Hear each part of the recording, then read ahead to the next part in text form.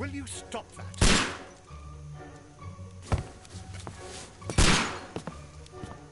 You are utterly mad.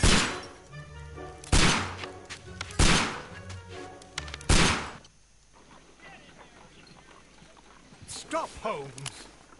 Is that you, Watson? Yes, of course it is. And you almost killed me. Nonsense. I was aiming for the vases. Blindfolded? Watson, quiet, please. I'm trying to concentrate.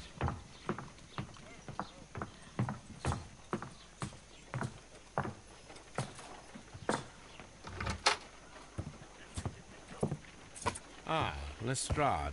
What is it this time? He can see me. Well, here it is, and it's a good one, Mr. Holmes. A gentleman by the name of Peter Carey, also known as Black Peter, has been murdered. A sailor, most probably. What happened here?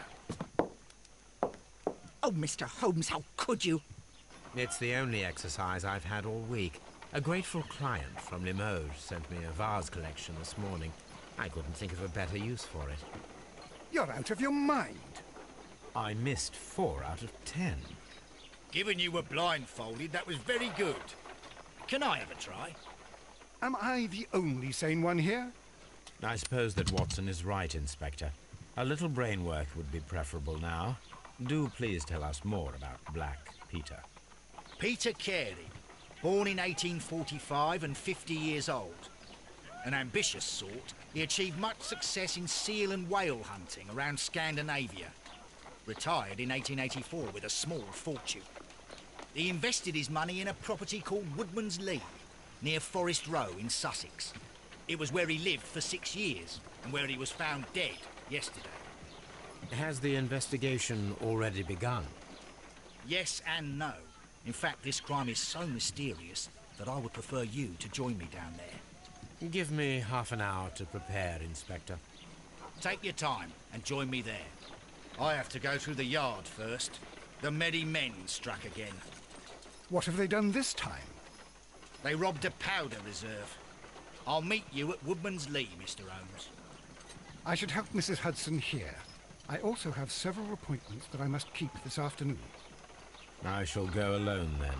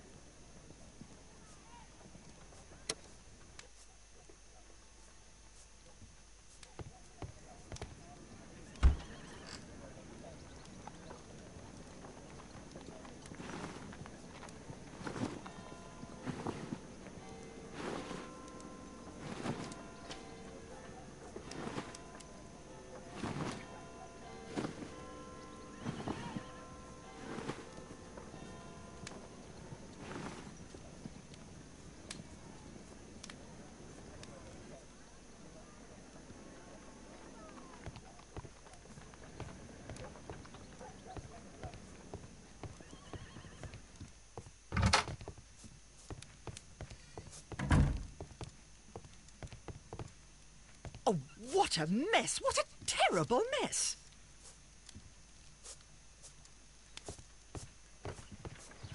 You go along to Peter Carey's house. Mrs. Hudson and I will take care of the mess you've made here.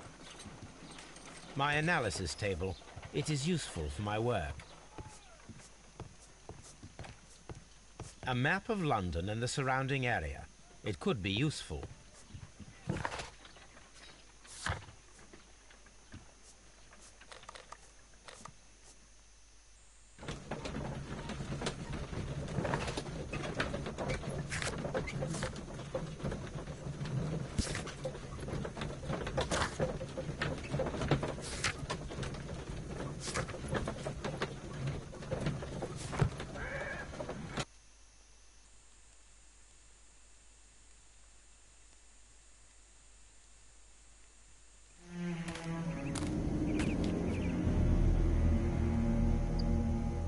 Mr. Holmes, I'm over here.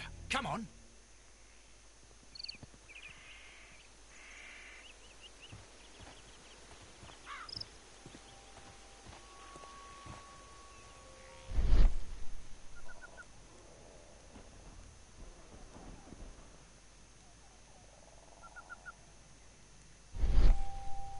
These footprints appear to be quite large.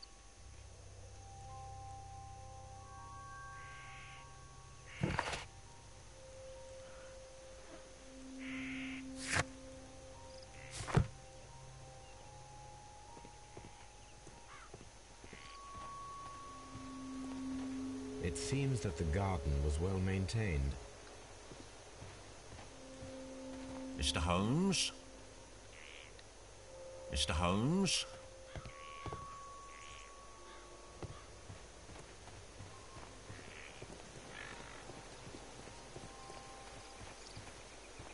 Mr. Holmes?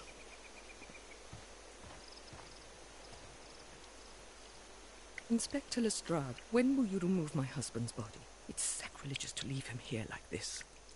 As soon as we can, Mrs. Carey, I assure you. Allow me to introduce you to Mr. Sherlock Holmes. He's a detective. No doubt you've heard of him. I'll wait for you in front of the cabin, Mr. Holmes. My condolences, Mrs. Carey. Thank you, Mr. Holmes.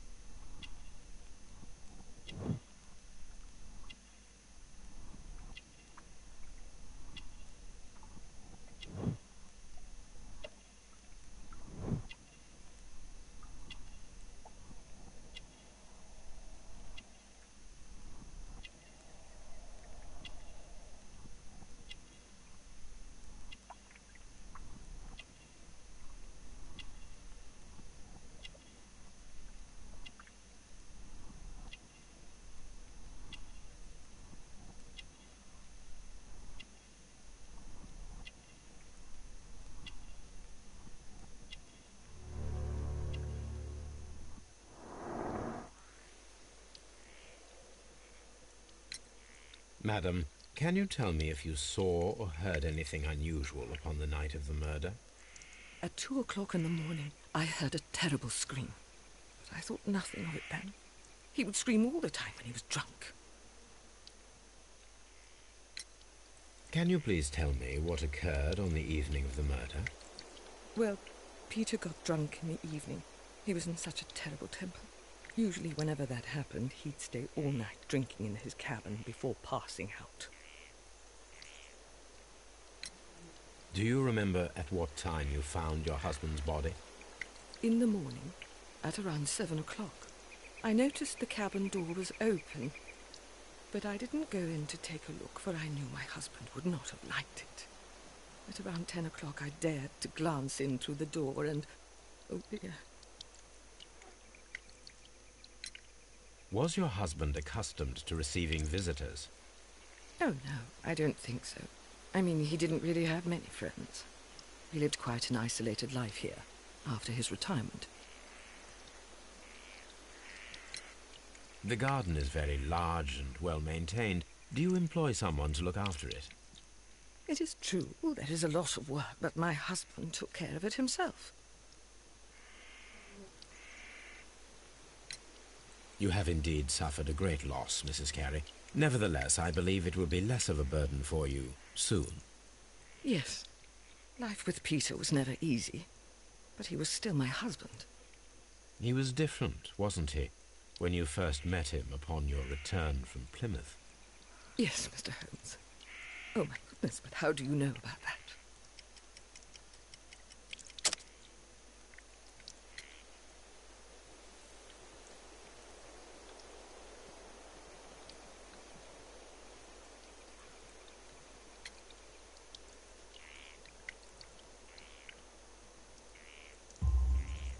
You undertook a pilgrimage to the Cathedral of Santiago de Compostela when you were young. That much is evident from the rosary in your hand. The shortest route for the pilgrim from England to Spain is from Plymouth. I believe that you met Peter Carey as a young sailor there, and you married him soon afterwards. That is indeed what happened, Mr. Holmes. How extraordinary. Thank you, madam.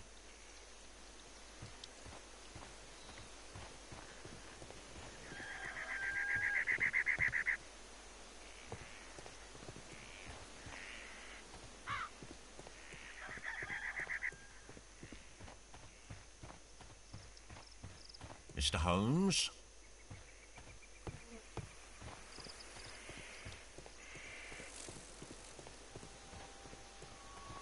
Peter Carey's body is inside the cabin.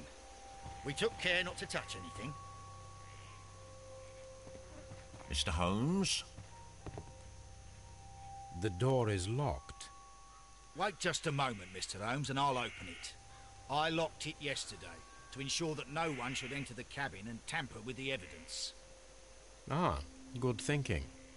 Hello, hello, hello. What is it, Lestrade? It seems to me that someone has tried to force it, Mr. Holmes. Let me see.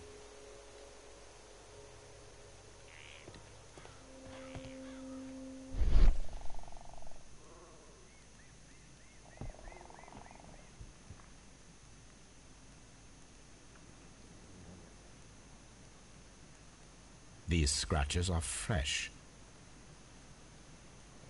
You're right. Someone tried to force open the door. I swear these scratches were not here yesterday. Our mysterious visitor came here last night. Well, he's not the man for the job. This lock is not a difficult one. Perhaps he did not have the right tool.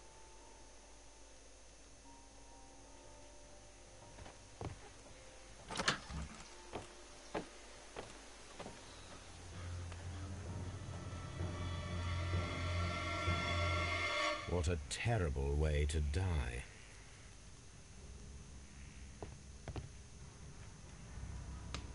Someone drank from this glass recently.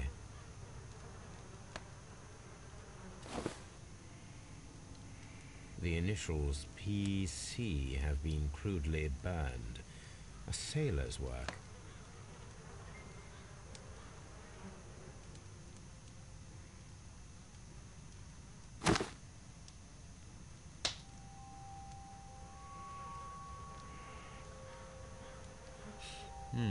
This aroma is familiar, but to recognize it, I must construct my associations in one picture.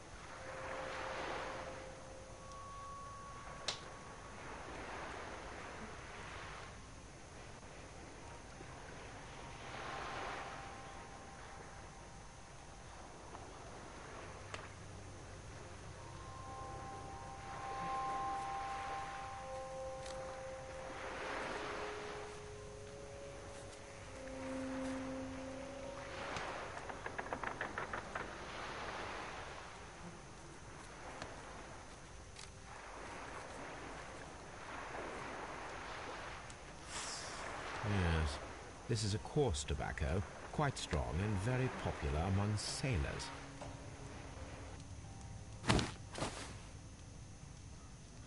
Rum, a sailor's drink. It seemed that Captain Carey was enjoying a drink before he met his death.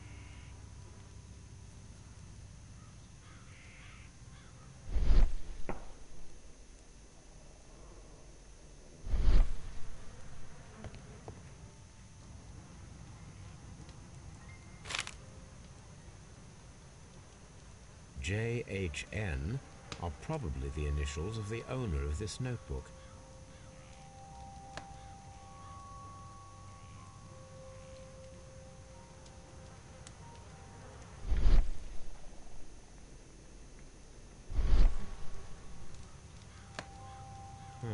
The pattern of the blood stain indicates that the notebook was not lying on the floor prior to the crime, but it was dropped into the pool of blood after the death of Peter Carey.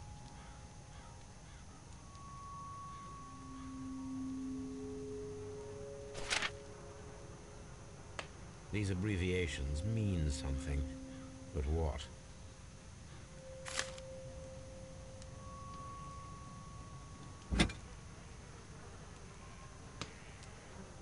This blood is from the pool underneath the dead body. This wooden handle is plain and solid. Peter Carey tried to defend himself with this knife, but he did not succeed. The weapon fully penetrated the body. The force of the blow was immense. Peter Carey was impaled to the wall by a whaling harpoon. This man is in his 50s, yet he still looks quite strong. Peter Carey was fully dressed. He was not caught by surprise. It is possible that he knew his murderer.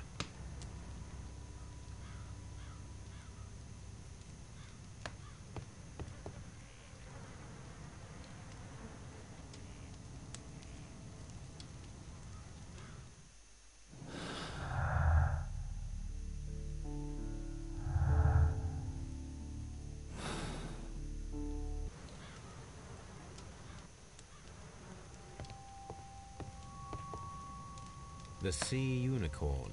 She was the ship that Peter Carey commanded.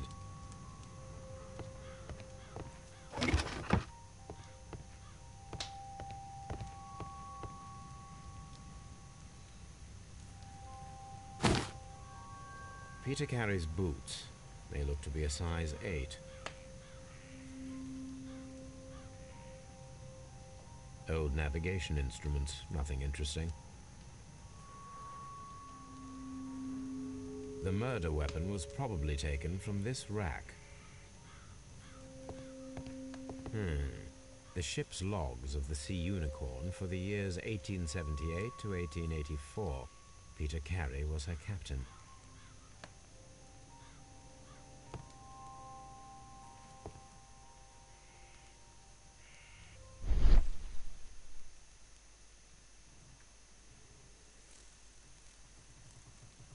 This place is not covered with dust, like the rest of the shelf. An object was taken from here. It was larger than a book, a box or a small chest, perhaps.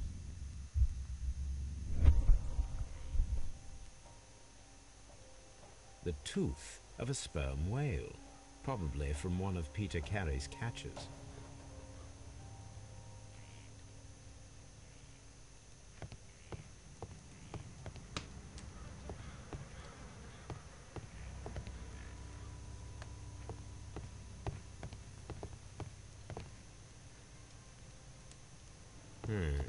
The ship's logs of the Sea Unicorn for the years 1878 to 1884.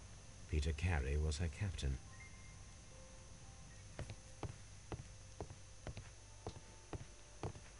It seems that the guy...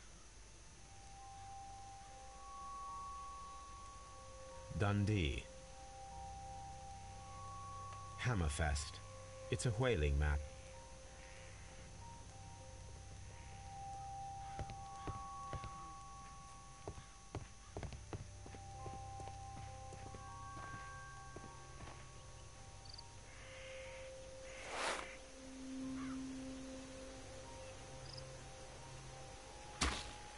These boots don't match the footprints.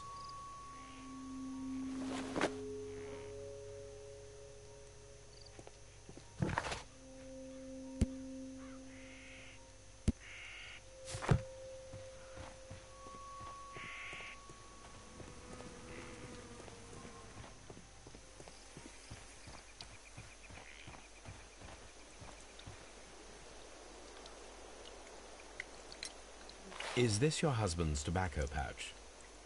I'm not sure. It might be, but he hadn't smoked in a very long time. Your husband's private papers. Do you know where they are? There was a small tin box, barely larger than a book. He kept his papers there. It should be somewhere in his cabin. Thank you, madam.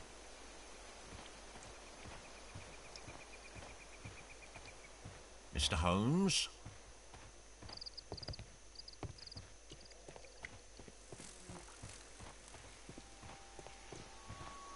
Have you finished inspecting the crime scene?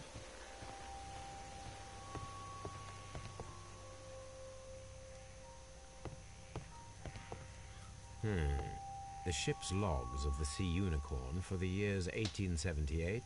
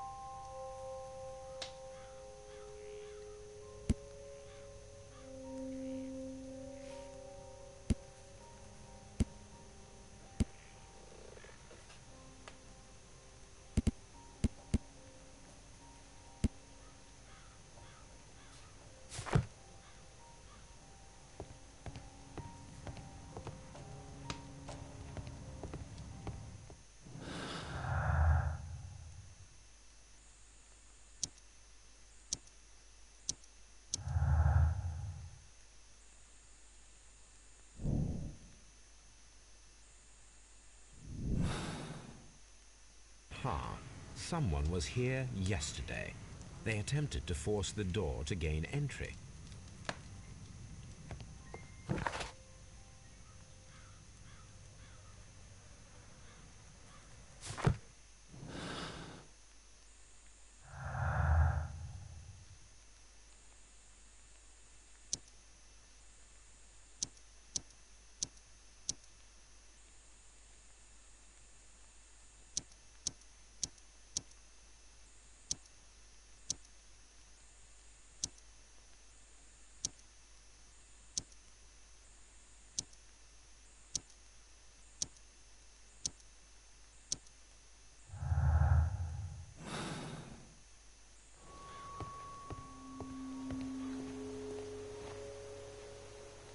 Well, Mr. Holmes, what do you think? I think that we are lucky, And why is that? because of last night's attempted break-in. Oh, you've lost me. It is very probable that whoever came here hoped to find the door open. They tried to force it with a knife blade, but they failed. What will they do? Why, return tonight, when they will be better prepared. Aha! So what do you propose? We shall remain on the outside, near the window, where we stand the best chance of catching sight of our visitor. Well, gentlemen, ready your pistols. We have a long night ahead of us.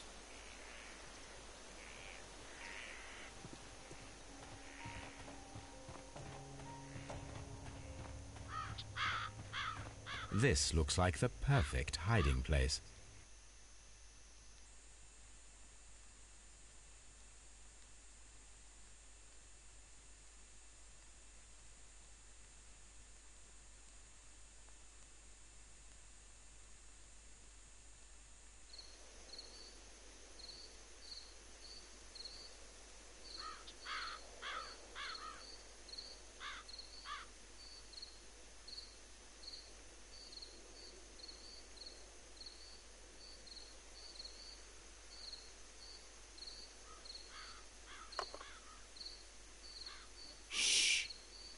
Did you hear that?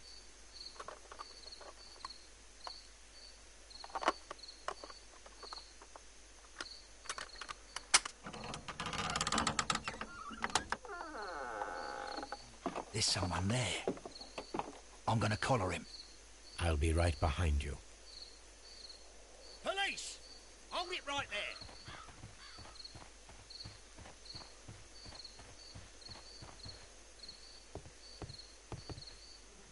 All right, my fine fellow.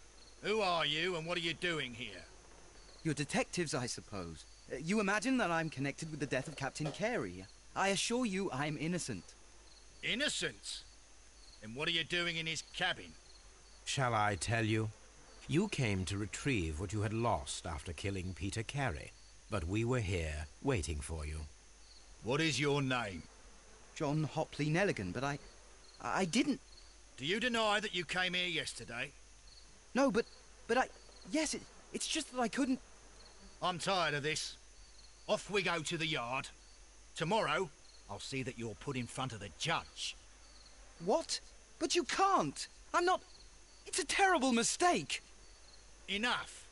You can explain all of that to the judge. You're coming with me to the yard. But...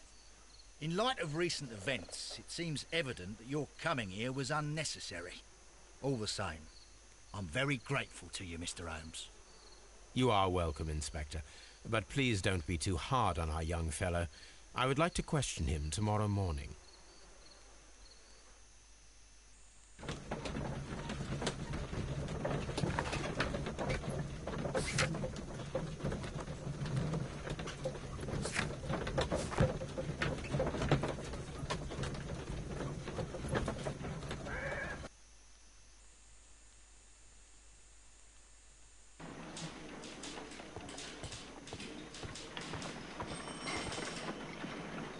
Good morning, Mr. Holmes. Can I help you? Good morning, Constable. I would like to speak to the fellow who was arrested at Woodman's Lee last night. Ah, the young man. He's waiting in the interrogation room. You can go straight through. His belongings are held in the evidence room. Thank you.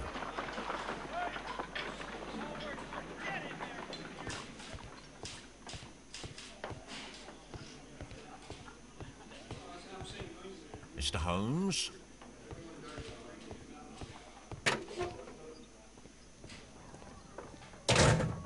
These are the suspect's belongings.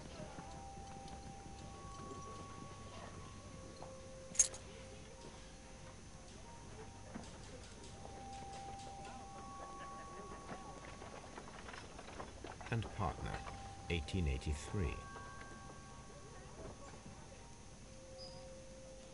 From R. Dawson. To my friend, Dawson. I've seen this name before. Perhaps my archive holds the answer. A handkerchief with the initials J.H.N. A pocket knife. It was used to force the door of Peter Carey's cabin. The notebook that we found on Peter Carey's cabin floor. These abbreviations mean something. But what?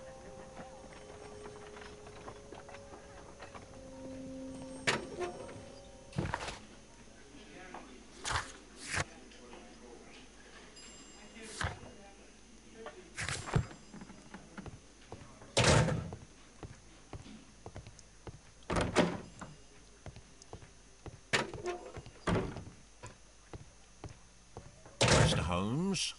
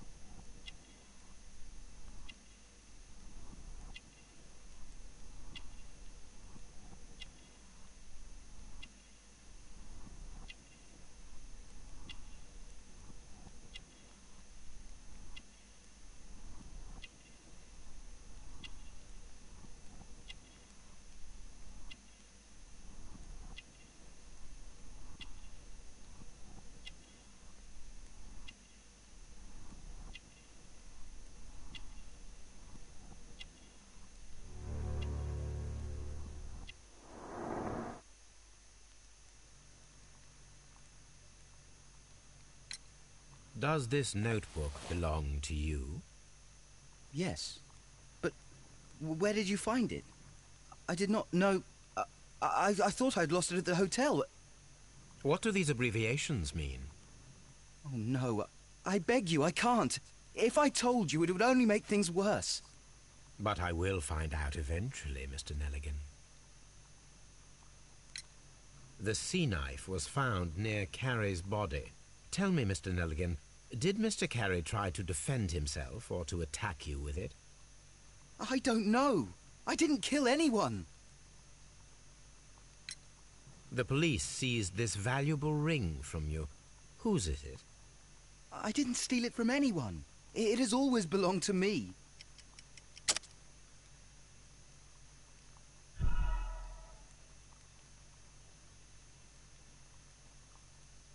The police seized this I didn't steal it from anyone. It has always belonged to me.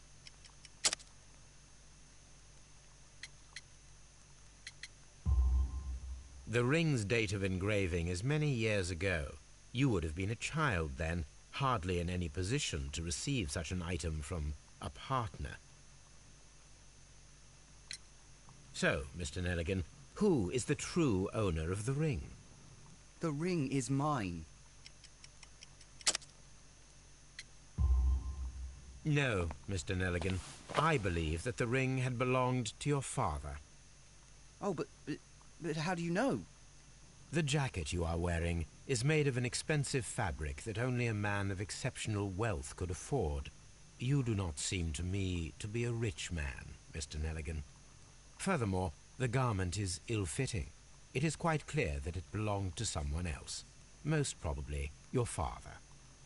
With your father gone and taking with him the family's wealth, as a little boy you had to find yourself a manual job, and it was most probably cleaning fish.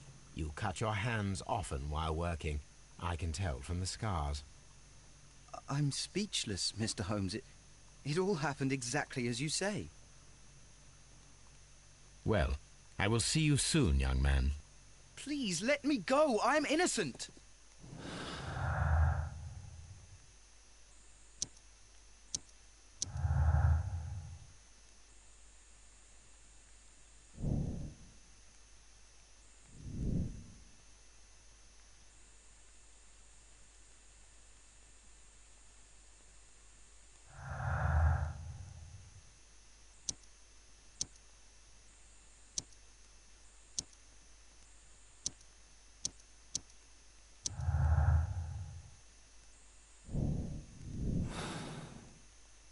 I need to stage a reconstruction.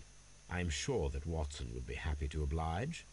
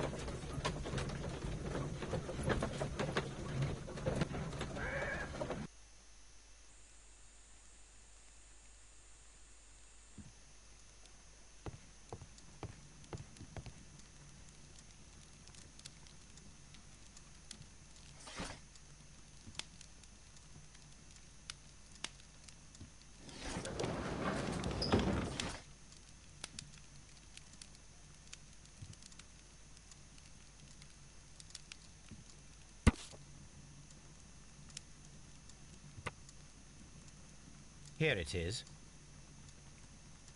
Now I begin to understand that young man's story, but I am still unclear as to what connects him with the murder. It is time to ask him.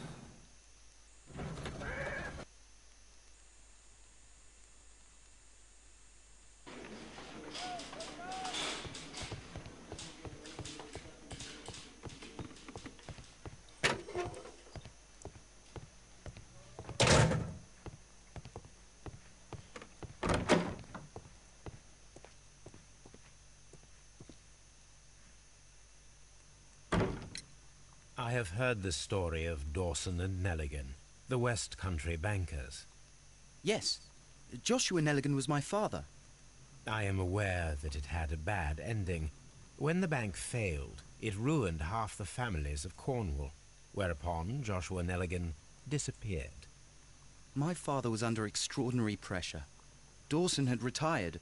I was only 10 years of age at the time, but it was still old enough to feel the shame that befell our family. My father was convinced that he could pay off all his debts if the creditors gave him time. He set sail for Hammerfest in Norway in his small yacht, just a few days before an arrest warrant was issued. He left my mother a list of the securities he was taking. No word was ever heard from him again. We believe that his vessel went down, taking with it everyone and everything on board. Thank you for the story, Mr. Nelligan. At last, we are making some progress. Interesting. Joshua Nelligan and Peter Carey were both at sea in Norway. There is definitely some connection between Peter Carey and Joshua Nelligan's disappearance.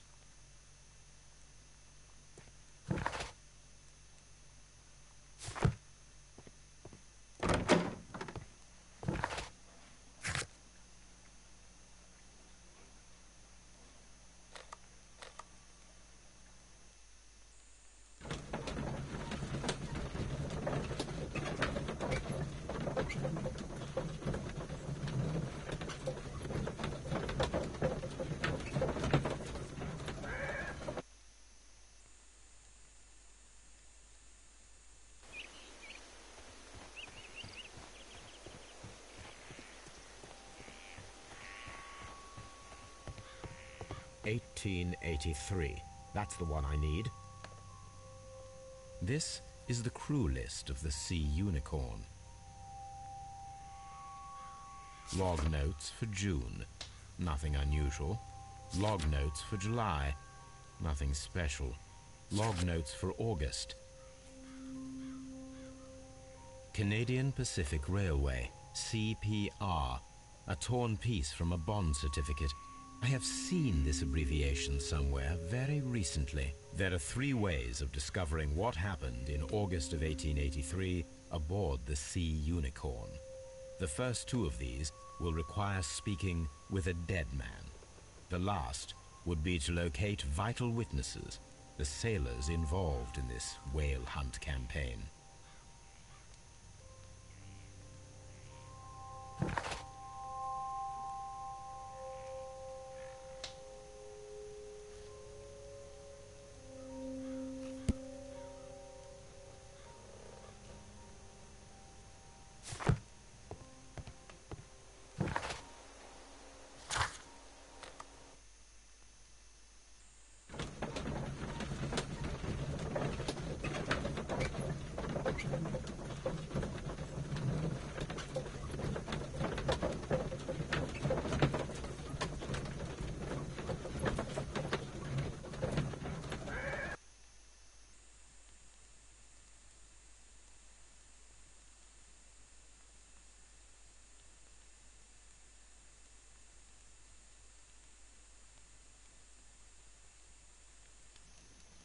Something new, Watson. I have the list of sailors who were aboard the Sea Unicorn. We shall soon learn what happened. I have only... I think...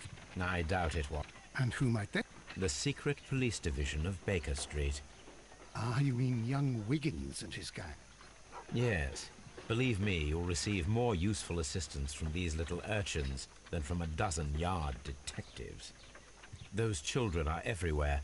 They see and hear everything, and they are cunning. All they lack is organization. I'll summon them. How will you do that? There is always a watch beneath our window. I have only to call him. This is where I keep my post. My archive. I can always consult with it. My archive. I can always consult with it if need. My archive.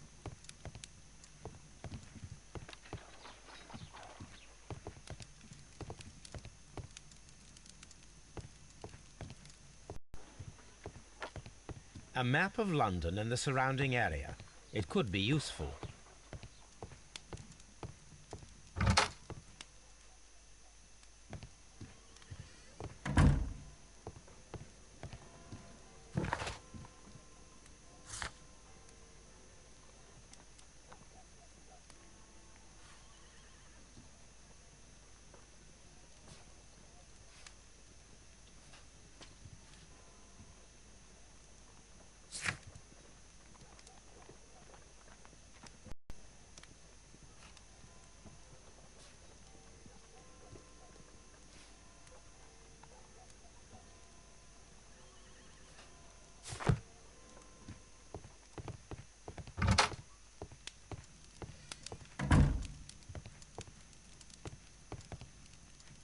my archive. I can always consult with it if needed. This is where I keep my post.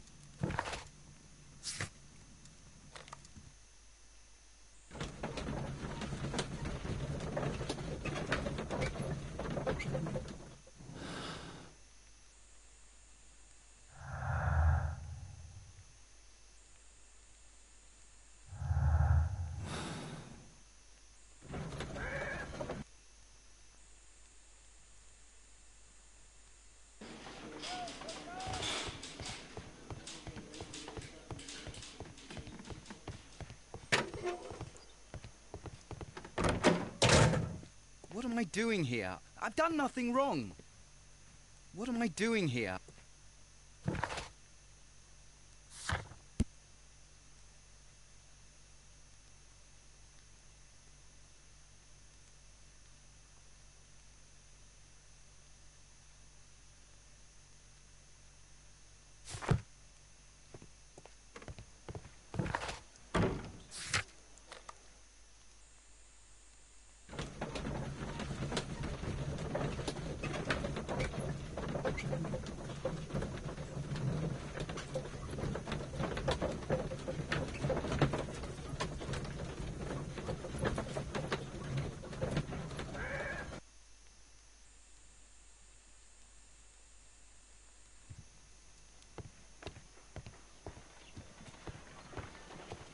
Brave Toby, the best nose in the British Empire.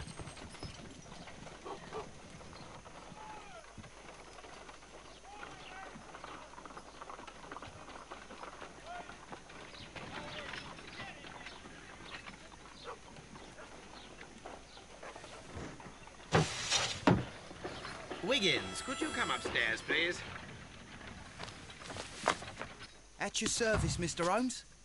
Wiggins, I need you to track down certain people for me. I'll give you a list. You can read, can't you? Big Oliver from our gang. He can, because his father is the coachman of a famous lawyer. Fascinating. Here is the list of sailors. Sailors? Easy. Just got to look where the rum and the red lights are.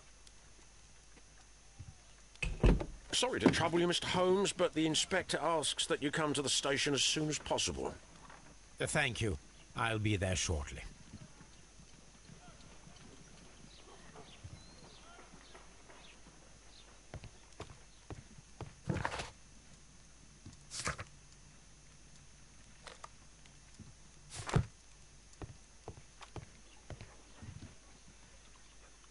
A spot of whaling, Watson. Would you care to take part? Are you serious? No, but we do need to clarify what happened on the night of Black Peter's murder. A reenactment, then? Is something bothering you? The sailor's knife, Watson. Why was it on the floor? Peter Carey attempted to defend himself? It is possible. But if that is the case, then it alters many things. I don't quite follow you. Tell me, my friend, what is the animal closest to man, morphologically, I mean? Ah, I see what you're getting at, Holmes. You asked me that once before.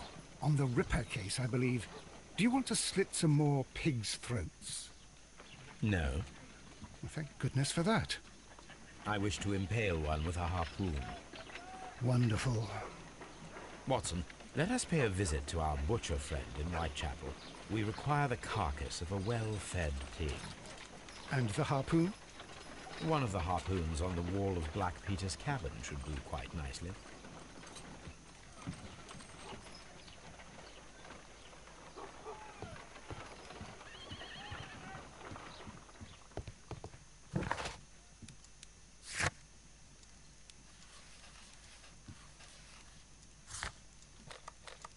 I need to take a harpoon with me.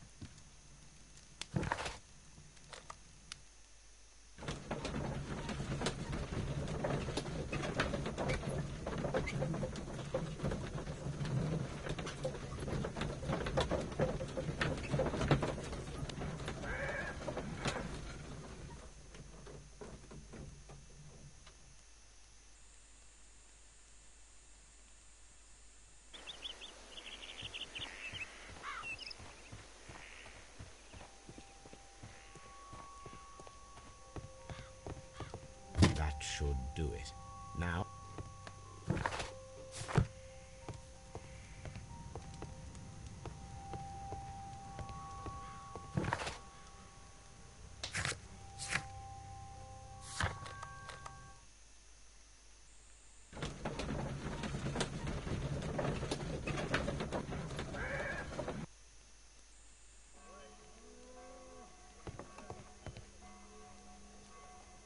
Well, here we are in the preparation room.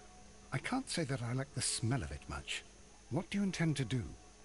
To indulge myself in a little experiment. The challenge of lancing a pig's carcass with a heavy harpoon. A little experiment? Stand aside, Watson. This might be dangerous. I am not well practiced in this exercise. Yet. Holmes, you should aim for the mark in order to perform the most reliable test.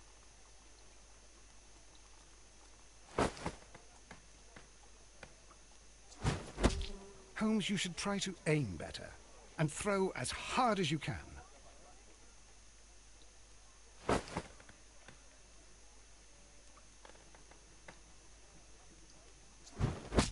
The harpoon has struck the body, but with insufficient strength to pierce it straight through.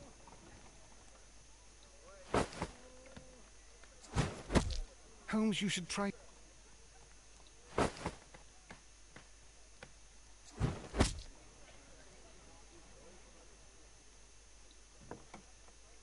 This is the best possible result that I could get. Do you see, Watson? Throwing a harpoon and pinning a man to a wall requires either exceptional strength and training or diabolical luck. If it was luck, then it was a chance in 1,000 that night. Well, yes. Let us leave now. All right. But before we go, I suppose I'll have to pay for all these carcasses you've happily mangled. Very well, but please hurry. Of course.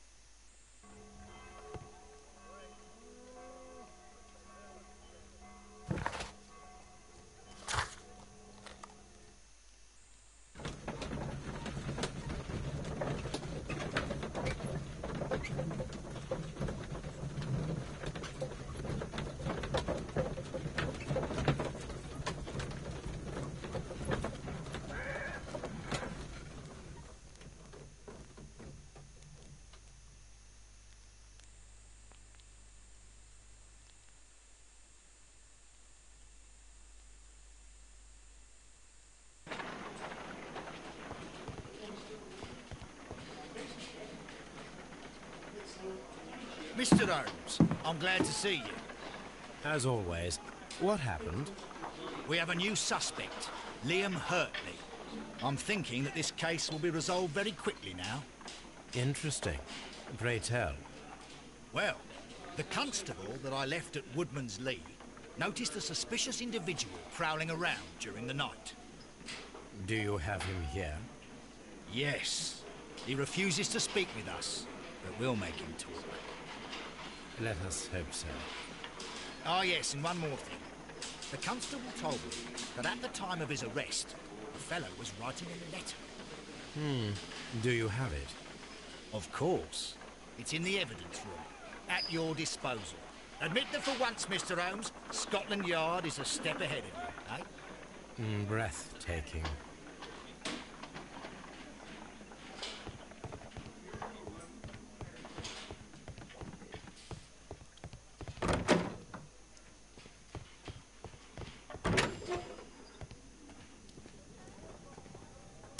These are the suspect's belongings. Liam Hurtley's old boots. They're a size 9.5.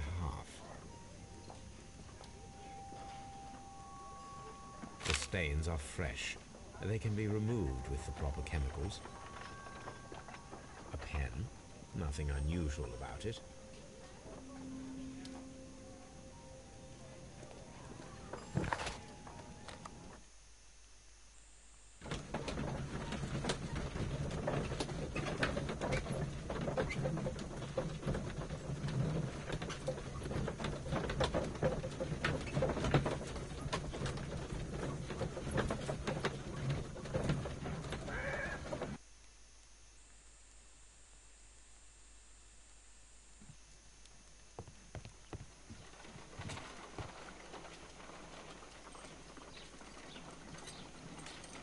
I need to prepare a chemical agent that is capable of removing fresh ink. For this purpose, the chemicals from the flasks should... First condition, all 7 reagents should be used. Second condition, orange reagent should be the third one in the sequence after the blue reagent. Third condition, colorless reagent should be added after the orange reagent.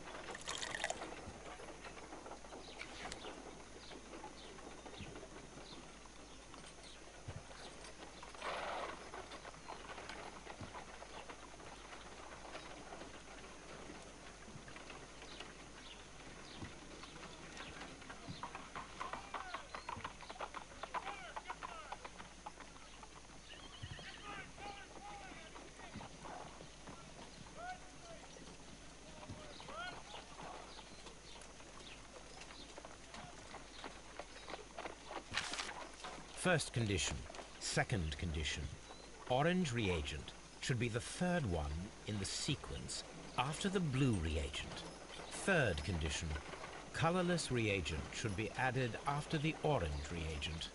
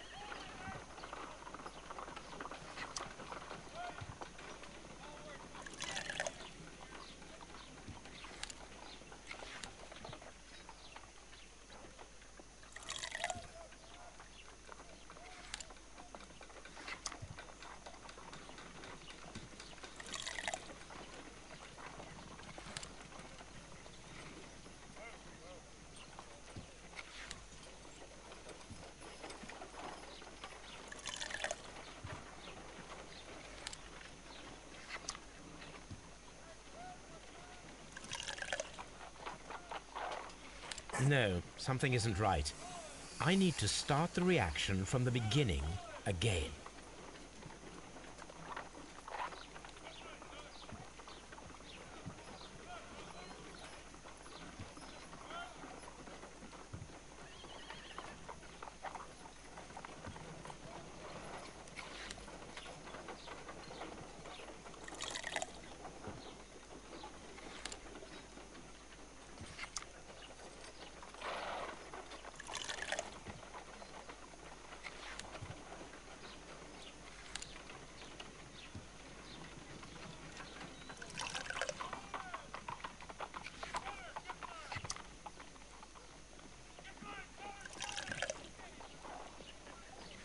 No, something isn't right. I need to start the reaction from the beginning again.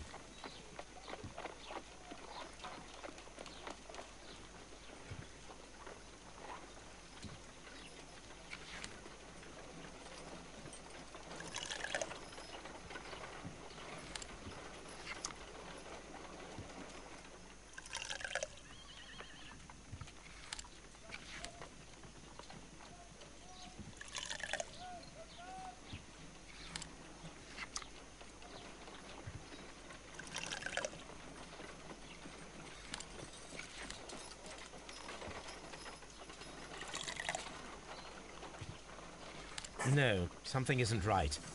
I need to start the reaction from the beginning again.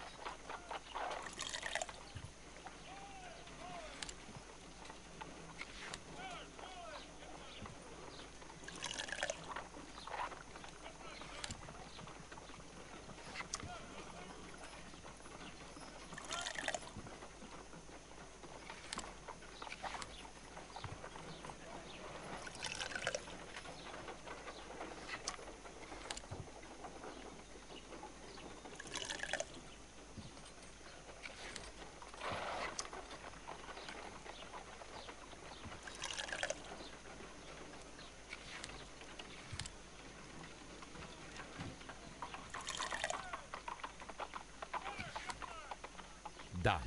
Now I can proceed further.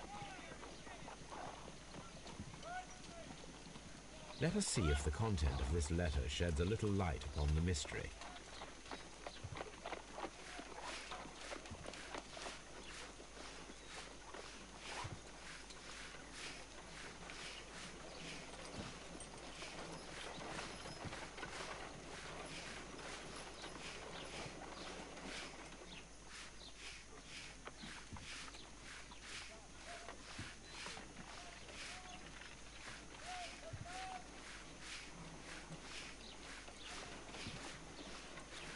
I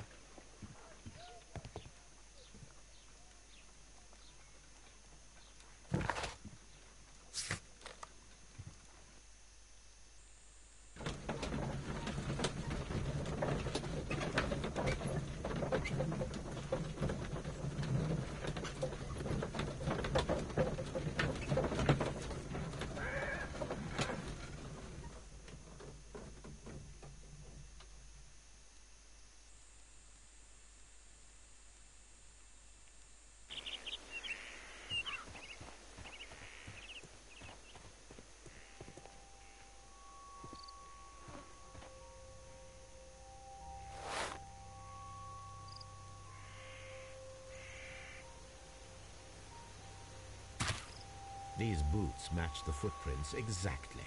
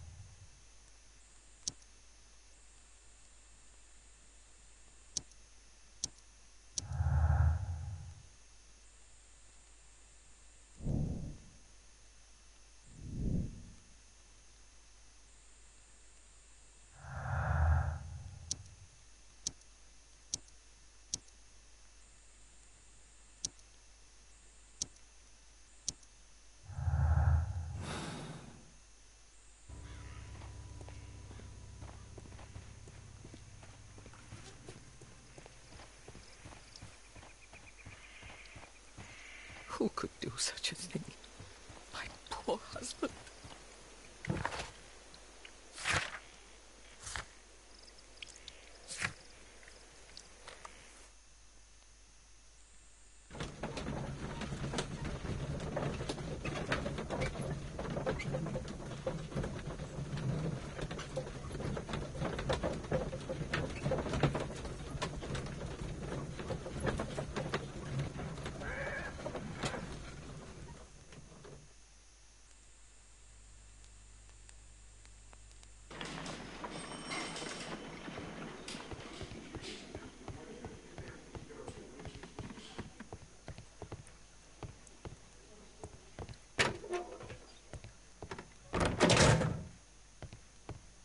Mr. Holmes?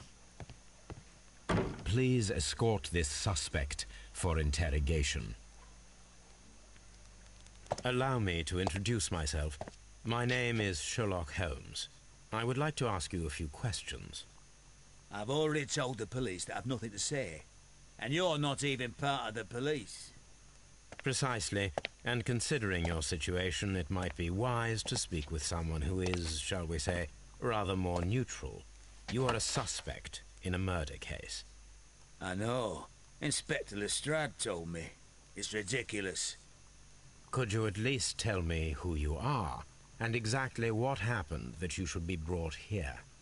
My name is Liam Hurtley. That I can tell you. But you're not getting any more than that. Well, we shall see.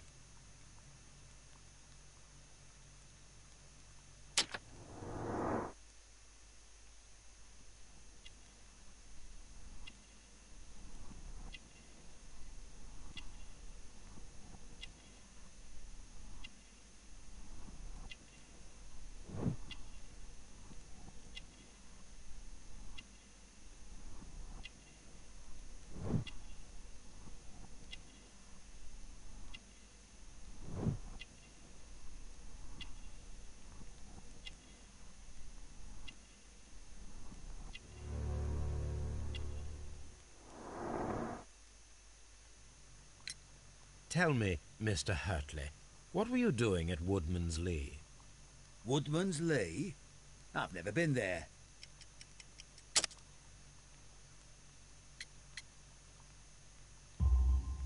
The second pair of boots that you had with you when you were arrested perfectly match the footprints found near the cabin where Peter Carey was murdered. Footprints? That's your proof? How many men have boots like mine? That doesn't make me a murderer. Now that your presence at Woodman's Lee has been proven, would you care to explain it? I don't remember. What would I be doing there anyway?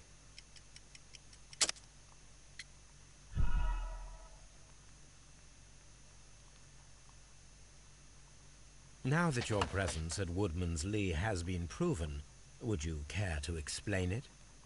I don't remember. What would I be doing there anyway? Because you are the gardener at Woodman's Lee. I'm not. How did you... I observed your hands. They told me that you work with the earth. Small fragments of plants snagged to your trousers indicate that you were mowing very recently. But the most obvious clue presented itself in the bird embroidered on your handkerchief. A crested tit, if I'm not mistaken. All right, you got me. Yes, I am a gardener, and I went there to get my tools. So tell me, Mr. Hurtley, what did you hide? Hide?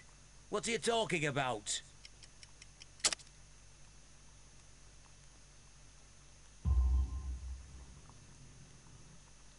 I did as you asked, and hid them well. Should I continue? My letter? But the ink? That's impossible. A touch of chemistry, nothing special. Well, you're a smart one. But it's nothing. If you want to know, I was referring to my tools. It was to do with my work, see? I will check that, Mr. Hurtley. That's all for now. Hurtley's stories are false leads, but now I know one thing for certain. I must examine the site where the garden tools are kept at Woodman's Lee. What am I doing here? What am I doing here? I've done nothing wrong. Mr. Holmes? What am I doing here? I've done...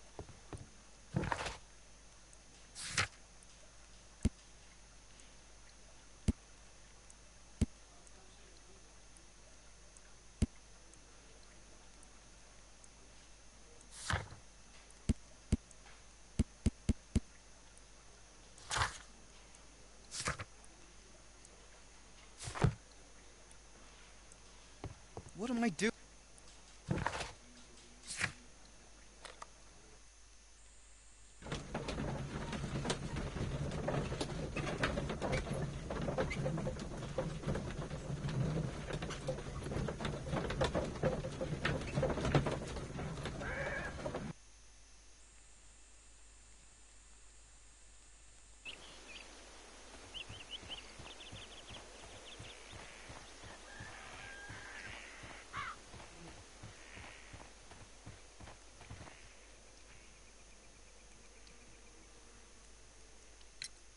Does the name Liam Hurtley mean anything to you? No, I don't know anyone by that name. Madam, we have information that the valuable stolen papers are hidden amongst the garden tools here at Woodman's Lee. We need to find them. Oh, my. Our tools are kept inside the shed that's right behind me. Here is the key to open it. Thank you, madam.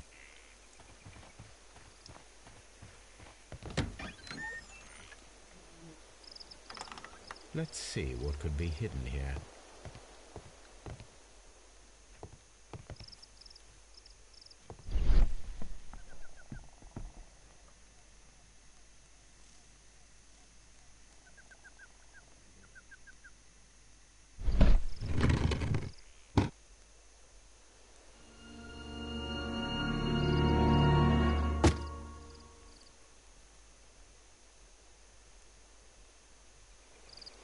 Let us see what is in this box.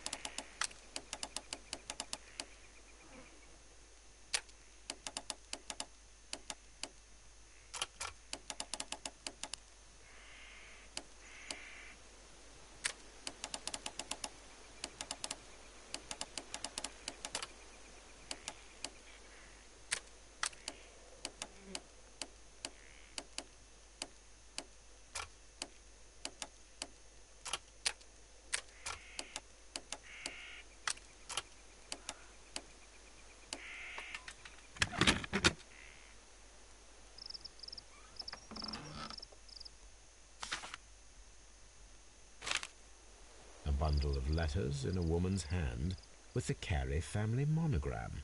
Hurtley and Mrs. Carey were in a relationship. That is interesting.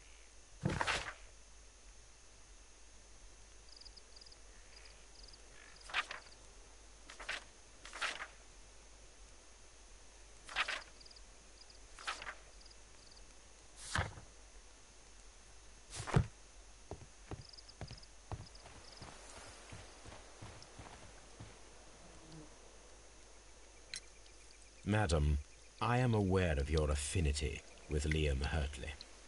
Oh, what are you talking about?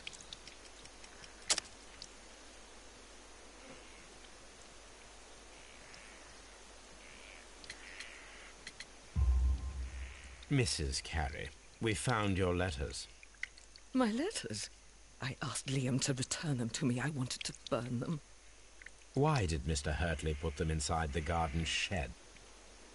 I don't know. I wanted them back, but I couldn't see him, not after what happened. Well, here they are. Oh, this is terrible. Terrible. Liam, how could he? After what he has done. You believe that he killed your husband? No, I do not know. I do not know. Leave me alone, please. Thank you, madam. I wonder if Wiggins has managed to find any sailors.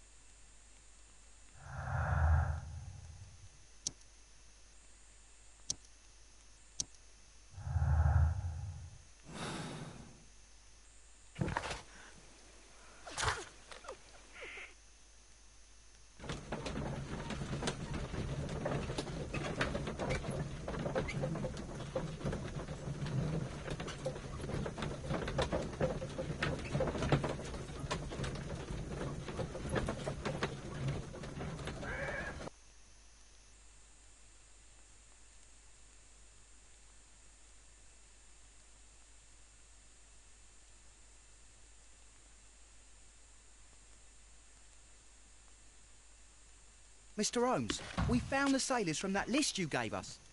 Well done, Wiggins. Let me see.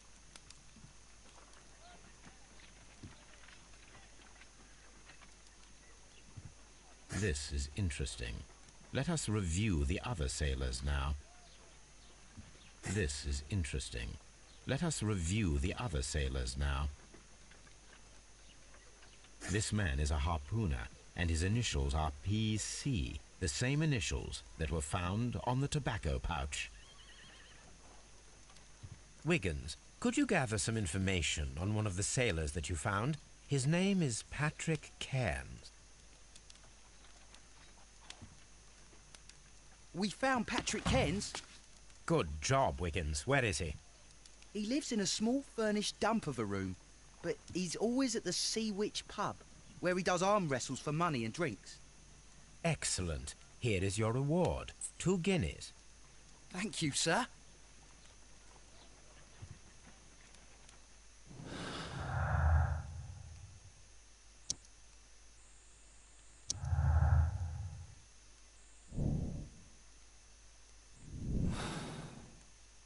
If I wish to speak to Cairns without alarming him, I had better dress as a sailor.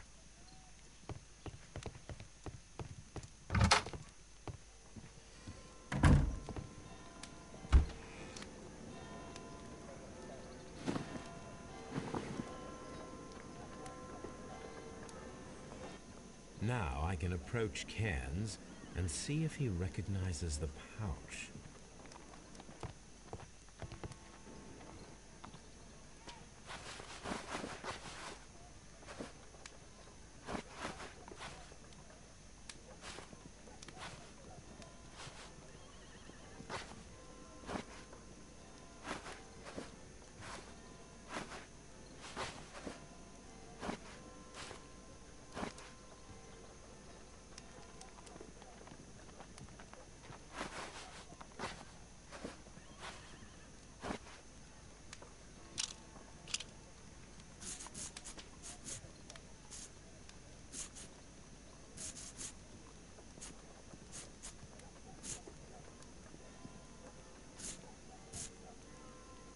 Now I can approach Cairns and see if he recognizes the pouch.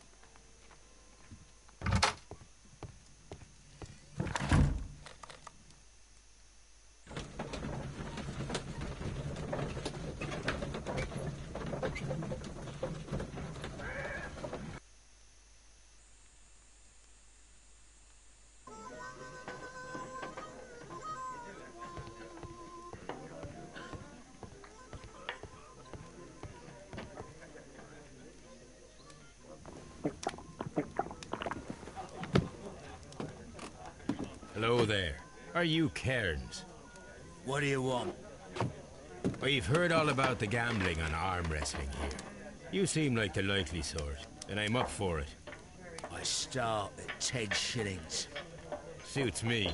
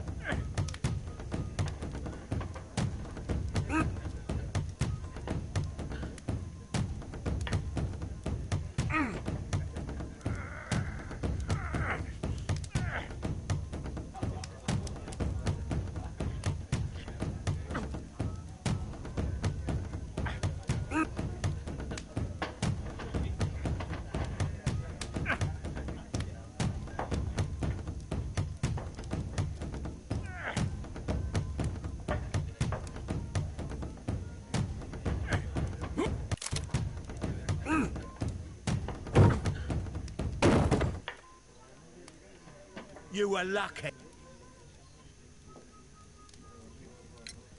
I'm ready to try. Fine.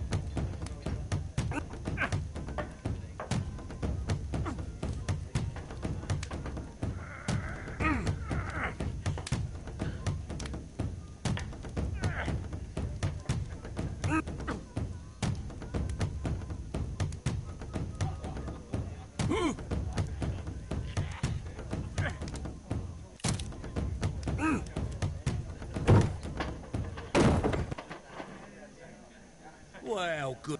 I'd like to buy you a drink. Good winner as well.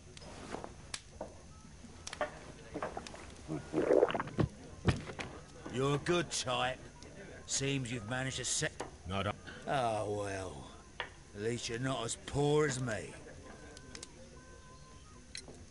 Why do you say poor? You're not working?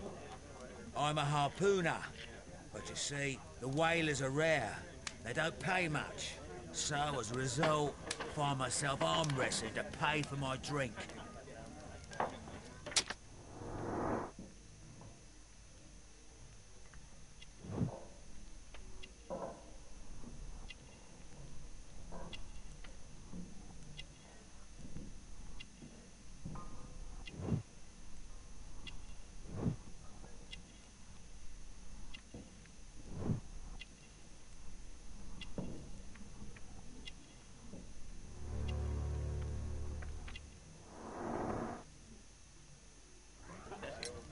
A harpooner. Interesting.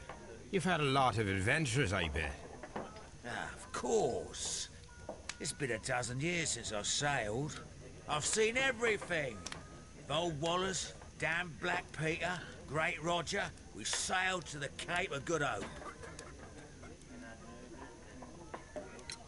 Black Peter, you say? I've heard rumours about that one.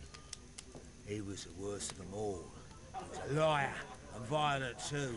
Swinging those fists of his around. He was a tyrant, and not much of a captain. At least, not as good as Great Roger. I see. Yes. I was told terrible tales about Black Peter. But you ain't heard the worst. Tell me, and let's have another drink. It was in 1883 that it happened. The August of that year. Peter Carey was captain of the Sea Unicorn, and I was a spare harpooner. We were coming out of the ice pack on our way home. One evening, we saw a little craft that had been blown north. There was only one man on her, and he wasn't a sailor. The crew must have thought that she'd foundered, and they made for the Norwegian coast in the dinghy. I guess they all drowned. We took the man on board. And who was he? I don't know. During the crossing, he and the skipper enjoyed some long talks. His baggage was just a tin box. That's strange enough. Aye. Even stranger was that on the second night, he disappeared. Nobody knew what happened to him. And of course, nobody could ask Black Peter about it. You know what happened, don't you? I do. I saw the skipper tie his heels and push him over the rail in the middle of my watch on that dark night.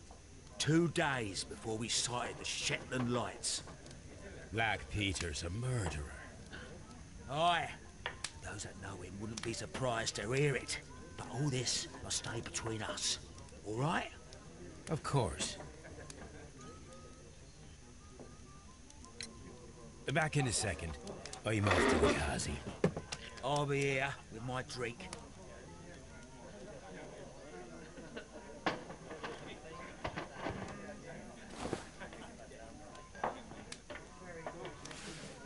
Here it is.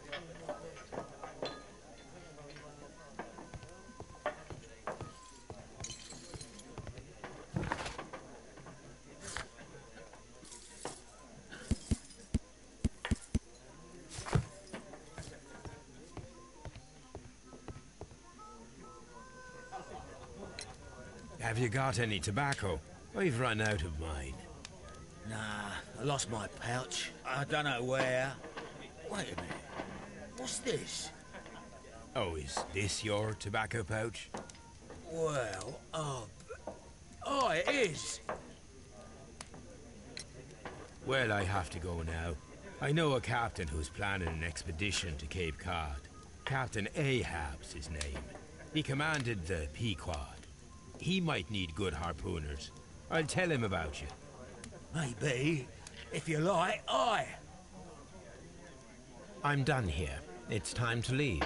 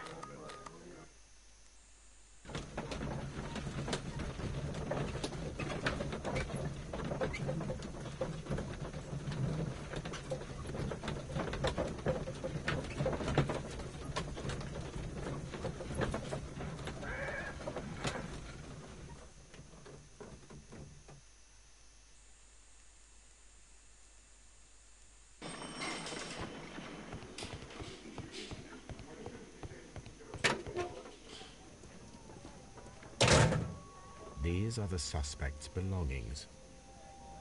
I wonder if these are connected.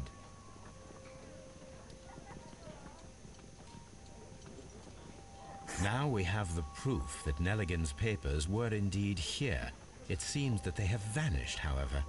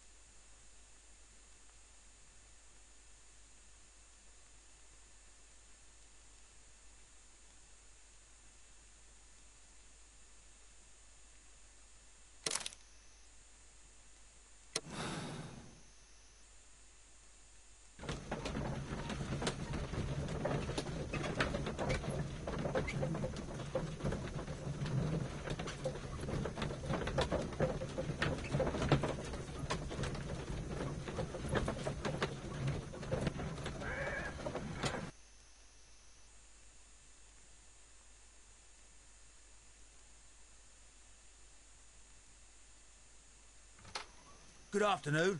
I must be at the wrong address. I'd like to speak with a ship's captain, a Captain Ahab. Is that you? No, my name is Sherlock Holmes. That detective fella? So, you wanted to see me? That is correct. We need to talk. About what? About Black Peter, who was killed in his own hut with a harpoon.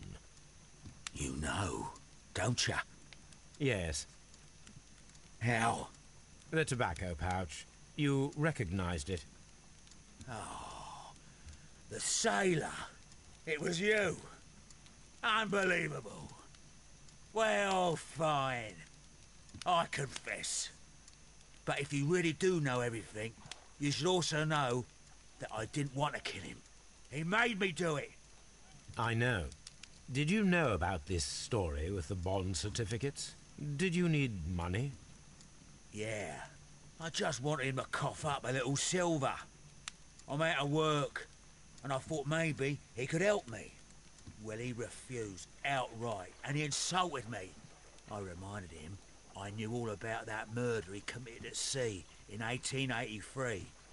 Then he got mad when I spoke about his treasure. I barely just had time to throw the harpoon at him before he could jump at me with his knife. You know the truth. What will you do now? I ask that you return the bond certificates. Keep some of them. You will need them in your exile. It is better that you leave the country for a few years. And you won't say anything to the police? I will not say anything as long as you return the money. Well, I'll do as you ask. But what about Inspector Lestrade? I will deal with him. Goodbye.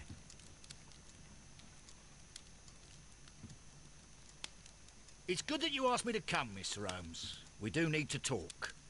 About what? What do you mean? Our case, Mr. Holmes. You sent me a message via your little thug. His name is Wiggins, Inspector. Telling me that the case is solved. Well, Mr. Holmes, tell me, who is our murderer and where is he? The morgue. Eh? His name is, or rather was, Pablo Coventrao.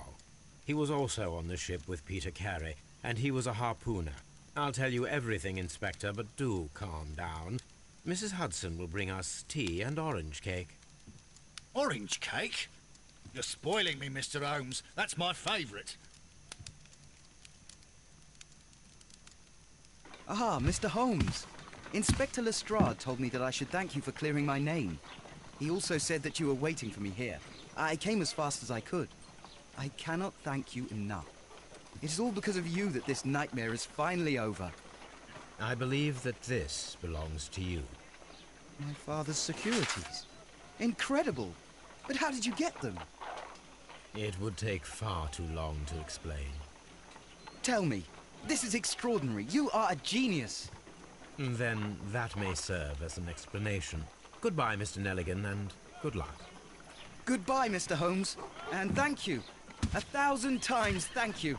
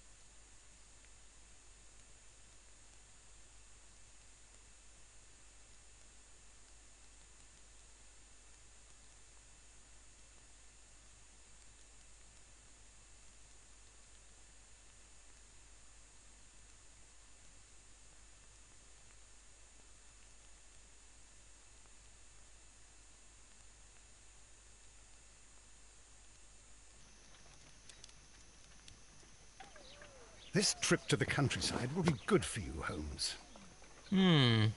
As your friend and your doctor, I really do recommend that you give yourself a complete change of scene. Fresh air, brisk walks, bird watching, chopping wood. Sounds intolerable. I mean, certainly it sounds delightful. But you haven't yet told me who your friend is, the one we're going to visit. He is a bee lover. A bee lover? Do you mean that he keeps bees? That must be Mrs. Hudson, bringing the warm cloth that I requested. There is someone to see you, Mr. Holmes. I have no time. Send whoever it is away. Yes, Holmes, I really think we ought to leave now.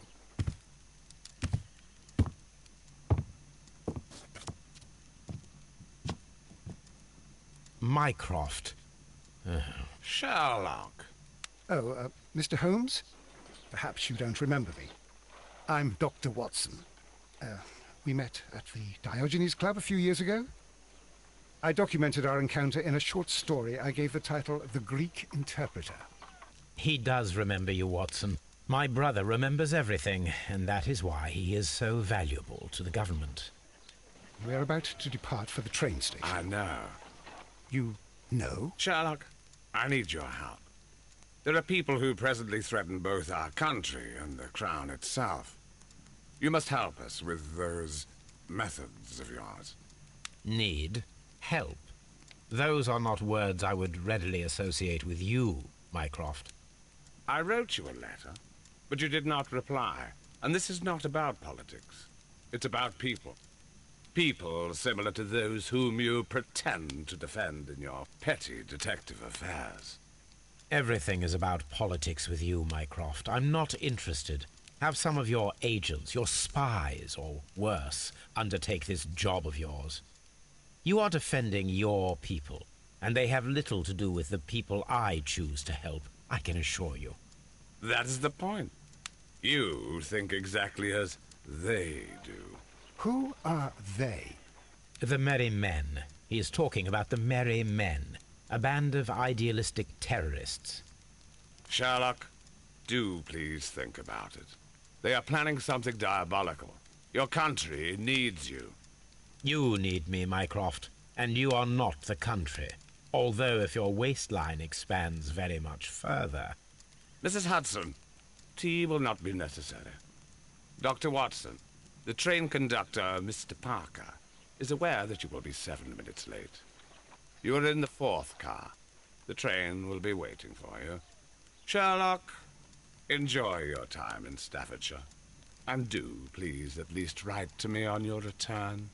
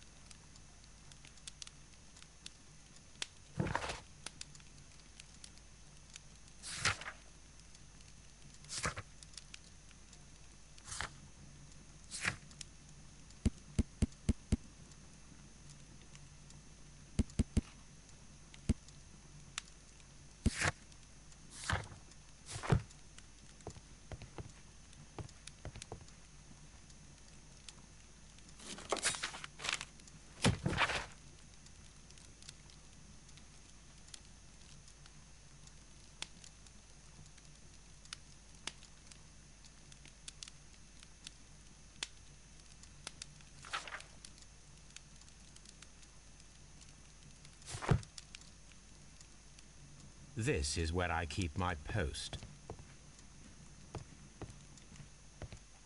A map of London and the surrounding area. It could be useful. Look after Mrs. Hudson for us, Toby. Holmes, please call a cab while I pack my suitcase. We shall be late for the train.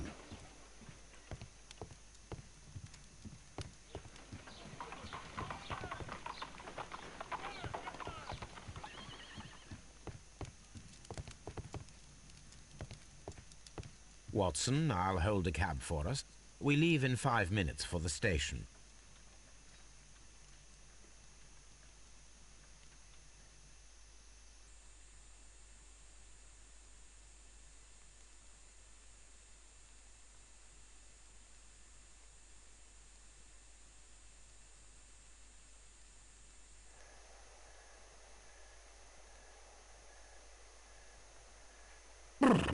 What a gloomy night. It was warmer inside the waiting hall. Since the station master told us that the train is about to arrive, we should not have to wait very much longer. Yes, at last. Attention! The train is arriving at the station. Please stand well away from the platform edge. I'll take your bags and your blasted archive suitcase. But, Holmes, the headlight, it's faded away. Something is wrong. I can't hear any sound from the incoming train. Excuse me, sir. Can you explain what has happened? I don't know. It's as if the train vanished into thin air. Holmes, say something. Quick, fetch a lantern and let us take a look. It's too dark. Only fog and rails, nothing else. There is no use in stumbling around here at night. We will come back tomorrow.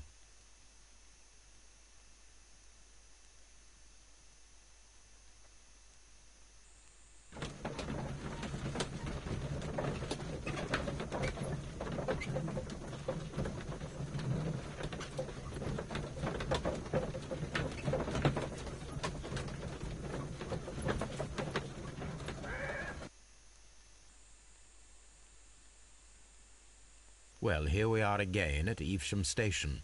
We have a full day ahead. Let us begin our investigation.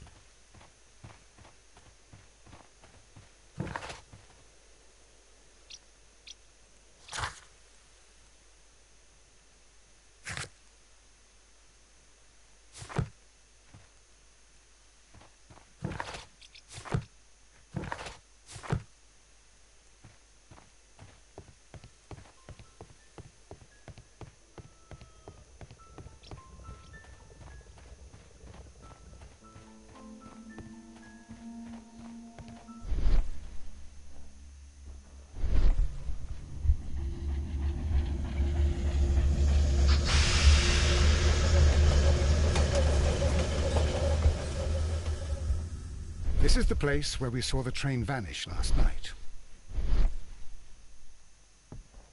A discarded item, possibly thrown from the train.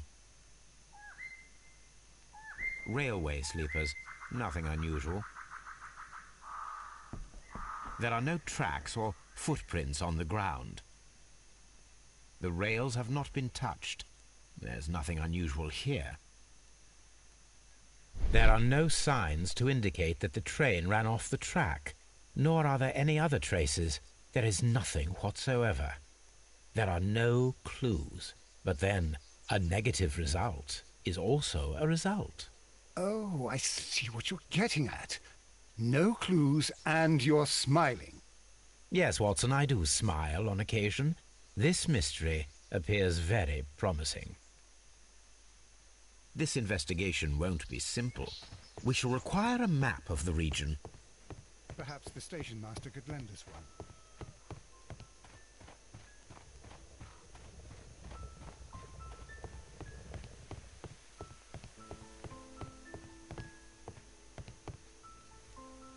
Good morning. Allow me to introduce myself. My name is Sherlock Holmes, and this is my friend and colleague, Dr. Watson. Yes, I remember you. I'm Station Master Everett. You were here last night. So, you are Mr. Holmes, the great detective. Will you be investigating what happened? I shall indeed. It is extraordinary that an entire train could disappear like that. And to think of all the poor people inside it, the passengers, the driver.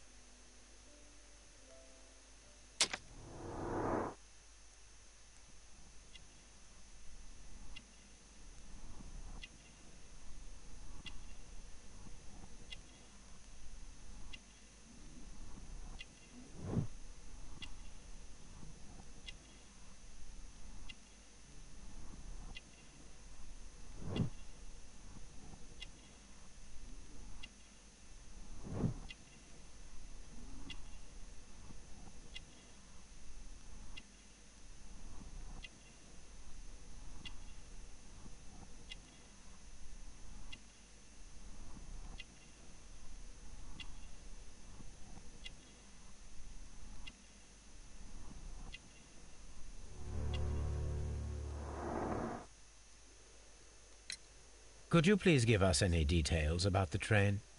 Well, there was nothing so very special about it. At least not that I can recall. My memory's not what it used to be. However, if you need it, you can have the train composition report. It's inside my office. I would be glad to have a detailed map of the local railway district. But of course, please, take the one that's pinned inside the waiting hall. See you later, my good man.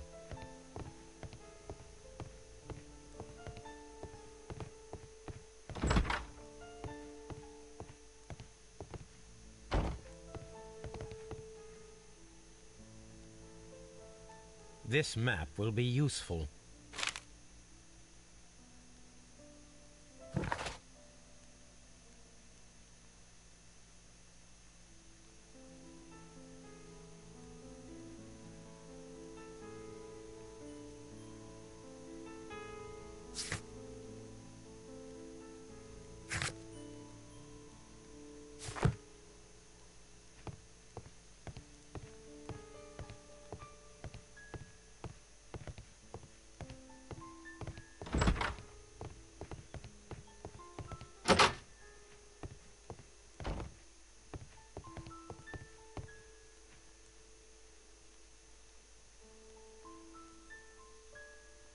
An old locomotive bell.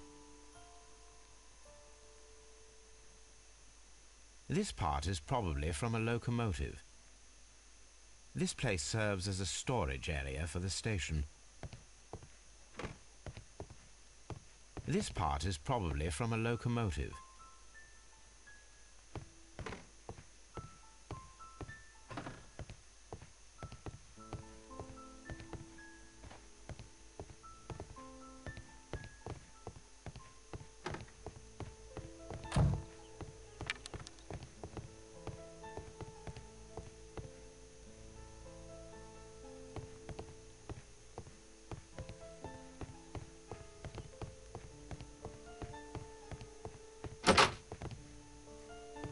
Railway post bags.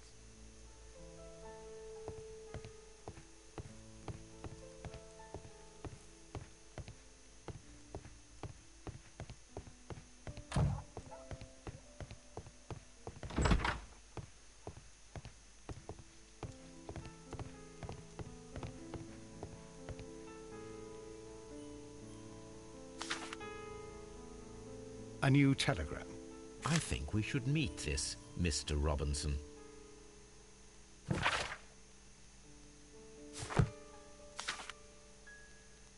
Here is the train set.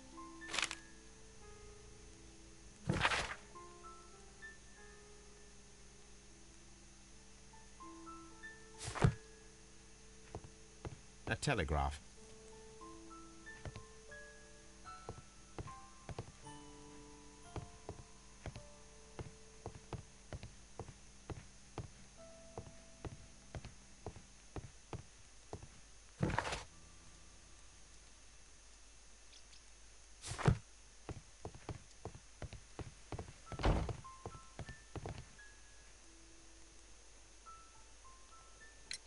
According to the train composition report, there was a special wagon.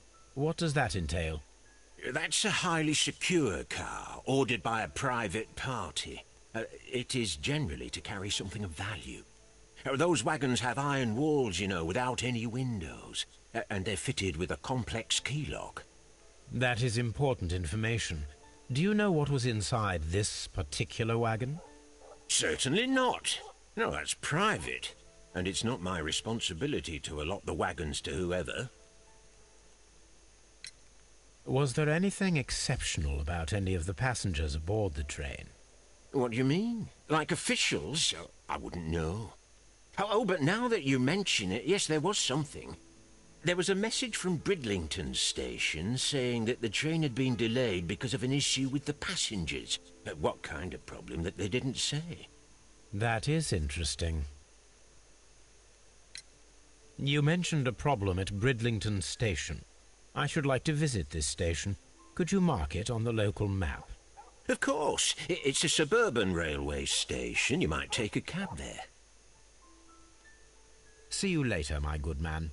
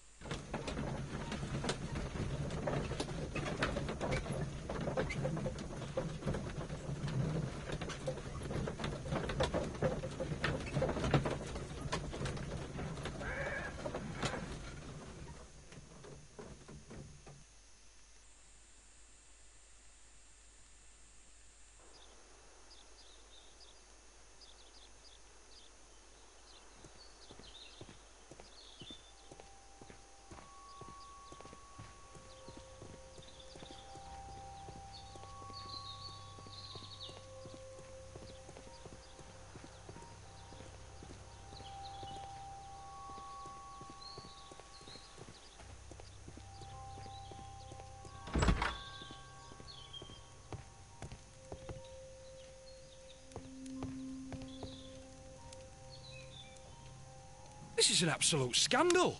It's always the same with these rail companies. No respect for the customer.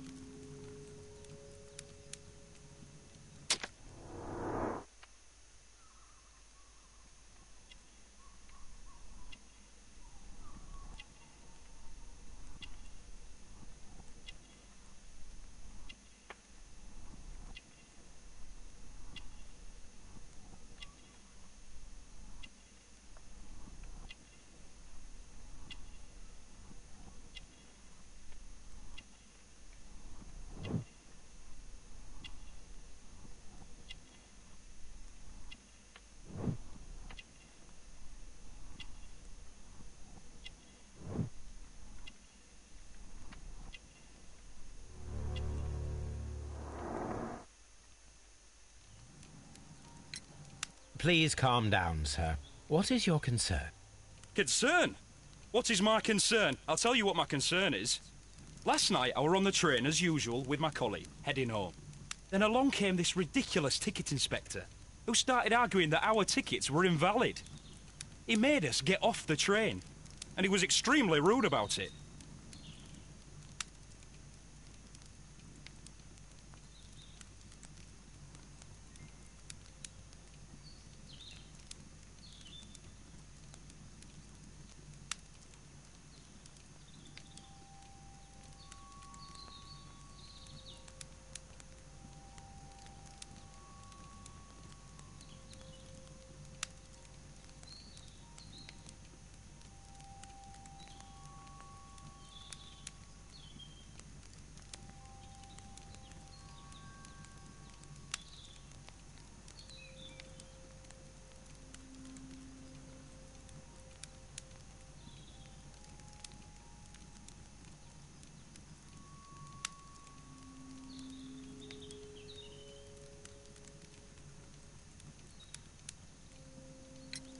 Were you aboard the train that vanished last night? Yes, I heard that it disappeared. But I don't care because we would have stopped before then anyway. Our tickets were valid and no doubt about it. And then, to top it all, The ticket inspector pushed everyone else out too, except for a bunch of rich. Well, because their type don't need a ticket. Can you recall anything more specific about this fortunate group? Well, yes. They were all foreigners. Spanish-looking toffs with snake eyes. Goodbye, sir.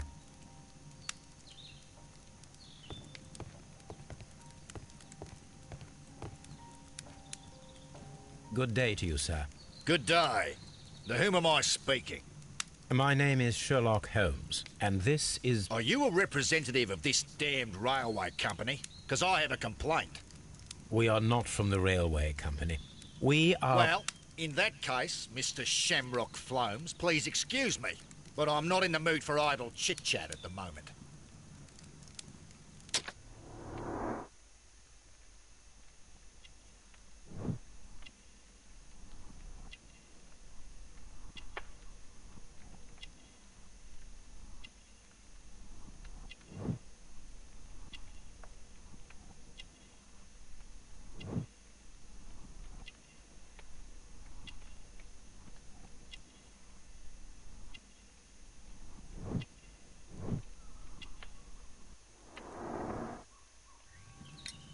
You must be Mr. Robinson, is that correct? Yes. I am leading the investigation of the disappearing train. It would help if you could answer my questions. Ah, well, all right. I have nothing to hide. I presume it was you who placed the order for the special wagon. Yes. It was to transport my valuable prototype safely to London. My prototype is a revolutionary device. It is capable of producing electricity. I'm a businessman and an engineer. I had already found several potential customers for my invention, but I was very optimistic about the directors' board who were travelling on the train last night. You mentioned a directors' board. Which company do they own? The Chilean Barcazas Company. I had made an appointment with them. Now they are lost, along with the train and my prototype. What do you know about the Barcazas Company? It's a large South American company. They showed a great deal of interest in my prototype, and they seemed wealthy enough to do business with.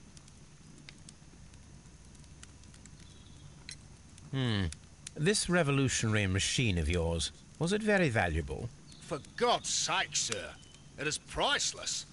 It could change the world we live in, and yet I was selling it for almost nothing. I am a humanitarian, you see. I do not know if I will ever be able to get over this disaster. I cannot believe that it disappeared with that damned train. Mr. Robinson, could you please clarify? Were you traveling alongside your prototype? Yes, I was. But I had to step off the train. And all because of this stupid station master. I received a telegram declaring that an important person, a Mr. Bromsby, wished to see you in the waiting room. I merely informed you of this. Mr. Bromsby is a wealthy gentleman. His interest in my invention was truly unexpected. So yes, of course, I agreed to see him. Unfortunately, he wasn't there. I thought perhaps he might have been delayed, so I chose to wait a while. But despite my requests, the train left the station without me. Absolutely unacceptable. The timetable is strict. We cannot wait any longer. The regulations require the train to be on time. You are an idiot. You will pay for it. I will sue you. The ticket inspector forced all the passengers from the train except for the directors of the Barcazas Chilean Company.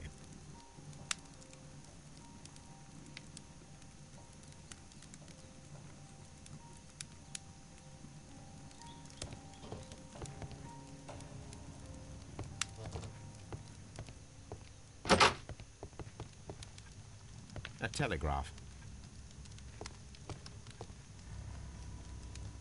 Good day to you, gentlemen. How may I help you? Good day to you, sir. My name is Sherlock Holmes. I am investigating the unfortunate disappearance of last night's train. I see. I'm Station Master Bertram, but my supervisor has not informed me about this. I do not know if... Do not worry. I have only a few questions.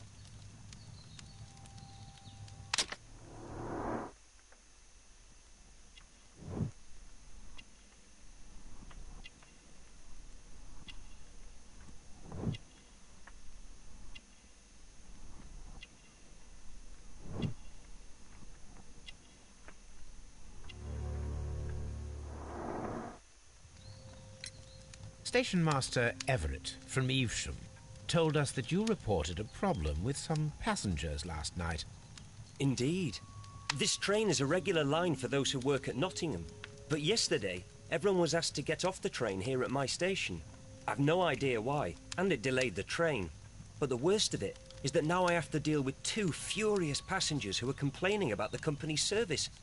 They stayed here the whole night. But people do not usually pay much attention to the regulations, you see. There are very strict and clear rules. Paragraph 234 of Article 2G-43 states that in the event of a complaint, you must... Yes, thank you. I understand.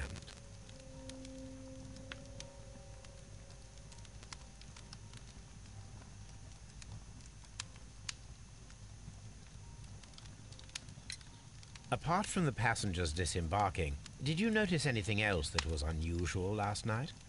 I did, and I mentioned it in my report to our higher management on the matter. What was it? Sorry, but I can't tell you. The station master's reports are confidential. Confidential, you say? How long have you been working here? I have worked here long enough to be quite capable of managing a railway station.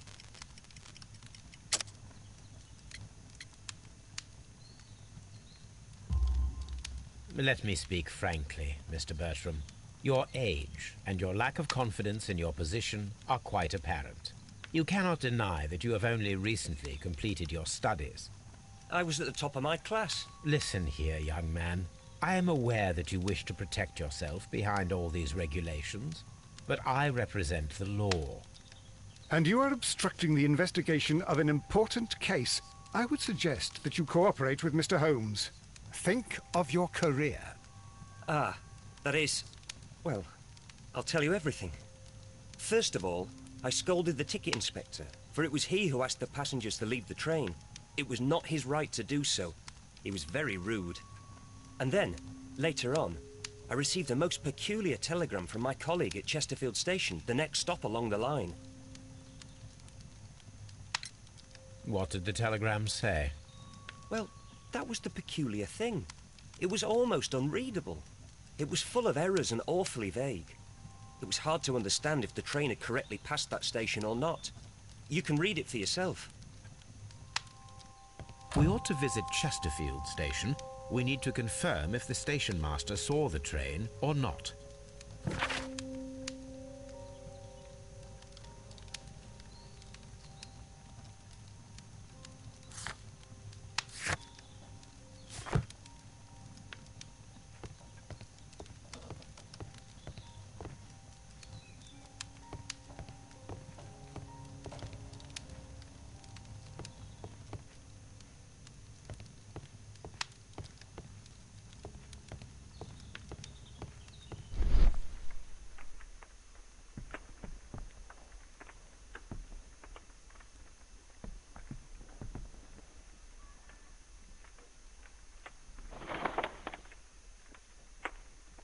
The insurance policy for Robinson's machine. A significant sum.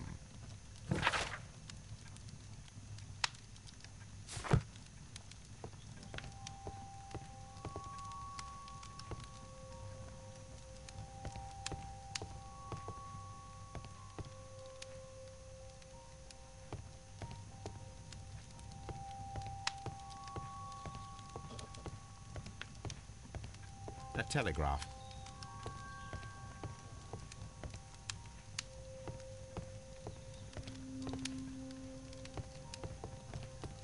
Holmes, how is it even possible for a train to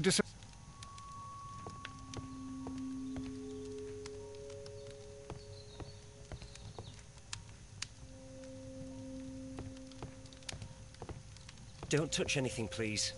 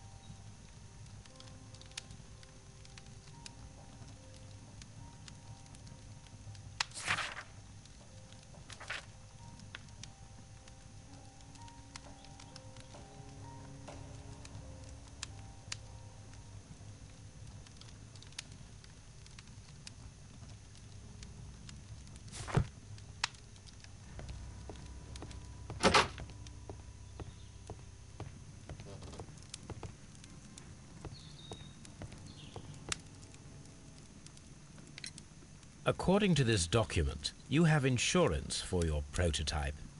Oh, thank God. Where did you find it? Near the telegraph station. I must have lost it when I tried to send a message, which I was prevented from doing. I apologise for that, but regulations state that public access to the telegraph is strictly prohibited. Upon my word, you keep on digging that hole of yours.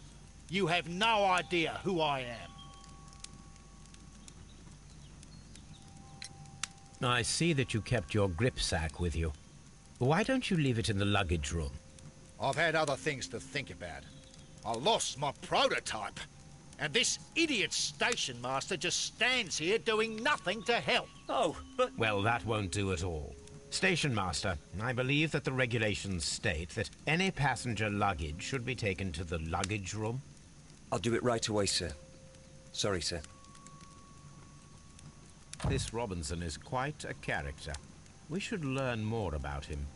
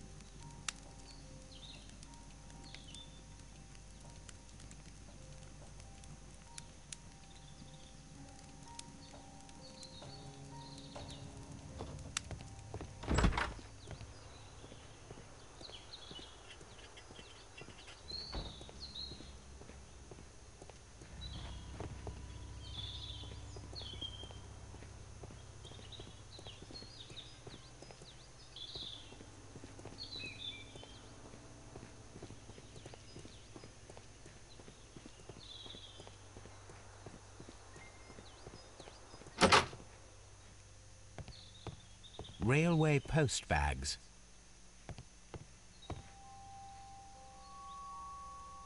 This grip sack belongs to Mr. Robinson.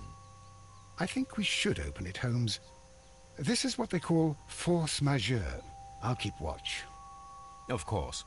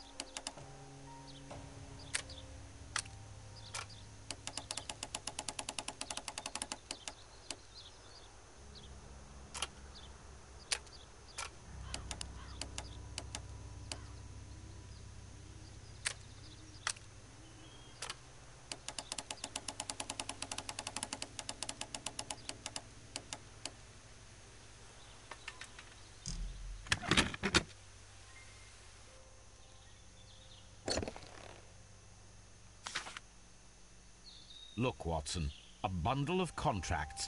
Very suspicious. We should study them carefully. An exclusive sales contract. Mr. Robinson is the seller.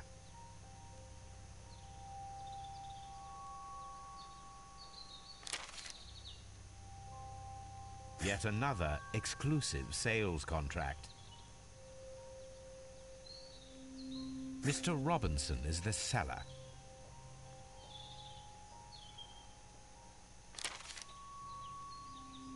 Yet another exclusive sales contract. Mr. Robinson is the seller.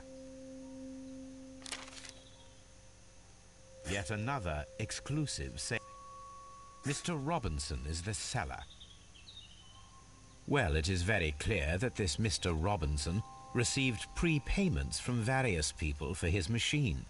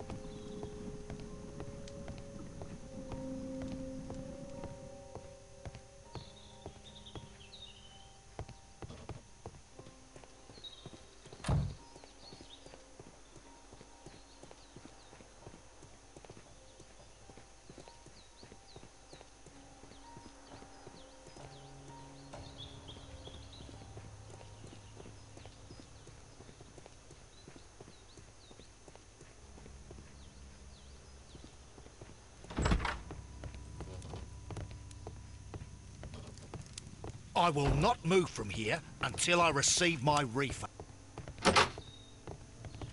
Don't touch anything, please.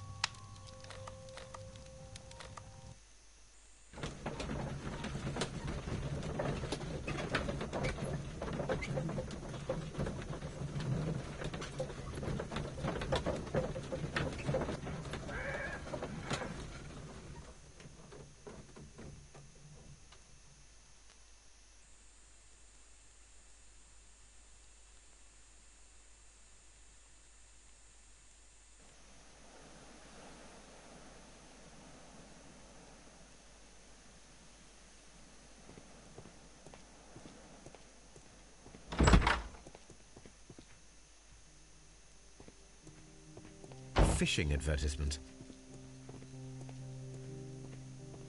This bin is full of empty bottles.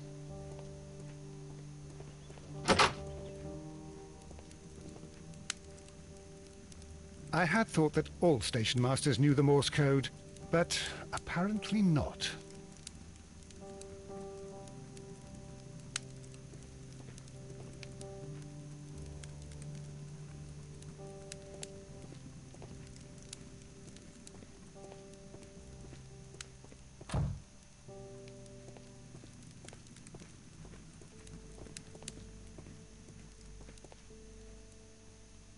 How could he fall asleep at work like this?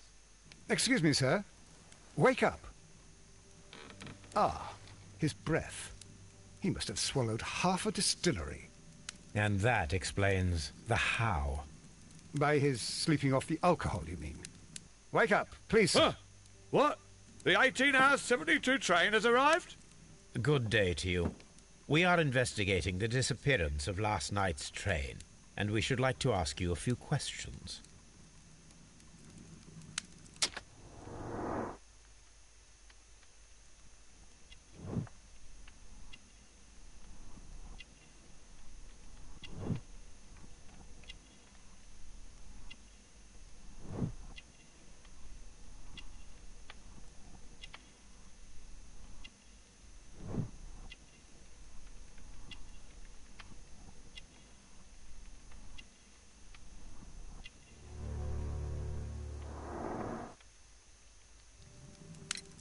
Were there any passengers who got off that particular train at your station last night? No, nobody, it seems to me. Although I did not leave my office, so... No doubt you were very busy. You don't say. You can't ever get any peace around here. Now you have to send a telegram each time a train arrives and departs. Station Master Bertram from Bridlington showed me a strange telegram that he received from you last night. It concerned the train, but it was barely comprehensible. What? He's a fastidious little twerp, that Bertram. I remember everything quite clearly. It was late, and I was tired, but I did my work. So what? There's no need to be so petty.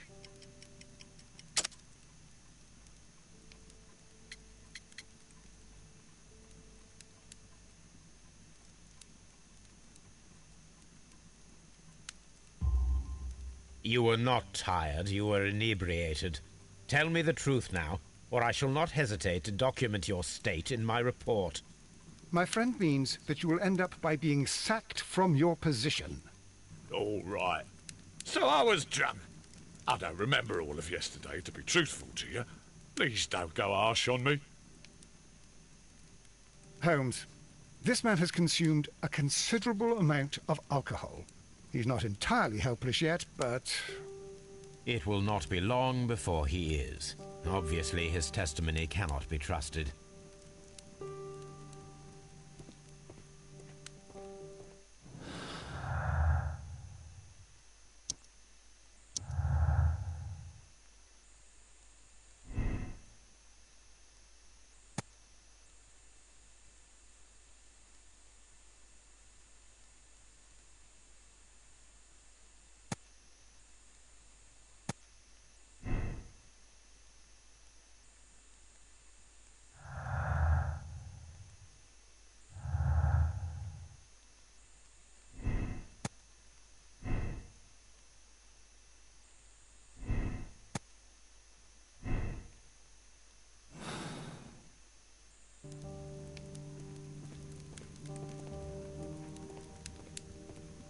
A telegraph.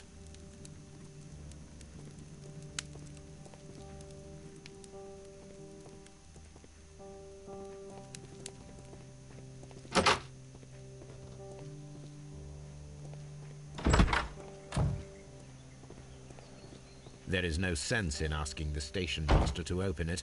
We shall have to pick the lock.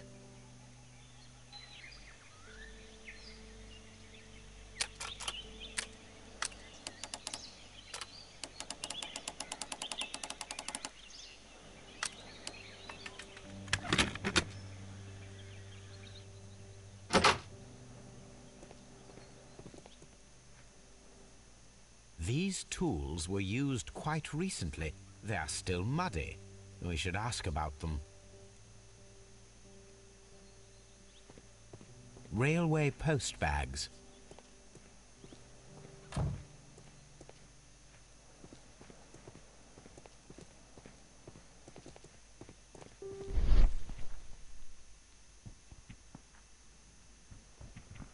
Bags were recently dragged here. French wine, a remarkable vintage. These bottles are too expensive for a station master's wage. They were likely taken from the parcels. Shameful.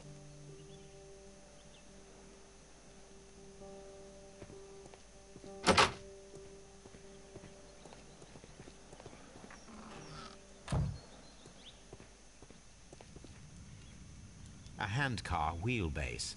Interesting. It appears that elements of the same construction were scattered everywhere. Watson, please tell me, do you believe in magic? Of course not, Holmes. Then you are of the opinion that a train cannot simply disappear? Well, we both know that that is obvious. Why are you asking such peculiar questions? A little patience, Watson. You will understand my point quite soon. So, are you quite certain that you saw the train at Evesham Station? Yes, of course. We saw it coming. The headlights, and heard the whistle. But that is it. We didn't see the train itself. But... Oh, Holmes, I'm a little confused.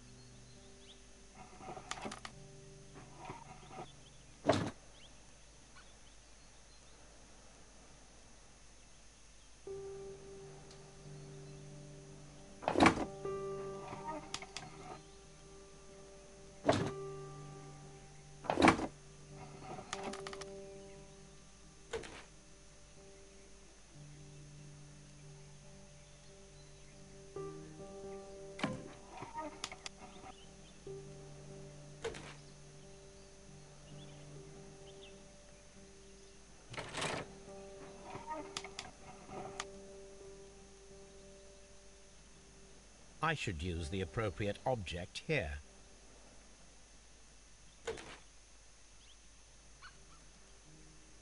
I should use the I should...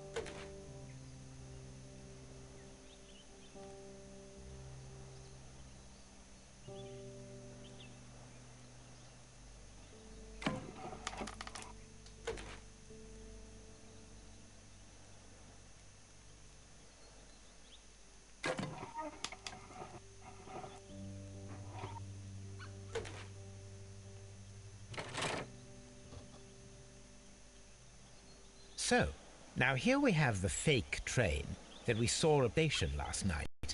Doesn't look much like a train to me. Be patient, Watson. I haven't finished yet. Try using your imagination. Our train requires only a headlight and a steam whistle.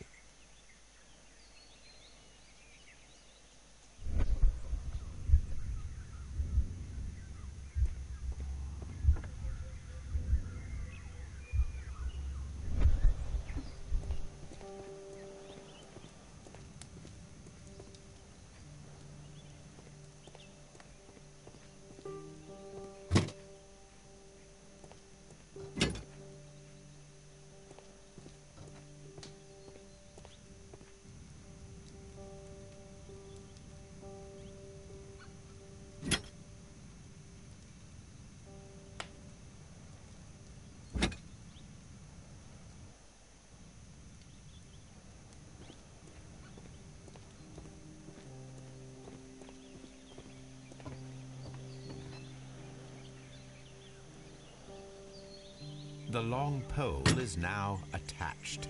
It will allow us to connect the headlight. The headlight is attached. The steam whistle is now connected. Holmes, what can we do to make the steam whistle work? It is elementary, my dear Watson. We shall need a fire extinguisher. The fire extinguisher. Now let us see what we have here.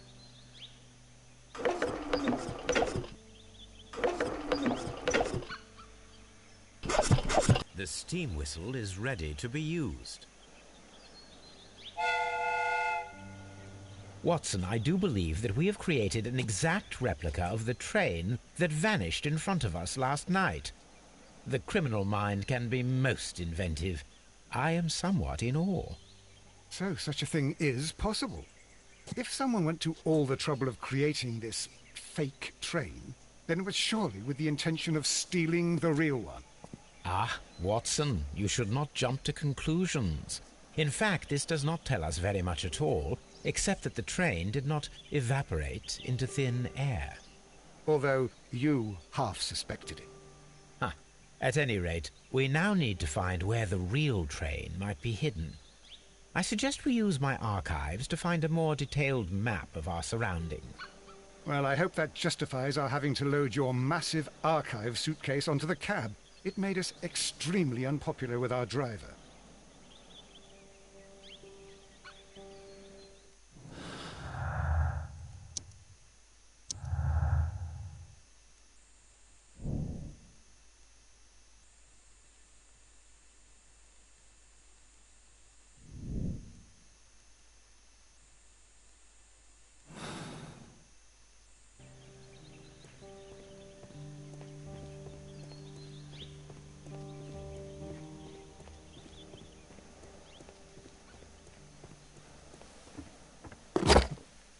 Now we have two maps.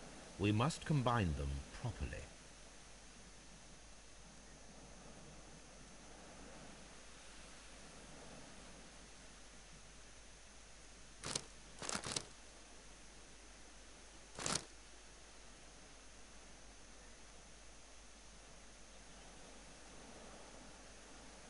Here it is.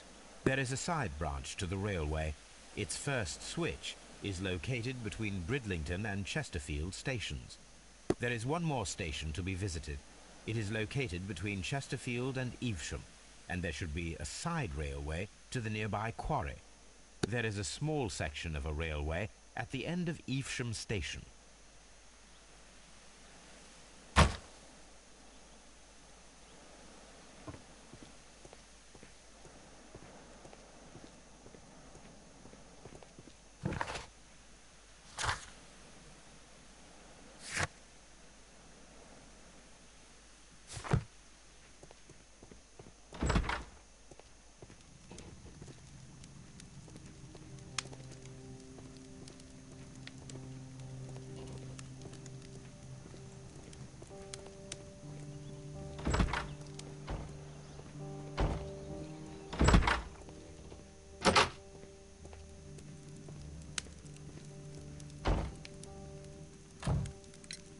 You have quite a number of dirty tools lying around here. Ah, yes. Well, thank you for reminding me. I should clean them. Although, it might be easier to put them outside. Seems it might start raining soon. I meant, what were they used for? Some workers come here and borrowed them from me. They wanted to lift the edge of the railway to one of the stations on the line, so that the water wouldn't come in too close. Who were these workers? Well, they didn't seem to be from the company, but they was fine lads. They invited me to share a drink. And whatever it was, it had a kick to it. They wasn't English. No, I don't believe so. But see, they knew just what a man needed to brighten up his dull evening.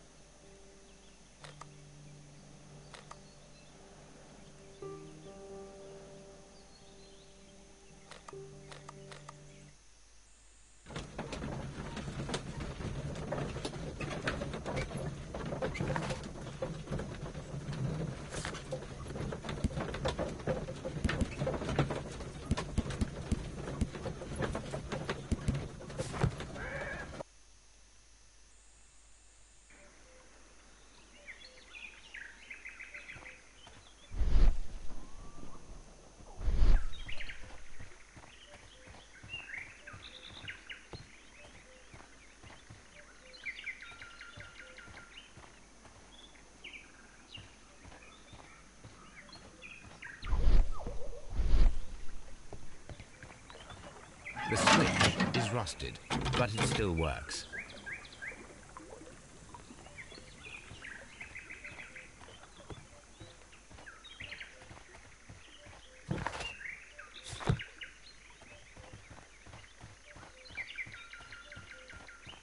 Mines. This is interesting.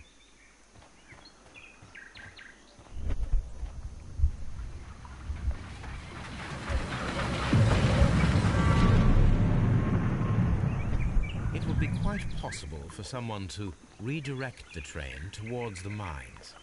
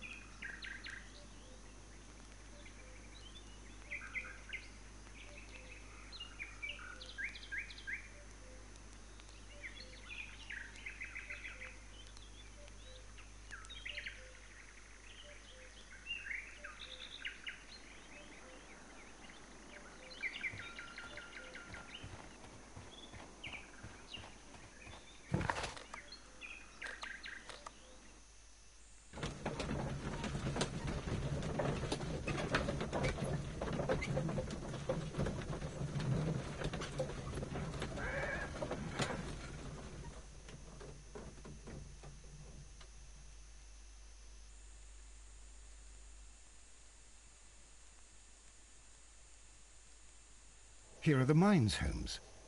They appear to be abandoned.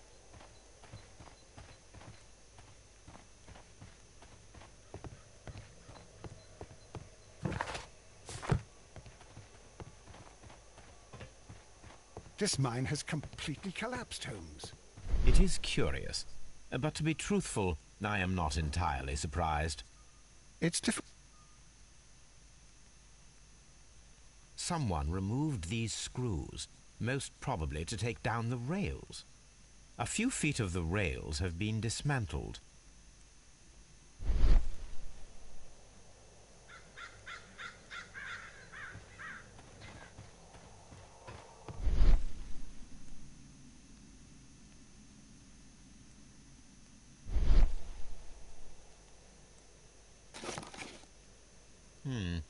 This is an unusual kind of paper, stiff and dry. It was used for a specific purpose. Let us look inside.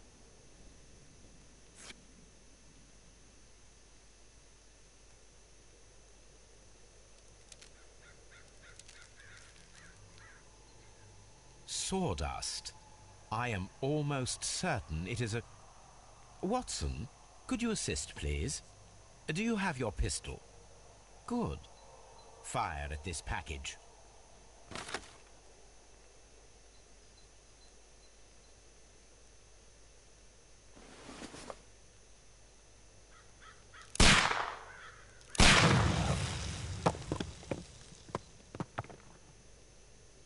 Dynamite.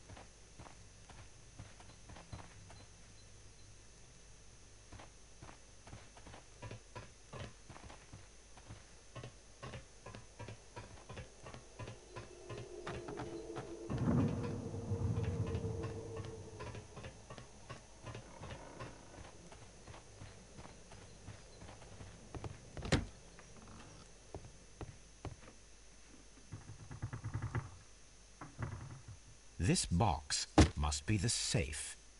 Let's open it.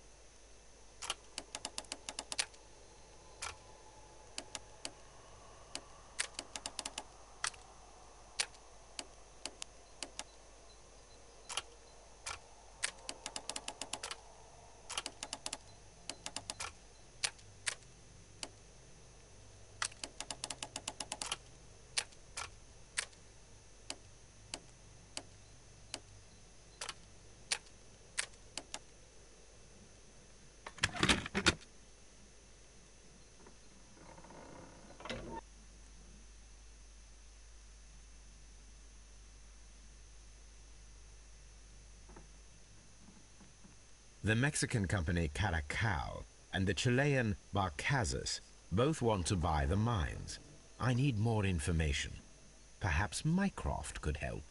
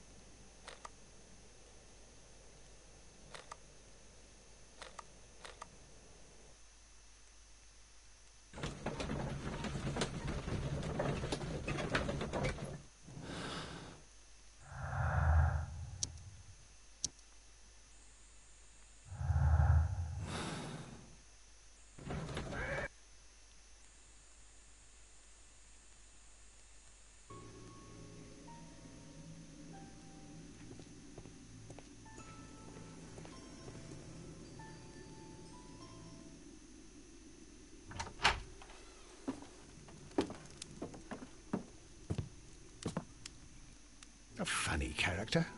He looks... And...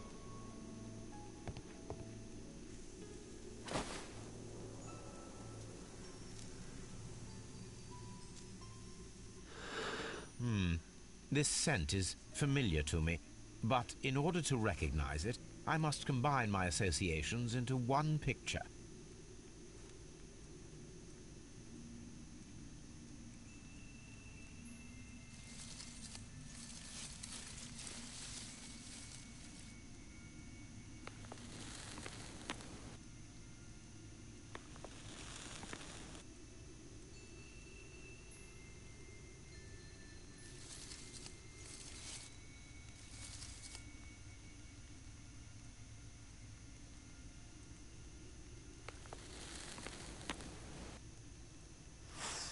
A greenish-brown cigar with a strong aroma, a hint of peppermint.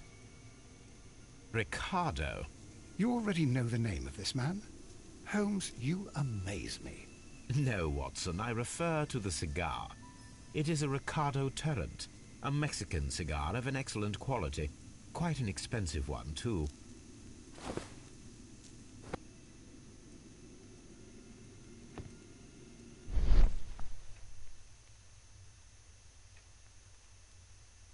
This ashtray is full of ash and cigar stubs. Apparently, there was a conflict between the Mexicans and the Chileans.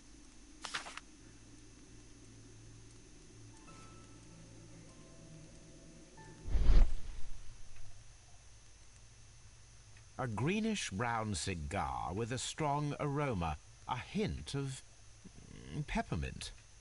These ashes and cigar stubs are similar to the one that we found on the floor.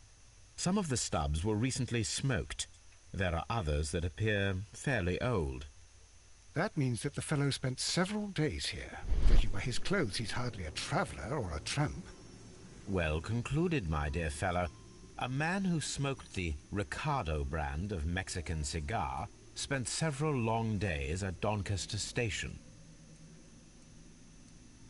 This ashtray is full of ash and cigar stubs.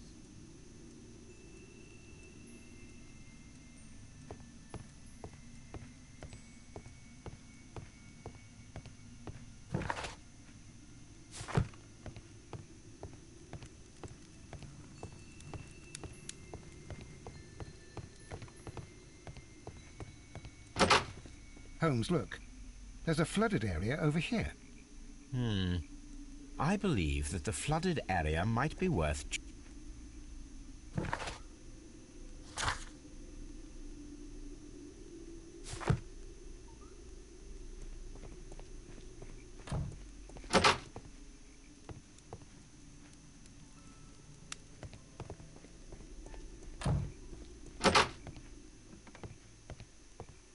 railway post bags. This post bag belongs to the station master.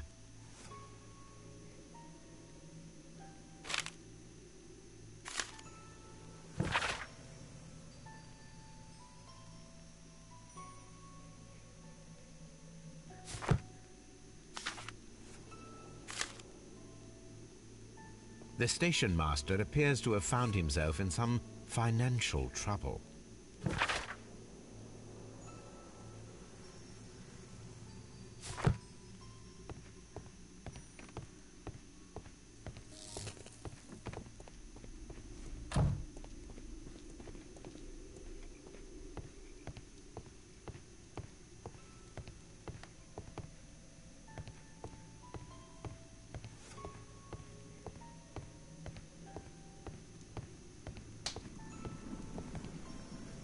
Watson, would you like some tea? No.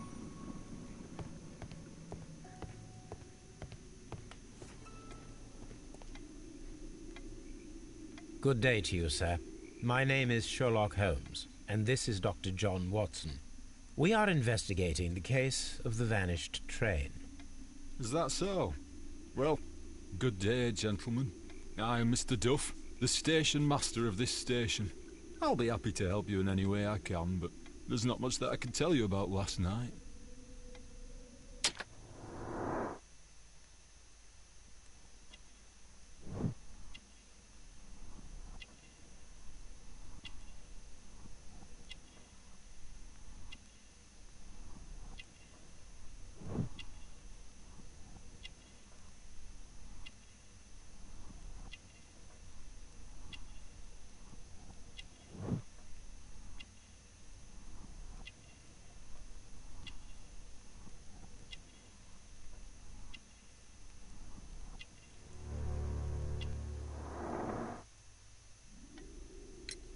It appears that you may be at risk of some flooding along the line here.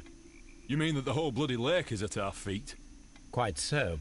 But it is strange, because according to my map, there should be a quarry here, and behind that, the lake. How should I know? I only arrived here a few months ago. And where did you work before that?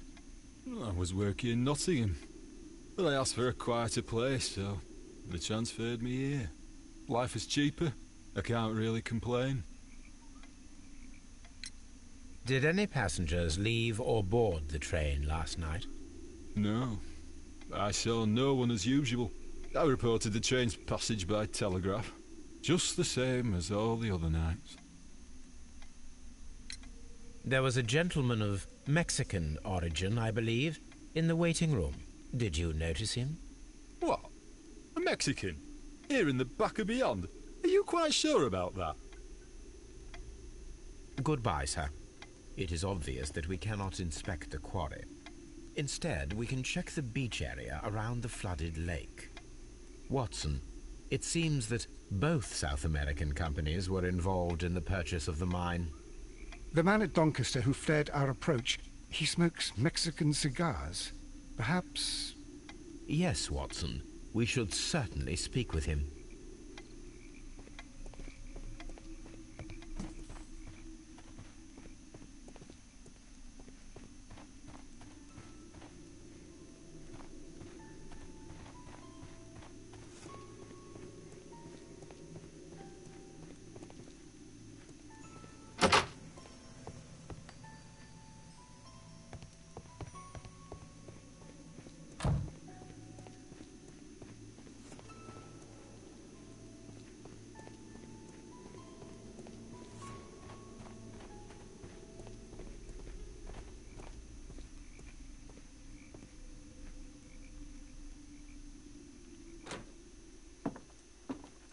Please, sir, we would ask you not to leave. We have some questions.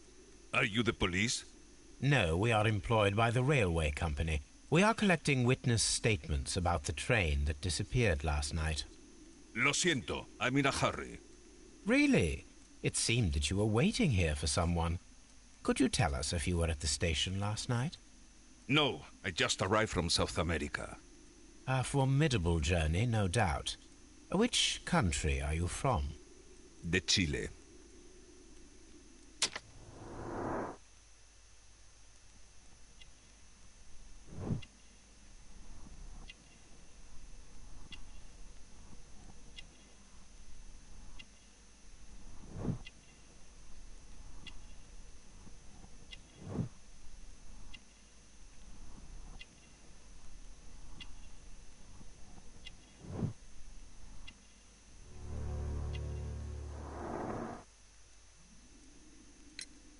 Chile?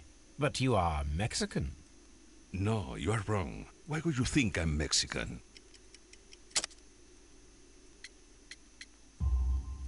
Because of your cigars.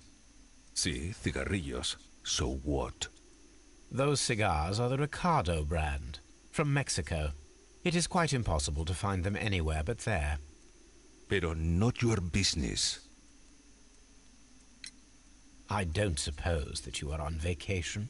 What business brought you here?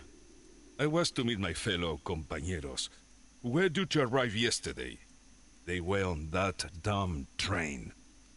I will stay here and hope that the authorities find them, or their bodies. It's now my responsibility to repatriate them. Who authorized you to do that? The company I work for. Could you tell me the name of the company? It's not your concern. And what is your name? Enough questions.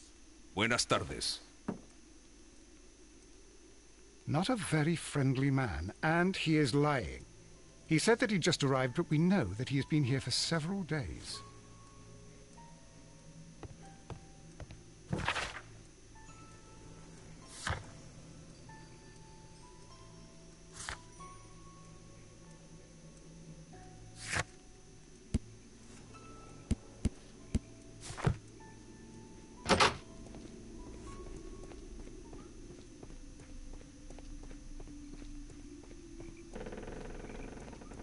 You'll find nothing interesting here, I'm afraid.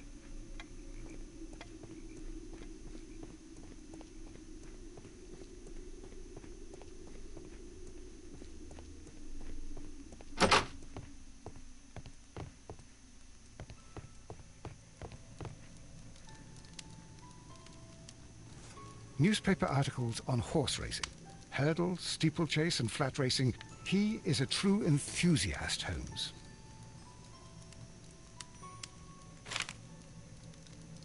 Betting slips for horse racing. The sums are quite impressive. It can be an expensive vice. This man had probably used all his savings.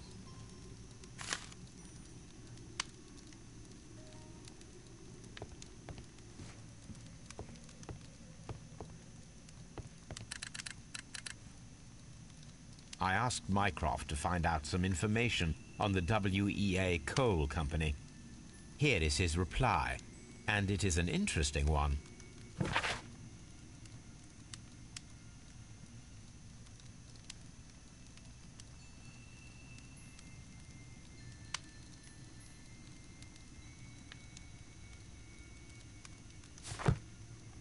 A telegraph.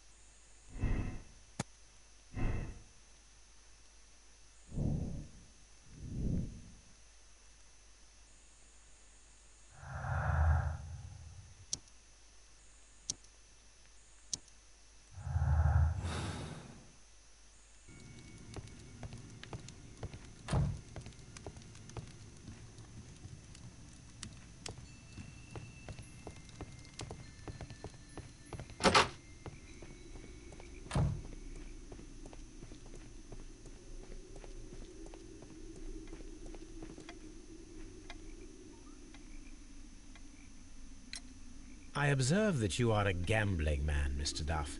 You had hoped that your relocation to this small town might have helped ease your addiction, but it was not to be. I beg your pardon? Addiction to what? We found a number of horse racing tickets inside your office. Well, well, we all have our weaknesses. An expensive obsession, surely, for a station master.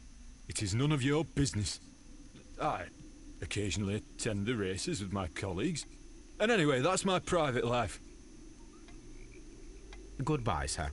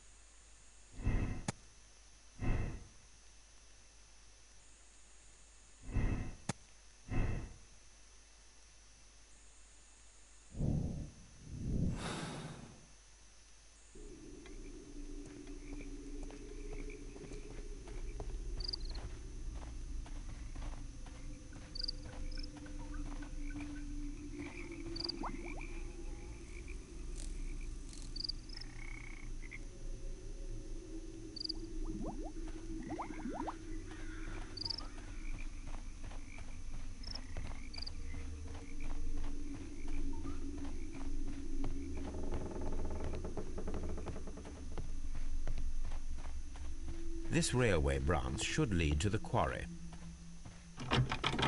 The switch is rusted, but it still works. The rail is rusted and looks old, but the railway is still usable.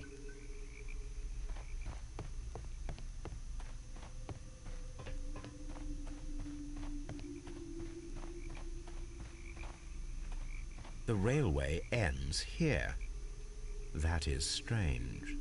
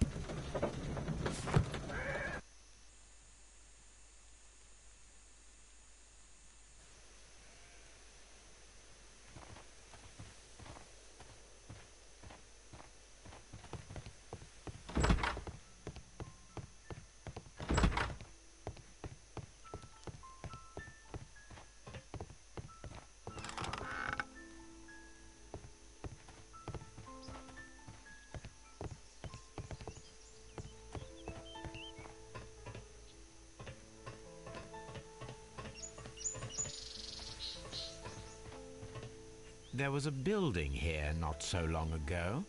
But I don't understand, Holmes. Why would anyone destroy the shed in such a manner? It was disassembled in great haste. It is most odd.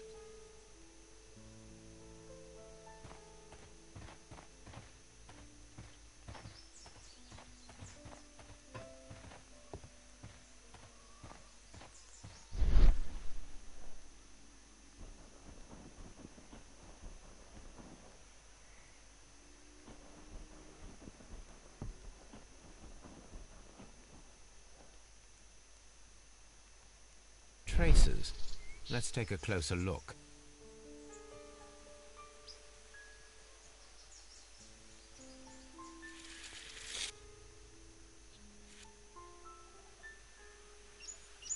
The vehicle would have been heavy, as these tracks are quite deep. These traces are relatively fresh and were made by a large truck loaded with materials.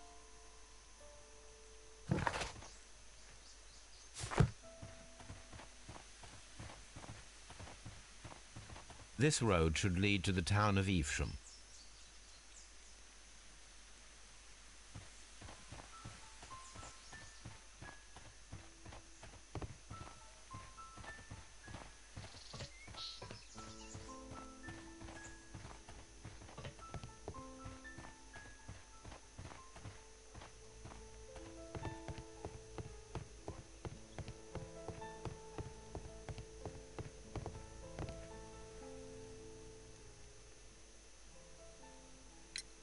It appears that there was a small warehouse near your station and that it was disassembled. Why is that? It was burgled overnight about 2 weeks ago. The police have already started their investigation, but I doubt that they'll find anything. What was inside the warehouse? Nothing of value. A few 100 feet of standby rails and some spare railway parts. But it wouldn't be easy to steal all of that. Why would anyone want to? See you later, my good man.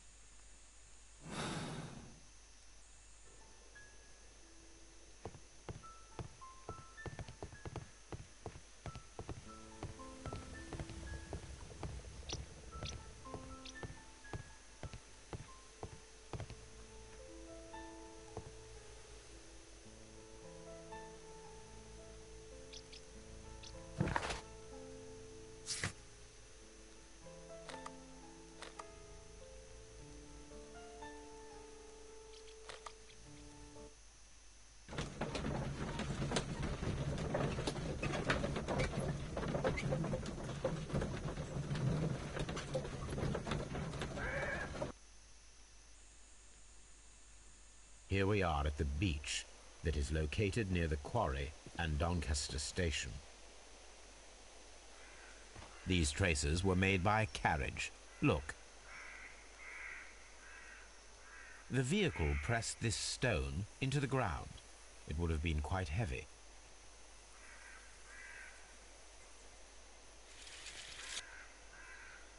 The distance between the tracks is about 6 feet 7 inches.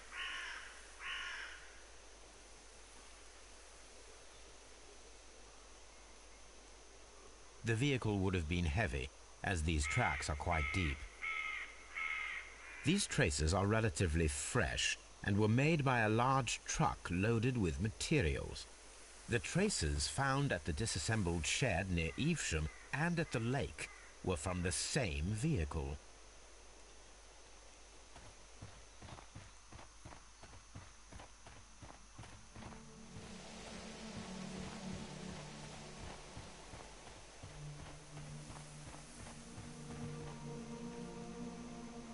An advertisement for lake cruises.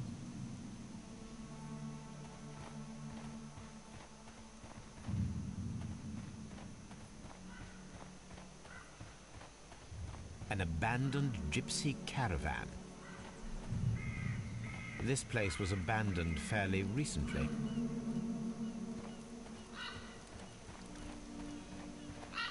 Observing the coastline and the moored boats, we are able to see that the lake's water level dropped. The lake has flooded the quarry. The dam was probably breached.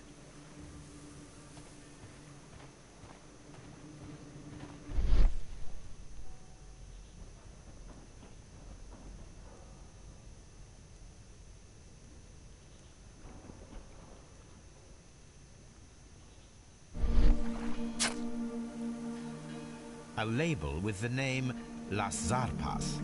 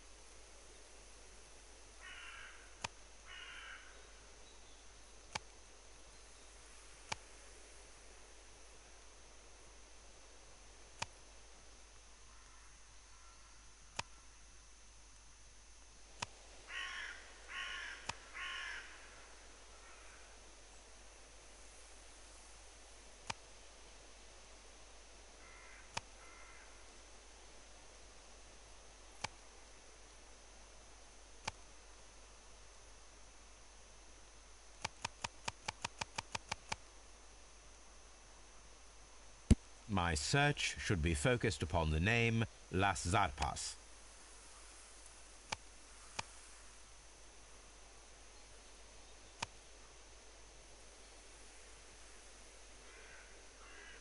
My search should be focused upon the name Las Zarpas.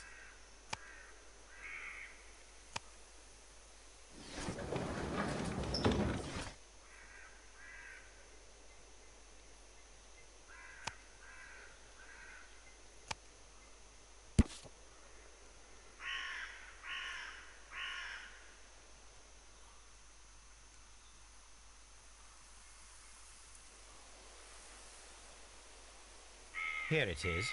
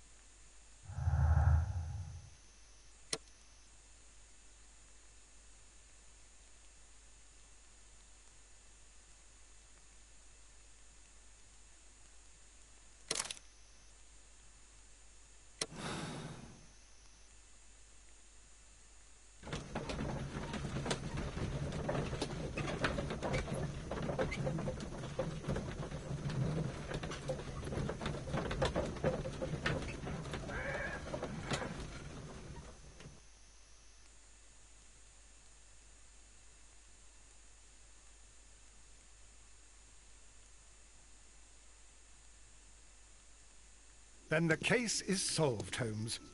What do you intend to do? Well, I shall require assistance for the arrests. There were accomplices.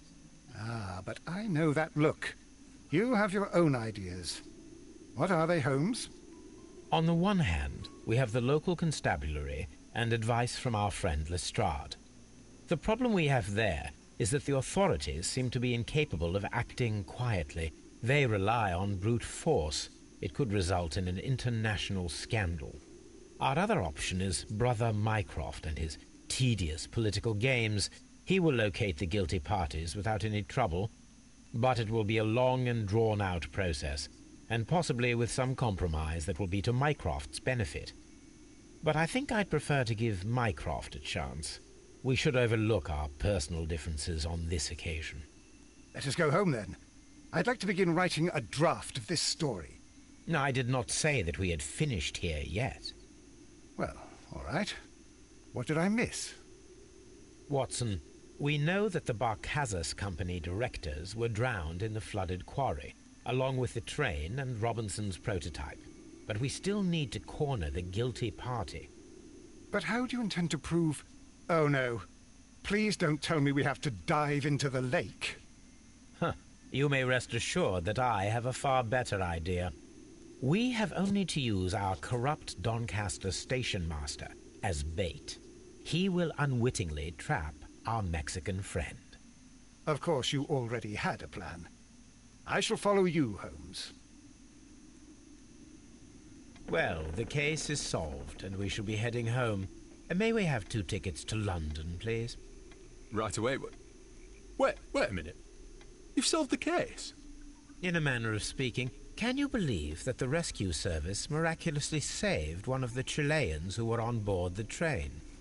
The police have ordered his immediate escort to London on the next train. He pulled through, then? He's alive? Yes, by extreme good fortune. His condition is quite serious, and the method of transportation has its risk, but he will be held securely by the doctor and police officers. The gentleman carries some vital information on this case. I am sure of it. Ah, really? Your station will be famous, Mr. Duff. The journalists will be here before you know it. Goodbye, sir. Goodbye, gentlemen.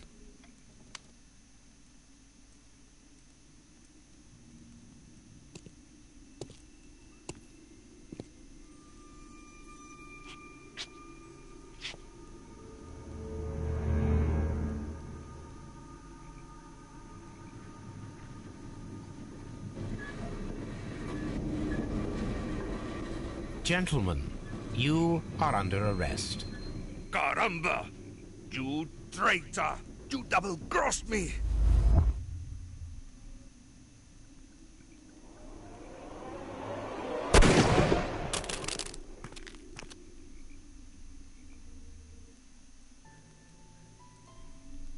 Good shot, Watson. I always knew you were a talented marksman. I didn't want another life lost in this case, Holmes. Oh my God! I thought I was a dead man. You shouldn't be so glad about it. You'll be up before the judge. Your testimony will be of great importance to the investigation. I would remind you that your cooperation will be the best way to ease your sentence. By the way, Watson, would you be so kind as to give me some shooting lessons later on? Yes, but not in our sitting room, and not with you wearing a blindfold.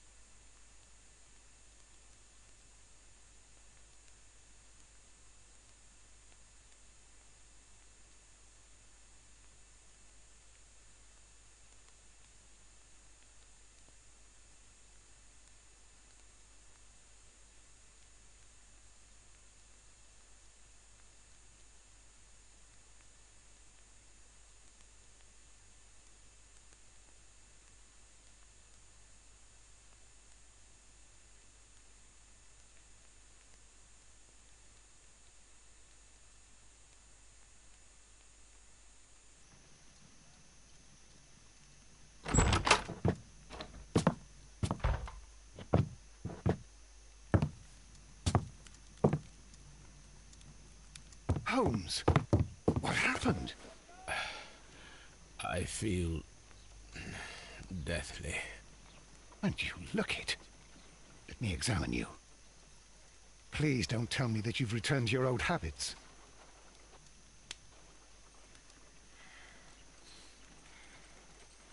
The pupil is dilated.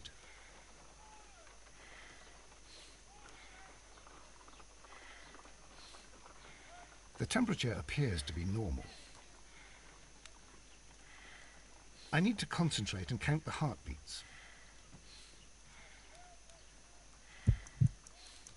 I need to concentrate and count the heartbeats. I need to concentrate and count the heartbeats.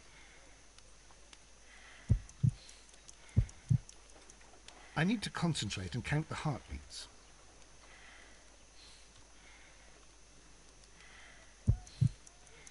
I need to concentrate.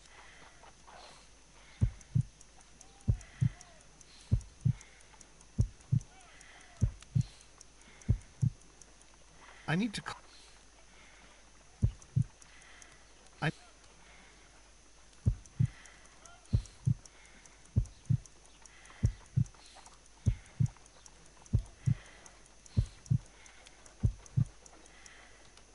A weak pulse, around 50 beats per minute. But you're dying, Holmes. Your pulse rate is dropping. We need to get you to the hospital immediately. The antidote. Give it to me. The antidote? You mean that you're poisoned? Now. Please. Here, drink it all. Don't tell me that you did this to yourself. Hemlock and datura. I was compelled to. Holmes, imagine if I'd not returned home when I did. What might have happened? I knew that you would. Mr. Holmes, Inspector Lestrade is here to see you. Mr. Holmes is unable to see anyone at the moment. He is unwell. A good day, Inspector. Ah, Mr. Holmes. I'm glad to find you here. I need your help. This is a strange one. We have brought in 2 young bankers from the city, sons of lords, members of the Chamber, and so on and so forth. They were found stranded in a rowing boat that was drifting on the Thames. A romantic escapade with an unhappy ending, Lestrade. What? Well, yes, they were both in the bath, but... what? As I said. And they were tied together. You are lacking in imagination, Inspector. Well, no, I'm not. Anyway, there was a banner flapping about in the boat with the RMS Oceanic printed on it and signed by the Merry Men. The Oceanic? Isn't that the largest steamer ever built? Yes. And these 2 young banker chaps are sons of the owners of the White Star Line, the company that built it. There are rumours of corruption. I'm not interested in politics, Lestrade. I'll keep it then. Here's another one that's a bit more complex and maybe to your liking. It's a murder, but we're unable to find any weapon. We haven't touched anything. It's at the Roman Baths in Strand Lane. A murder, a vanishing weapon, the Roman Baths. That's for us. Watson, fetch your hat.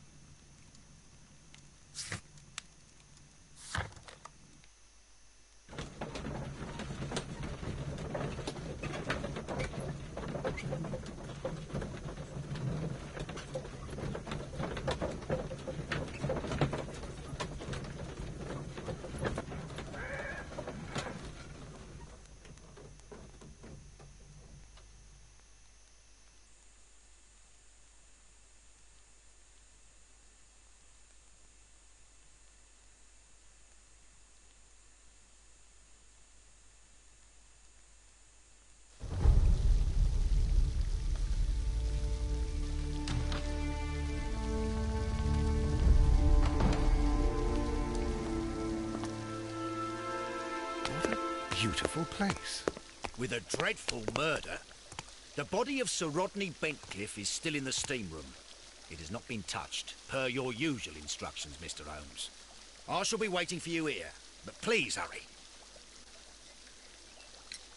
Are you able to identify the men who were with the victim in the steam room? Yes. The manager of the bath, Sir Gregory Pitkin, a lad from the City Council, Garrow, and an archaeologist by the name of Blinkhorn. I think the plump one, Garrow, did it. He doesn't seem right in the head. Well, we shall see. You found no murder weapon? No, and that's why I called you. All three witnesses and the victim were locked in when the murder occurred, and they remained so until we got here. We even had to pick the lock to enter. I see.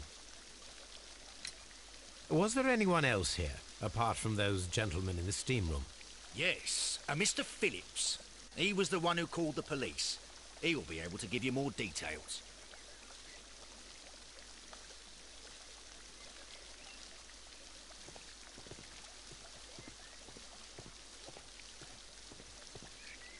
The steam room's on the other side, Mr. Holmes. Frigidarium.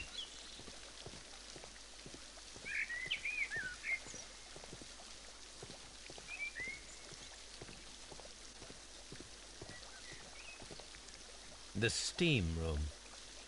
The changing room.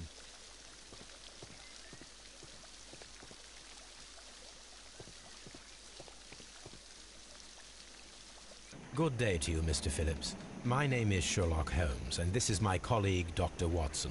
Would you be so kind as to answer our questions? Certainly, sir.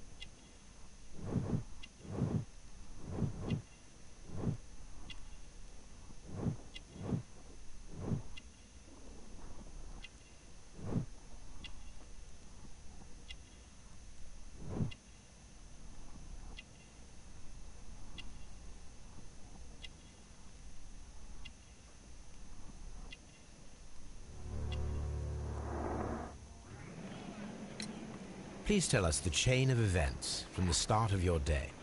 Everything that you can remember. The slightest detail may be of importance. Very well, sir. I came in at 6:30 this morning, and I opened the baths. I made sure that the room was clean, and I prepared the towels. The brazier was still burning.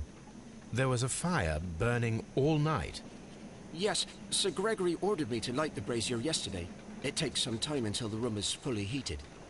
The gentlemen had a meeting at 9 o'clock this morning. I wanted everything to be perfect. They'd been in the steam room for 20 minutes when I suddenly heard shouting. I ran to the door, but it was closed.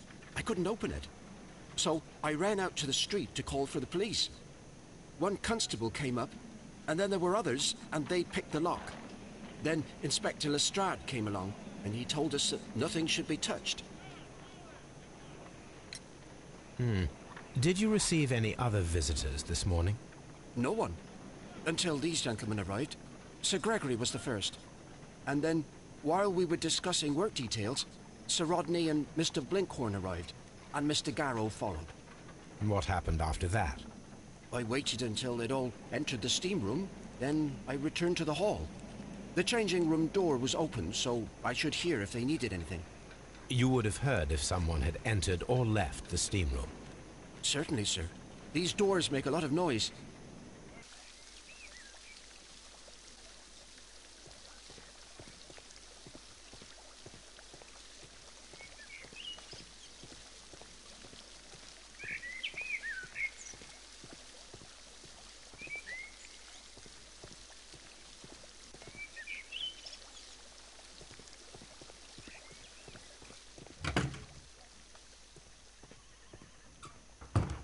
These clothes belong to one of the suspects from the steam room. clothes belonging to one of the suspects. Expensive clothes belonging to one of the men from the steam room.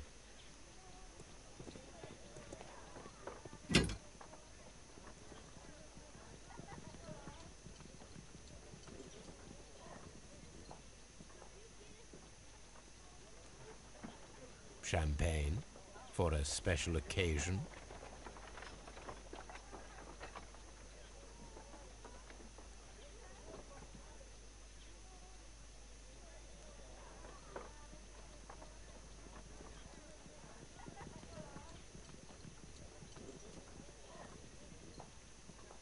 Unopened, it was intended to be enjoyed after the steam session. An ice bucket to keep the champagne chilled.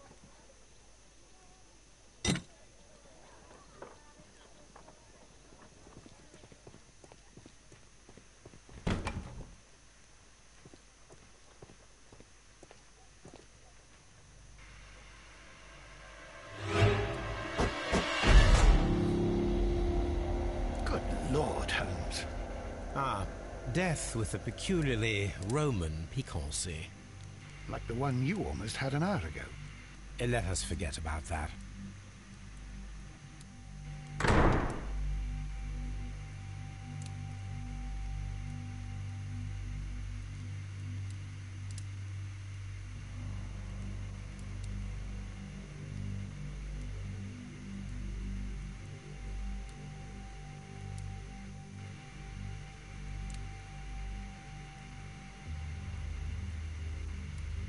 There was only one hit from the weapon. It pierced the right eye straight through to the brain. Death would have been instantaneous. The wound should not have bled so profusely. This pool is rather large.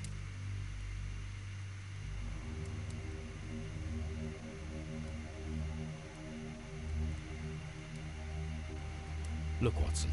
He was wearing a ring. He very likely removed it before the steam session. Some dirt or earth. I'll take a sample.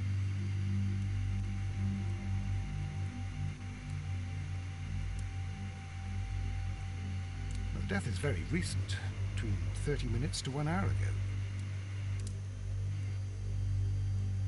I think we have found all that we can here, taking into consideration the abysmal lighting. Constable, we have finished with the body. We don't have many leads here. What concerns me is that we still have to find the murder weapon. Mr. Holmes? Please have the body removed without disturbing anything else in the room.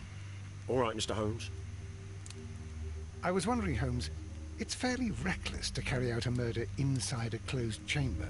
Why do you suppose they did it? There are a great many possibilities. The murderer was in a hurry, or he is an artist, or a ghost, or he wanted to ensure that I'd be brought in on the case.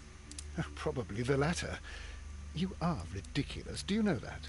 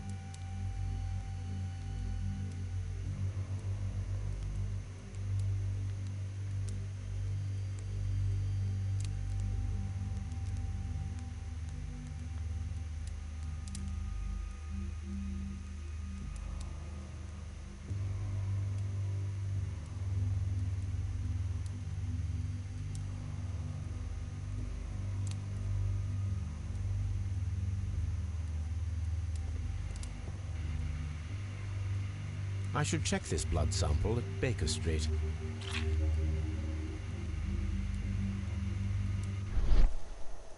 This key was covered in blood.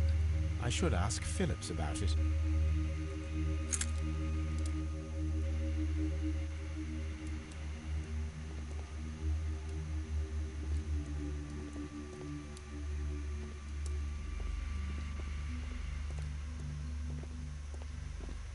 The grid cannot be removed.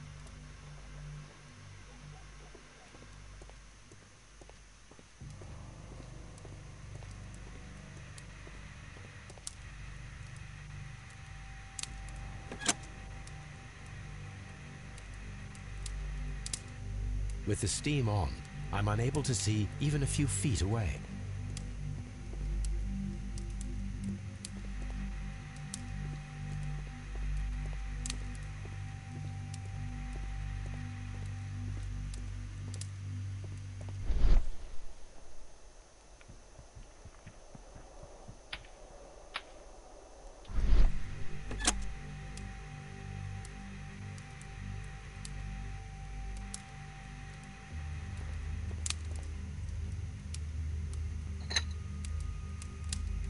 One lens is cracked, probably due to the temperature of the brazier.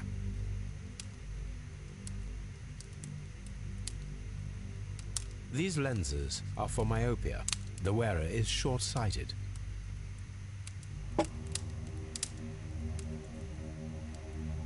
The brazier is still burning. The heat here is extreme. I will need something to pick up this melted metal.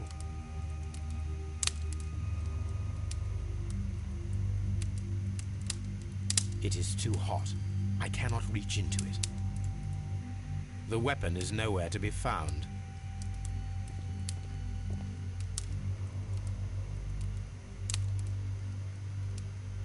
Blood traces wiped on the towel.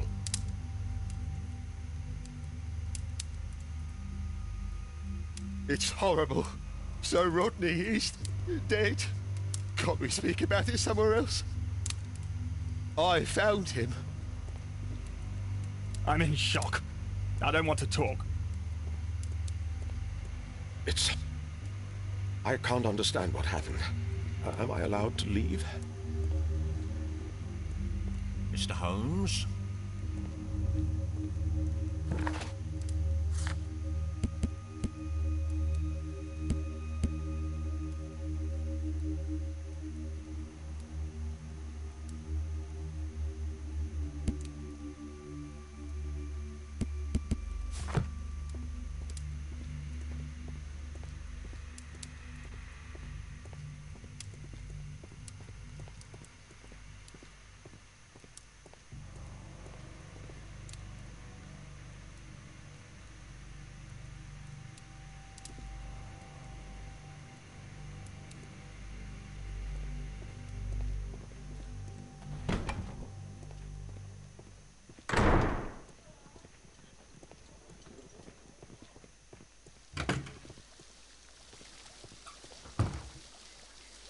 Mr. Holmes, I should like to take the suspects to the yard. You can interrogate them there. Any objections? None, Lestrade.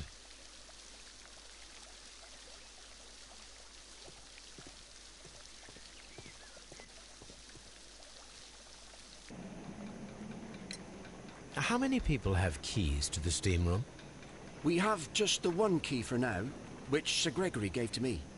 So, this morning you opened the steam room, and then? I put the key inside my desk, but when they called, I couldn't find it. It had disappeared. I don't know where it is. Did you leave the baths at any time, or receive any visitors? No, sir. I did not. You are not telling the truth, Mr. Phillips. You left your work this morning, and you went to the post office, where you dispatched a telegram at around 7:30. But how could you... No, The telegram was for someone in Manchester. Mr. Holmes, it's I'll tell you everything. I left the baths at 7:20. My sister wrote to me yesterday, and she needed a reply, or our mother is unwell. I was away for 20 minutes. and I closed the baths on my way out. Did you receive a reply from your sister? No, she wasn't meant to. I just told her to pawn my old school uniform so that she could pay for the medication. Did you check to see if the key was still in your desk when you returned? No, I didn't. Please, Mr. Holmes, don't tell the police about this. Sir Gregory would give me the sack. I need this job. I see. There is a bottle of champagne on ice in the changing room. Do you have any idea who left it there? There is? Are you quite certain? I didn't pay any attention. Do you believe that it's important?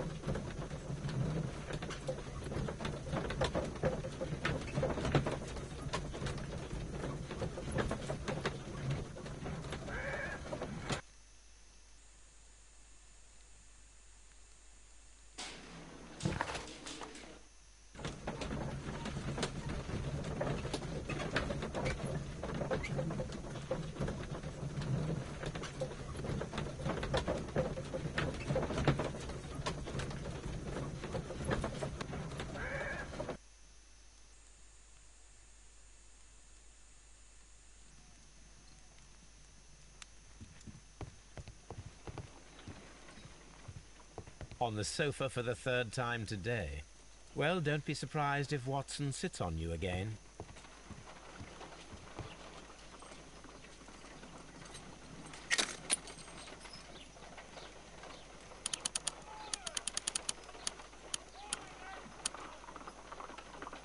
Selenite. Pyrite, otherwise known as fool's gold.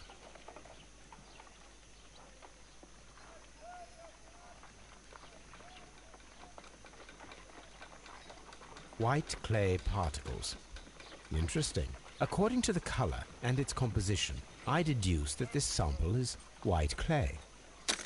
Now, I need to find which area near London this sample belongs to.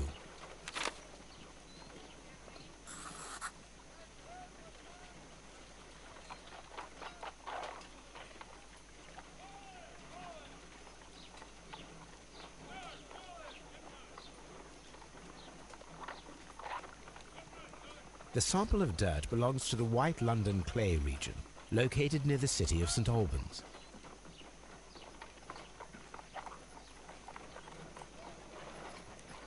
Let us analyze this blood sample.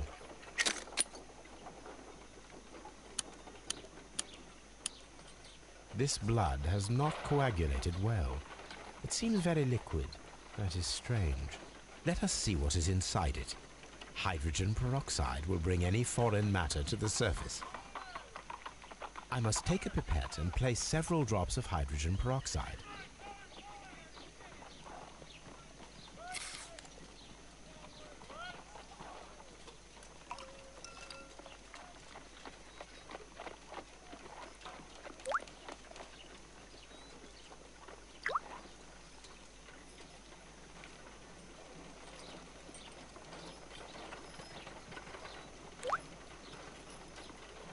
Water. This blood is heavily diluted with water. My analysis table. It is useful for my work.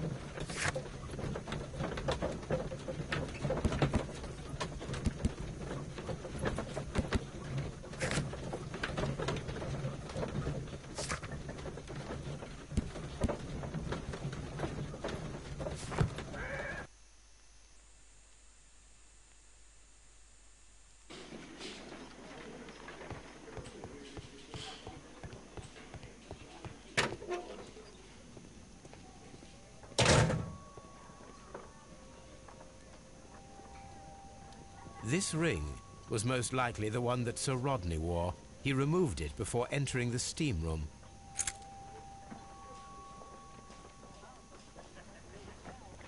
I see the join.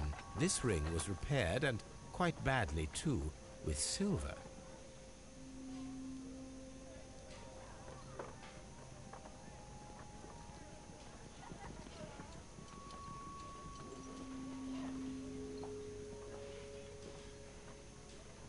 An Egyptian symbol. It is a very old jewel. Why on earth would they wear such a ring? A very pertinent question.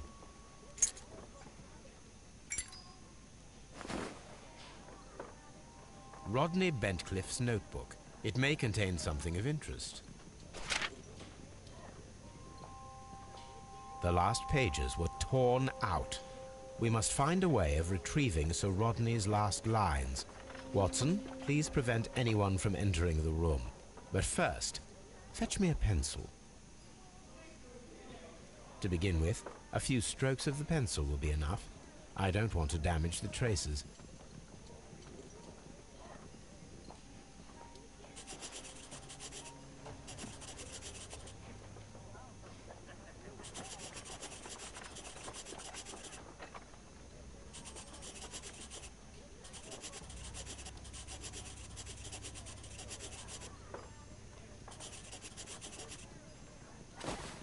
And then to gently smudge the leftover pencil marks with a handkerchief. I'm sure that Watson won't mind if I use his.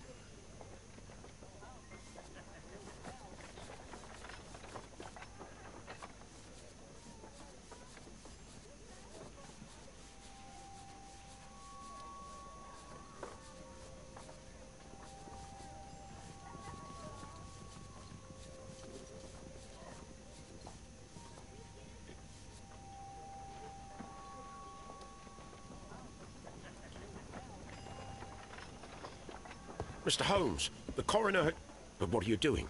Tampering with the evidence? I prefer to make them talk. Today, I almost found it. This date will go down in history. Sir Rodney was about to make an outstanding discovery. Wonderful. I could retrieve only the final words. The rest of it is lost. Perhaps the autopsy will assist us in that matter. I'm not sure that I can allow you to inspect the body now.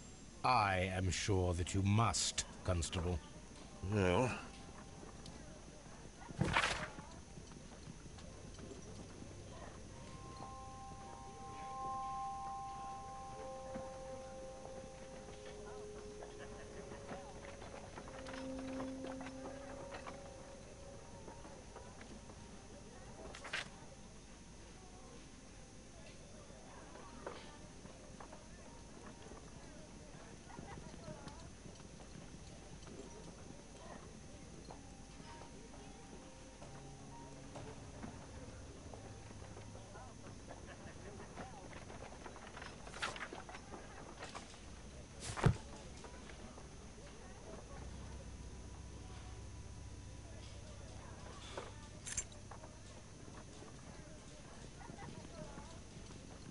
An old and rather dirty coin. A hand-drawn map.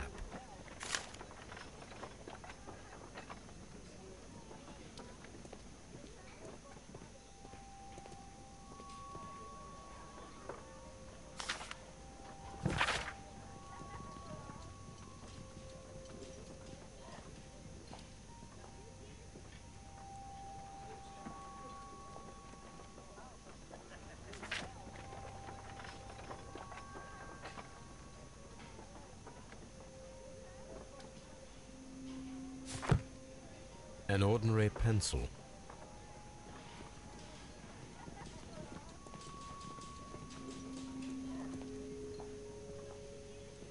When Garrow found Sir Rodney dead, he wiped the blood upon himself. A phial with herbs. Do you know what it is, my dear fellow? It's the St. John's wort flower, Holmes. It's commonly used as a drug against melancholia. However, an overdosage might lead to a rash or even hallucinations.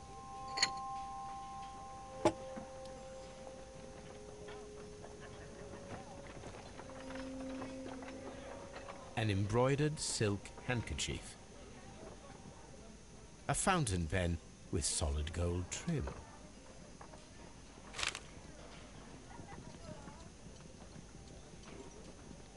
Sir Gregory Pitkin's visiting card,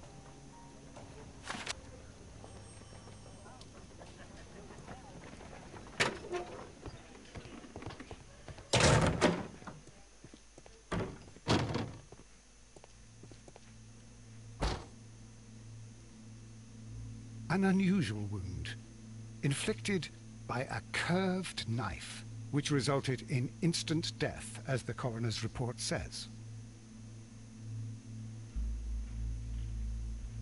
According to the coroner, there were no cardiac problems nor lung congestion, but there were traces of fungus, possibly contracted from the Egyptian tombs. The coroner observed no stomach nor liver disease, if we're to accept that Sir Rodney was an occasional drinker and 63 years of age.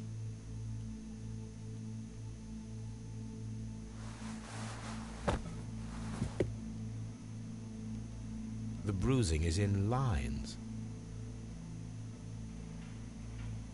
Some light bruising, caused by a rope.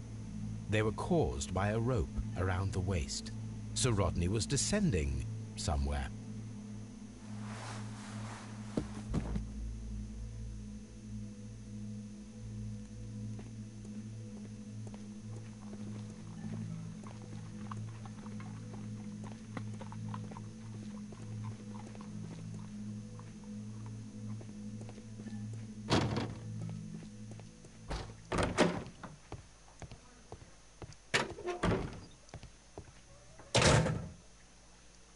Please escort this suspect for interrogation.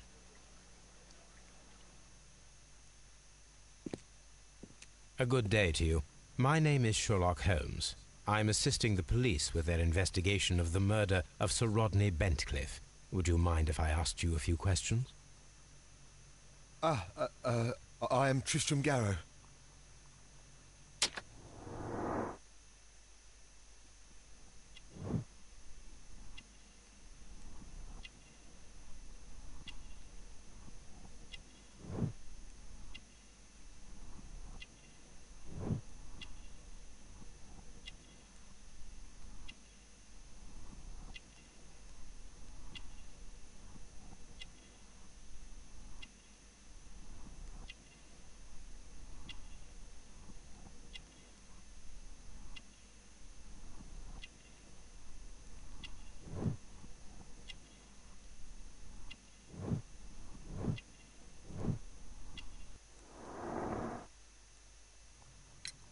What is your occupation?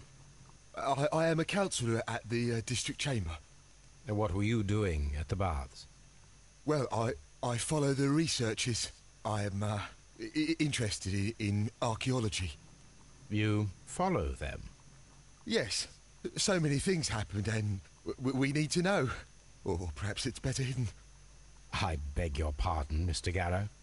I meant nothing by that. I apologise.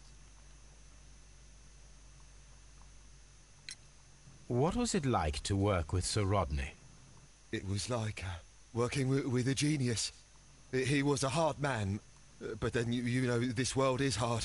There are always people who want to steal from you. And he trusted me, but oh.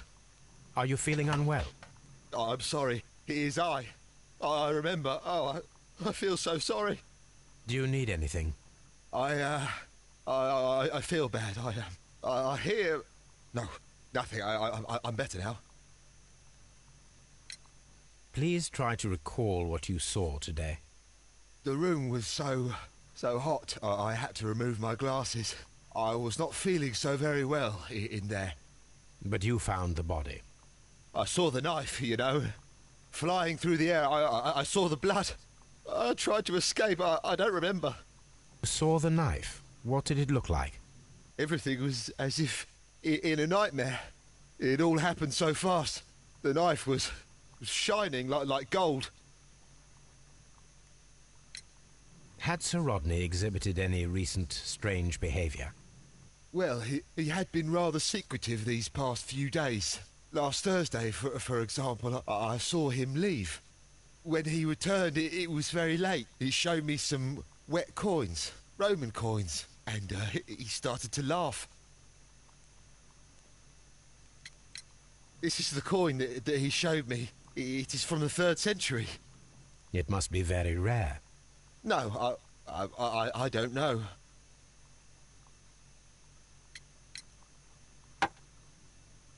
Thank you. Thank you. This will help me to calm down. Do be careful with the dosage. I will. I mean it. His ring! Oh, it should be destroyed. Why do you say that? It is a cursed ring, digging dark secrets. Really? It is after me now. I know it. I shouldn't have worked on it in the workshop. It's too late now. Did you place the bottle of champagne in the changing room? What? No.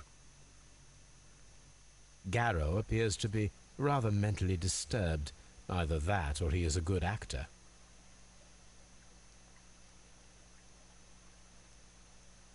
Please escort this suspect for interrogation. Good day to you, sir. My name is Sherlock Holmes, and I am assisting the police with their investigation of the murder of Sir Rodney Bentcliffe. Would you mind if I asked you a few questions? Not at all, Mr. Holmes. My name is Percival Blinkhorn. What is your occupation? I'm an archaeologist, specializing in the Roman period. I'm working on several excavation sites at present, including the baths at Strand Lane. Can you tell me more about the baths? Well, we're hoping to retrieve a great many interesting artifacts from the site, and to list any items of value before their eventual restoration and exhibition. And has it been successful? It has, thanks to Sir Rodney.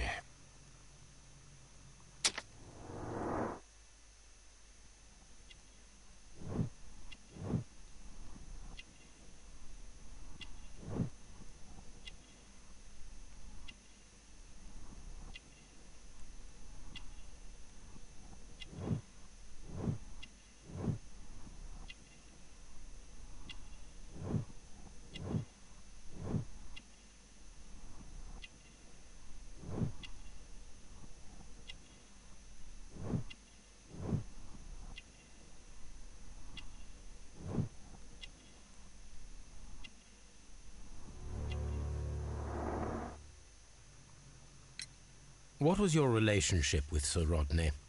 Well, I couldn't say that he was a kind man, no. But he was talented. I felt a great admiration for him, I must say. Was it your first collaboration? I had met Sir Rodney briefly once in Egypt, and I'd shared my researches with him.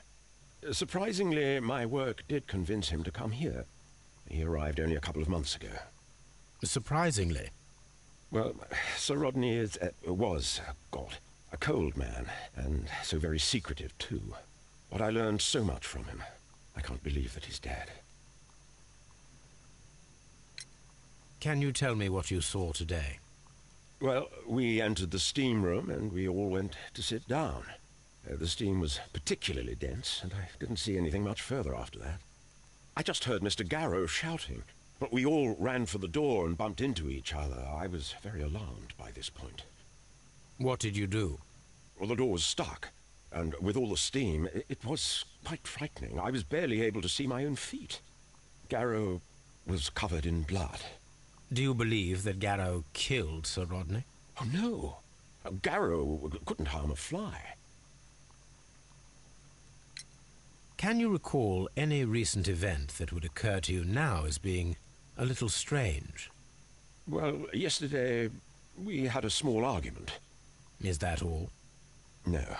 Sir Rodney informed me that he was to attend the London Archaeological Congress with me. Then he advised me of quite the opposite. And rather aggressively, too. Do you recognize this ring?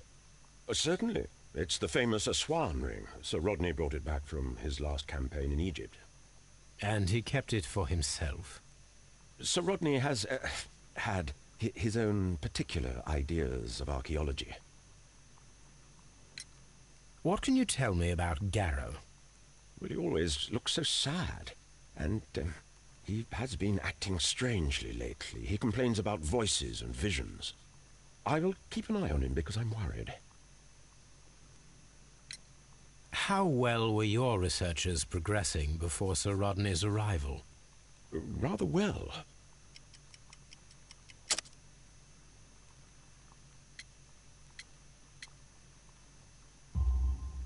This letter reveals that Sir Gregory was prepared to put a stop to your work.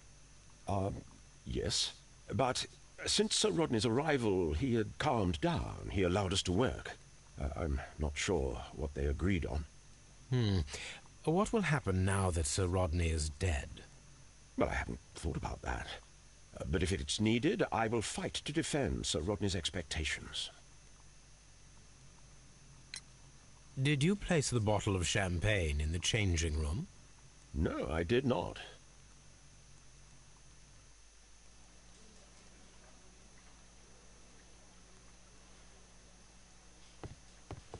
Please escort this suspect for interrogation. Good day to you, Sir Gregory. My name is Sherlock Holmes. I'm assisting the police with their investigation of the murder that took place this morning. Would you mind answering a few questions? Tell me, Mr. Holmes, will I need to stay here for very much longer?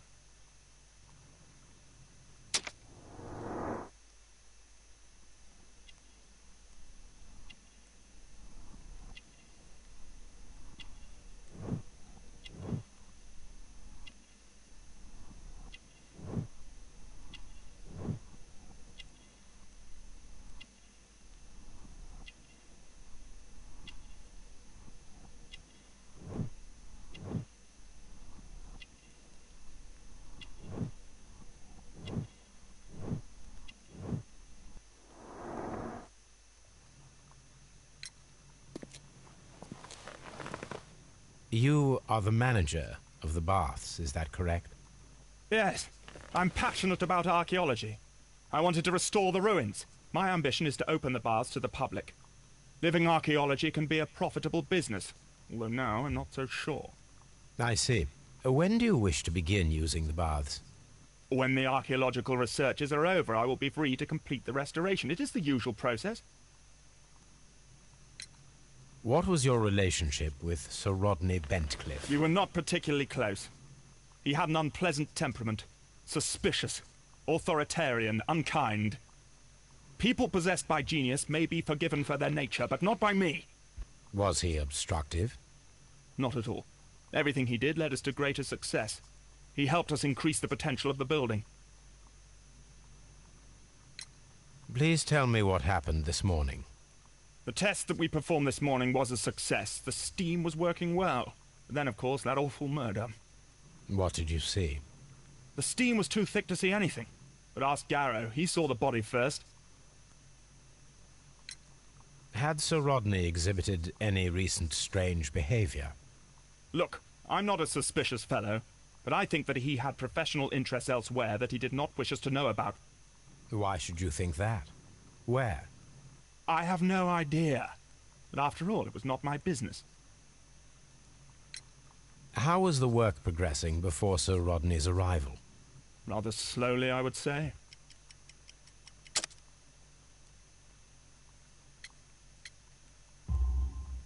Sir Gregory, could you please explain this letter? You expressed the wish to call off the research work at the baths. It was all about Blinkhorn. He was merrily digging away and taking very little care about it, ruining everything and finding nothing of any value. But the arrival of Sir Rodney changed your mind? Sir Rodney's work was extremely promising, and it was good for the bath's publicity. So yes, I changed my mind. Are you aware that Mr. Garrow is under a form of medication? Garrow? No, but I never liked that parasite. Do you believe him to be capable of murder? Well, he did have blood on him. Does that make him a murderer? Did you bring a bottle of champagne to the baths? Absolutely not. Sir Rodney did, I think.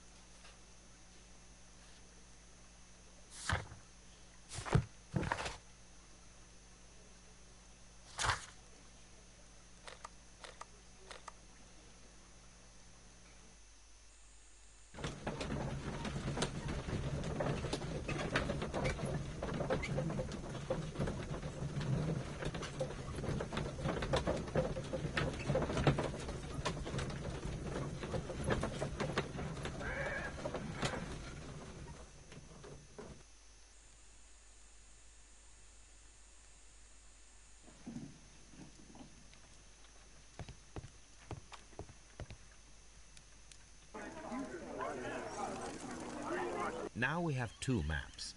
We must combine them properly.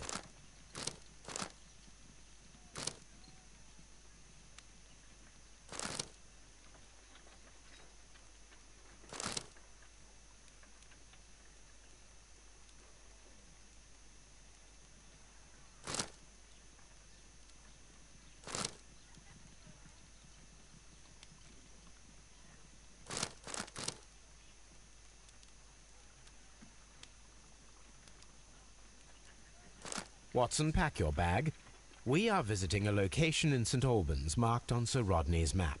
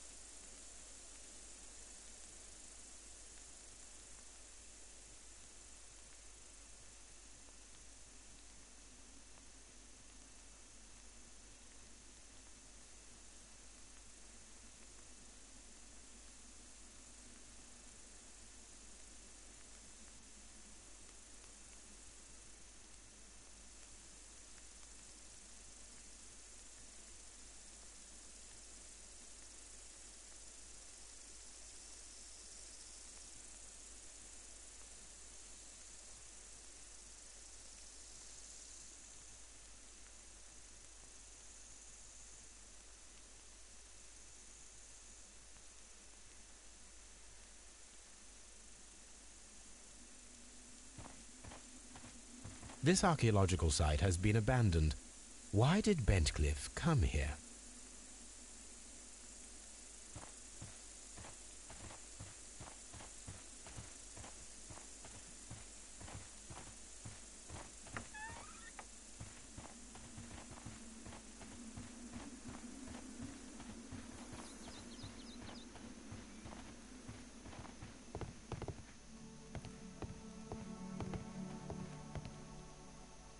This is the map of the site. We are at the heart of an old Roman city.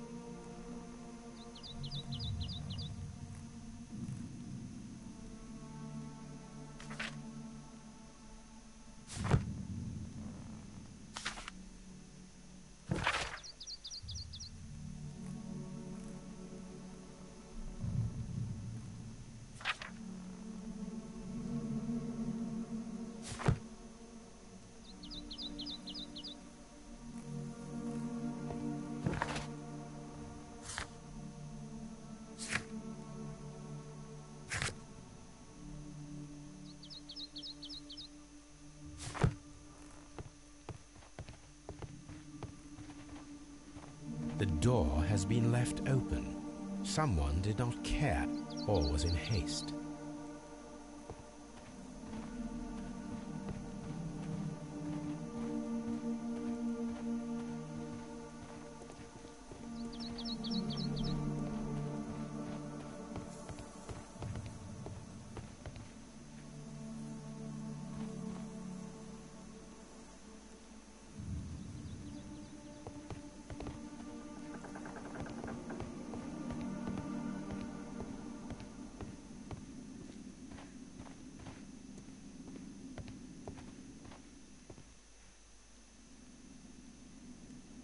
Vulcan, the god of fire and metalworking.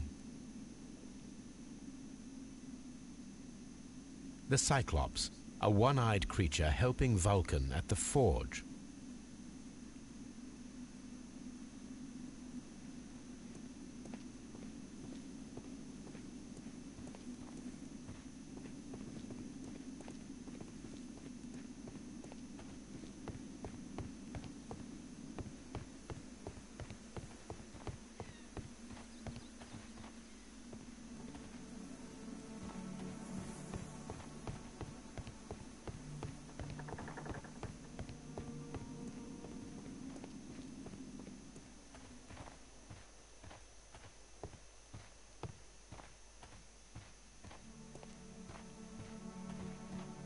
I don't need the ropes for now.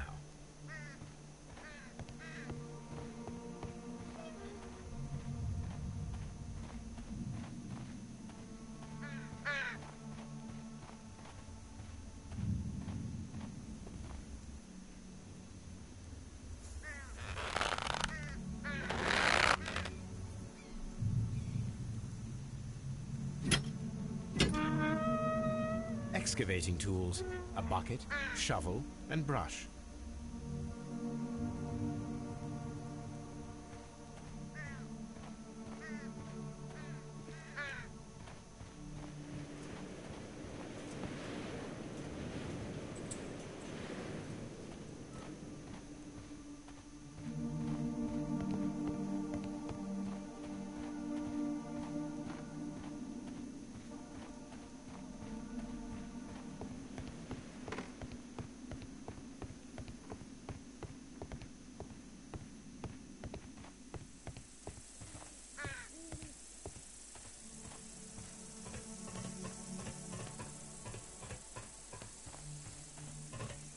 This railway is used to remove rubble from the site.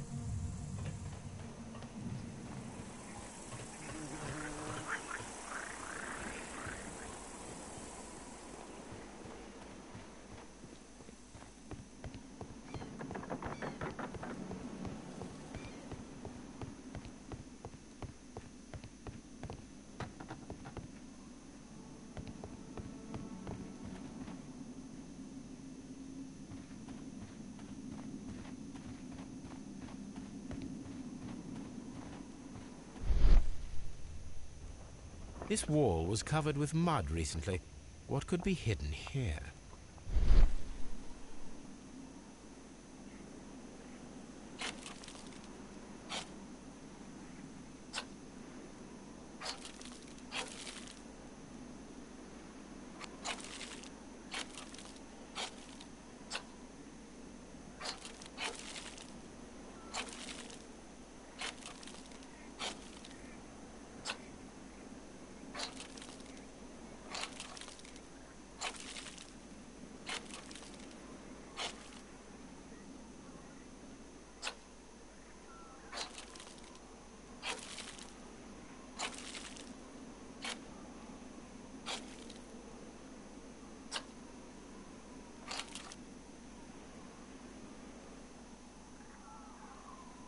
I can see now.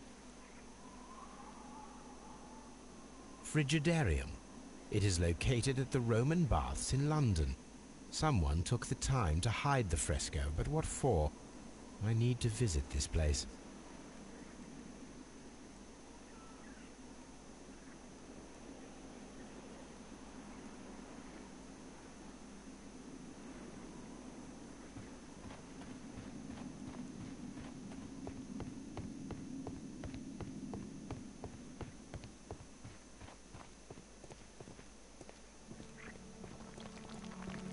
Construction hooks.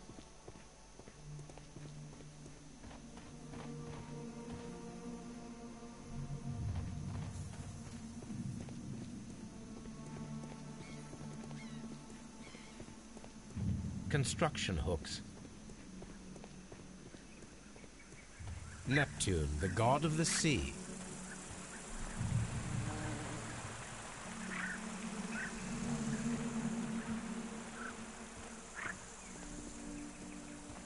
It is a statue of Minerva.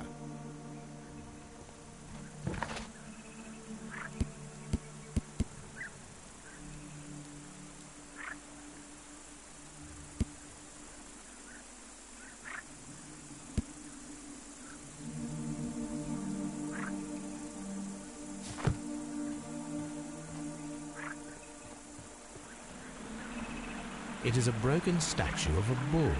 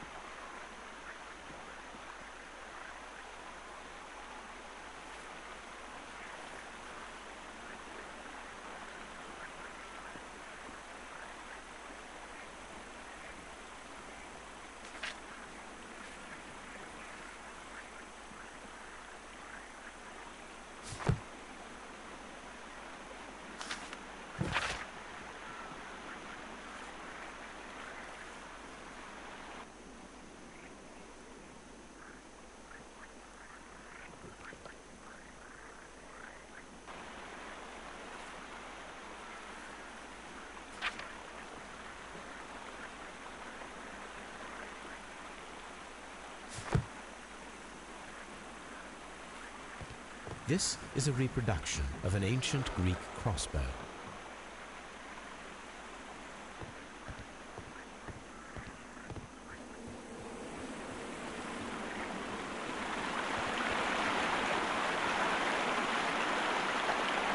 The gasper felts were used with ropes and hooks for sieges.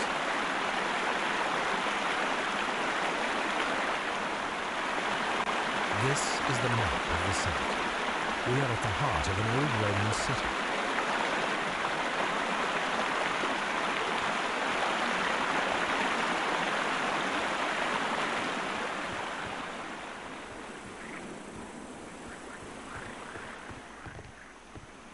This is a reproduction of an ancient Greek crossbow.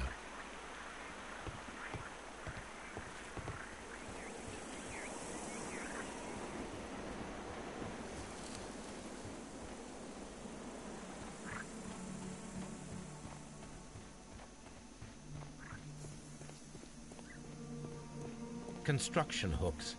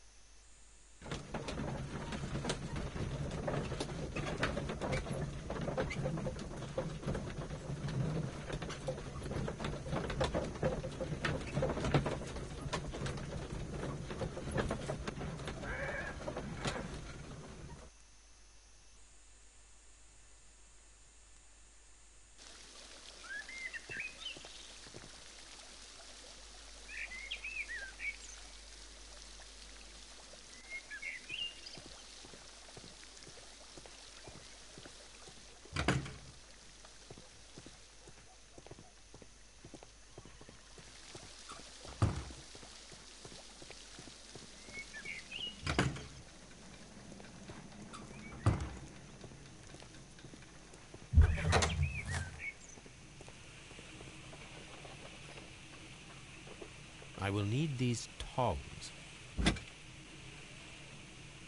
Tools used by archaeologists in their research.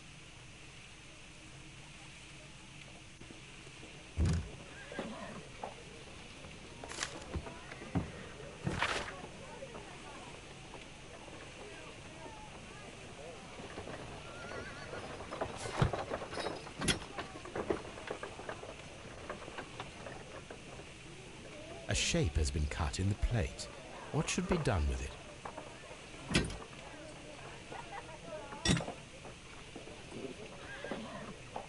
Archaeological findings. Old clay pots with numbers inscribed upon them.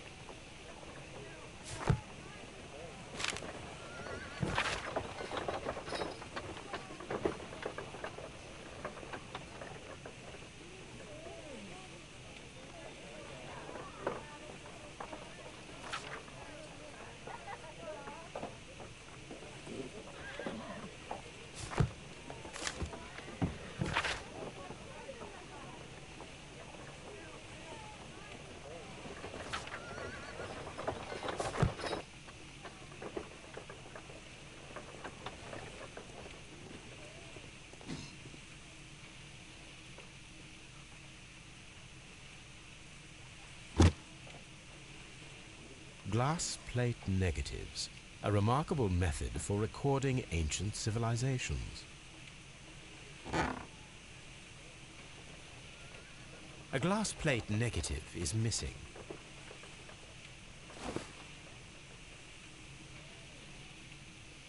It is a glass plate negative of an Egyptian statue.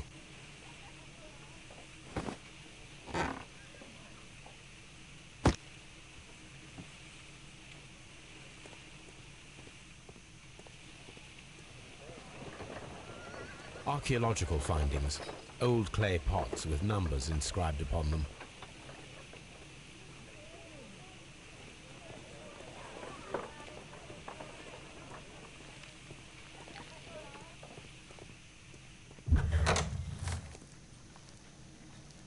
This area serves as Sir Rodney Bentcliffe's workshop.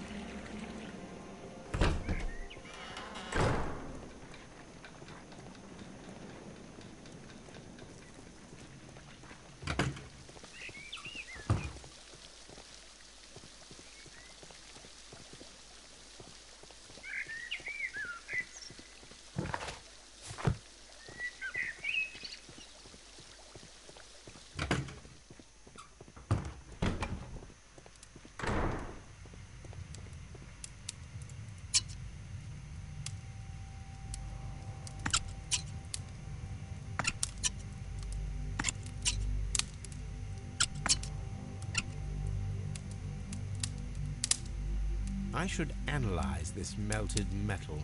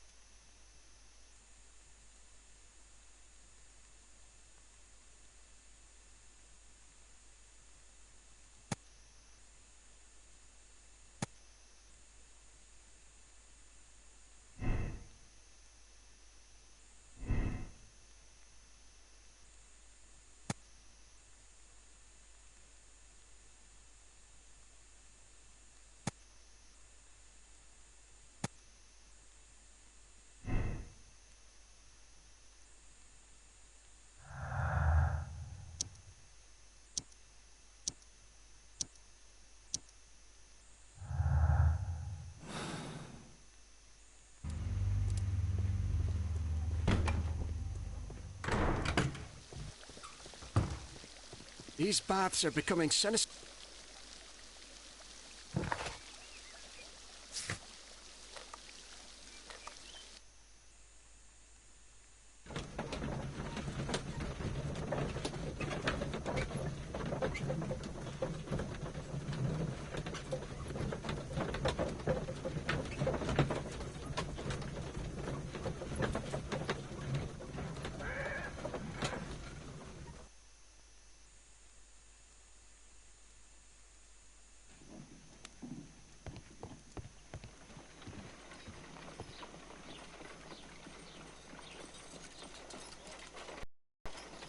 This is a piece of metal taken from a brazier.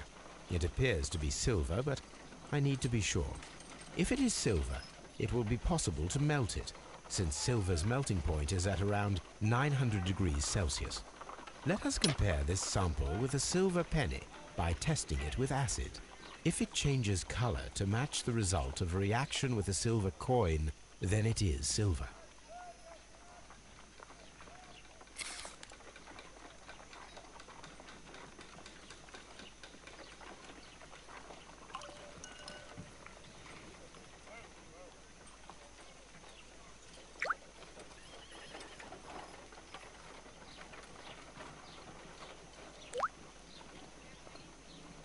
The reaction is the same red stain. It is silver, Britannia silver quality.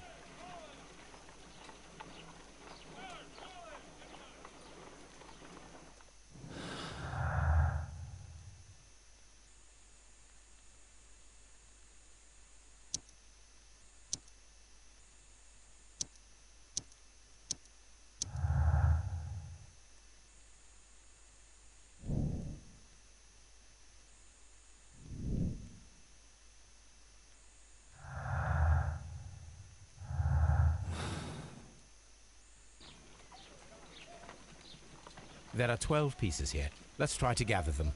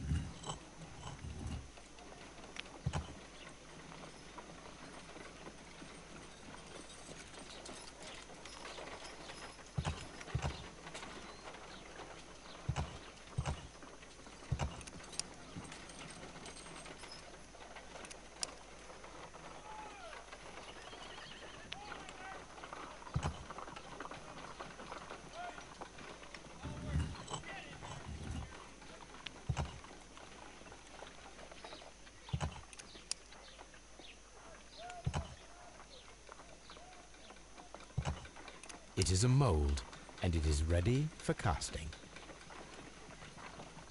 The mold is prepared for casting. We just need to fill it with certain material. Sir Rodney has made a reconstruction of the mythical golden knife. He seemed unafraid of maledictions, and yet... Half a glass of water should be enough to create a plaster solution.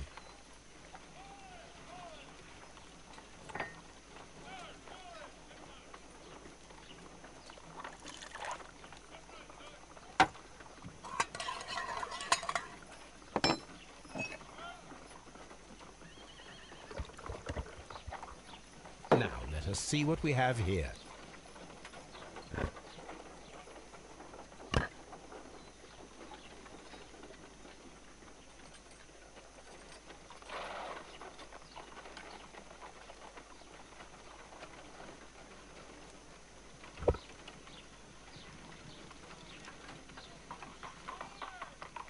This knife is very similar to that described by the coroner as the weapon that killed Sir Rodney.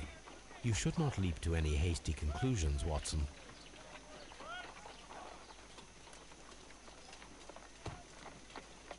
My analysis table. It is useful.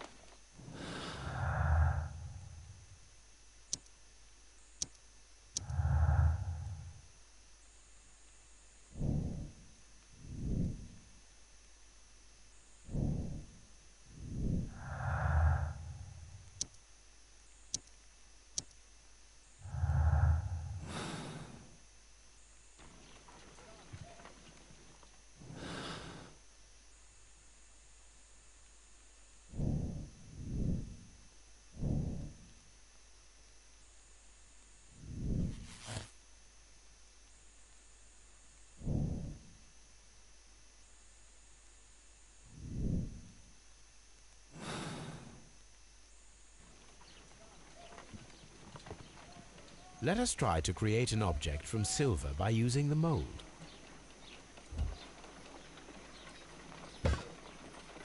It will take a minute to melt the silver with my gas burner. Done. Now I can proceed further.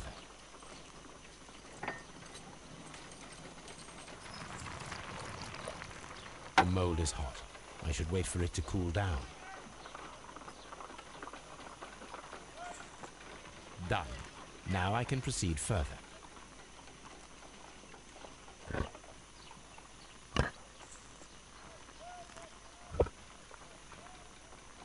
A homemade silver knife. Excellent. We have created a knife with the silver that we found. It could have been used to kill Sir Rodney. It was extremely clever to create a weapon that could dissolve at the scene of the crime.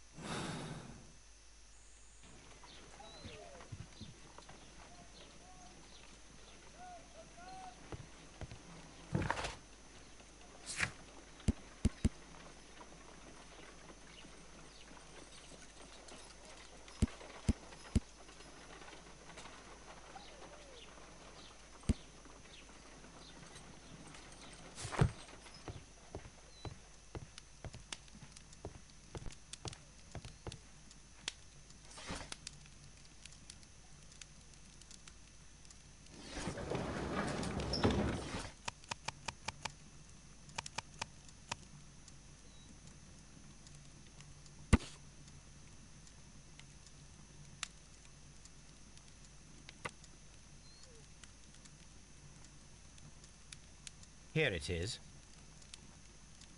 By the eye he was punished, for he saw that he was not worthy. Dreadful.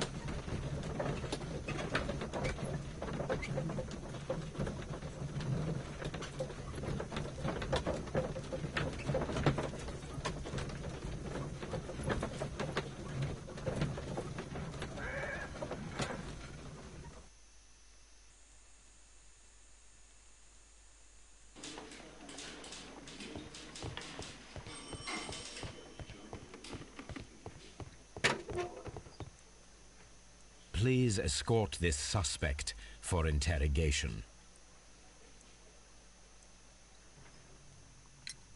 What can you tell me about Mithras? Oh, so much. It was the core of our work. Why do you ask?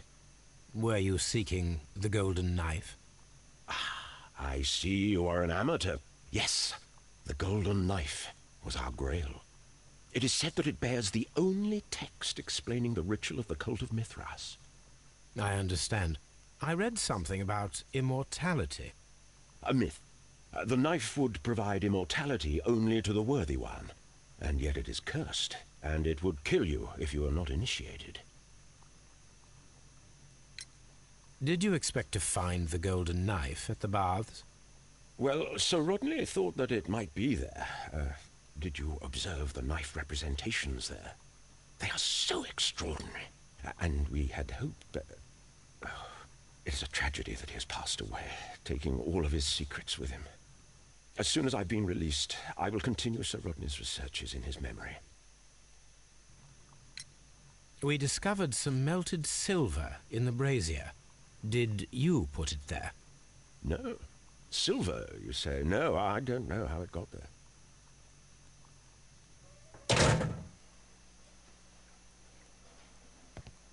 Please escort this suspect for interrogation. Perhaps you could explain the cult of Mithras to me. No, there is nothing to say. We are not the worthy ones. But Sir Rodney believed that he was? He was wrong. I have visions. The golden knife, the mummy. Oh, it's all my fault. Calm down, Mr. Garrow. We discovered some melted silver in the brazier. Did you put it there? It didn't help. The power is too strong.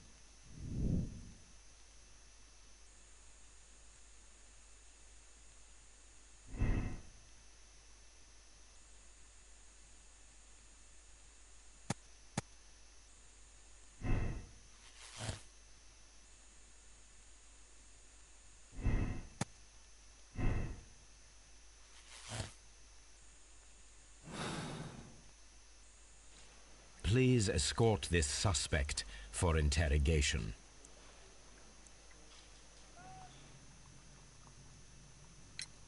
The paintings in the baths are focused on Mithras, I understand.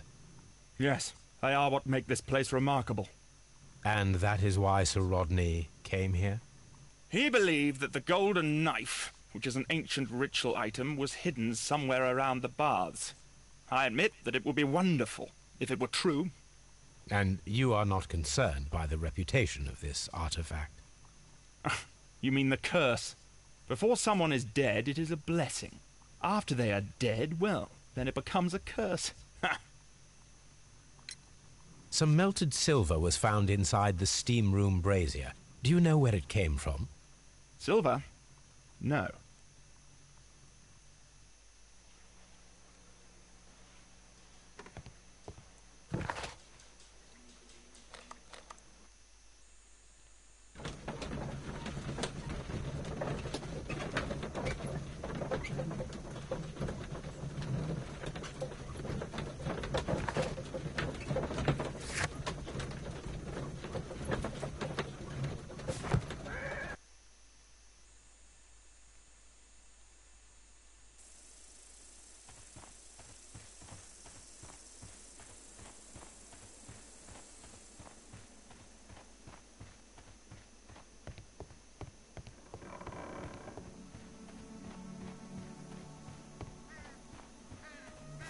I don't need the ropes for now.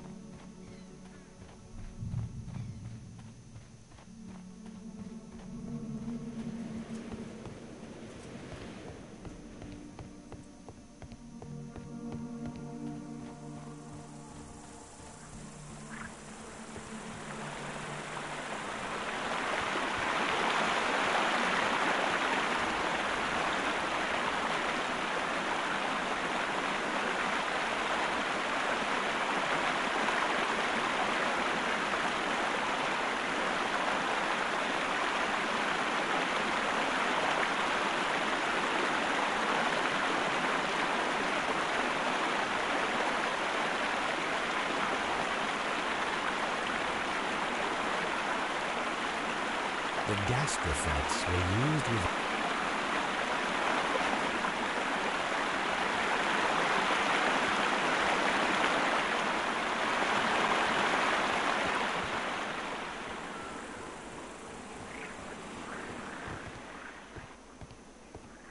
The door has been left open. Someone did not care or was in haste. This is a reproduction of an ancient Greek crossbow.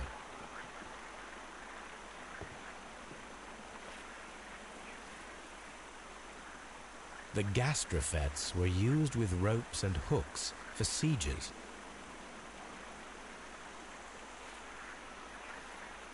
This is a reproduction of an ancient Greek crossbow.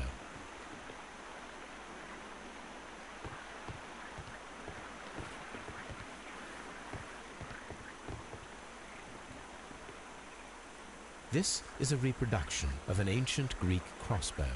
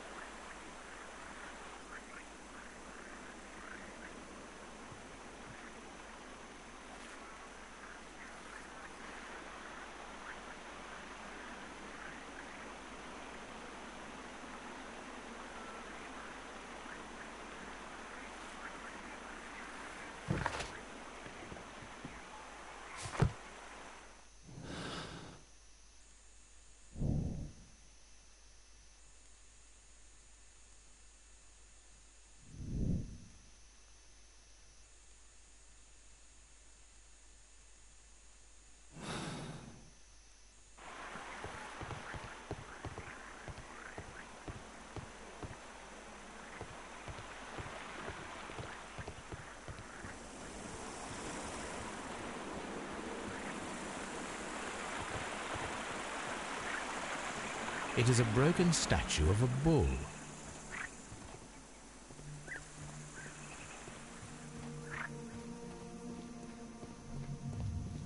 Construction hooks.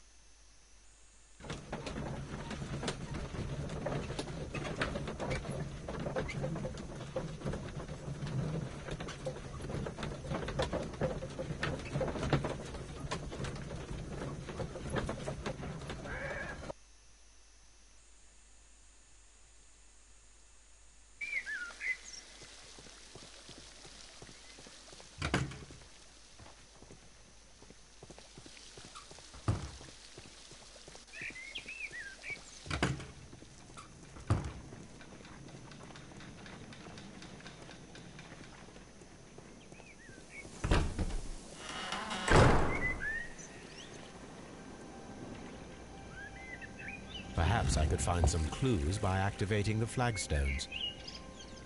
A hidden sign.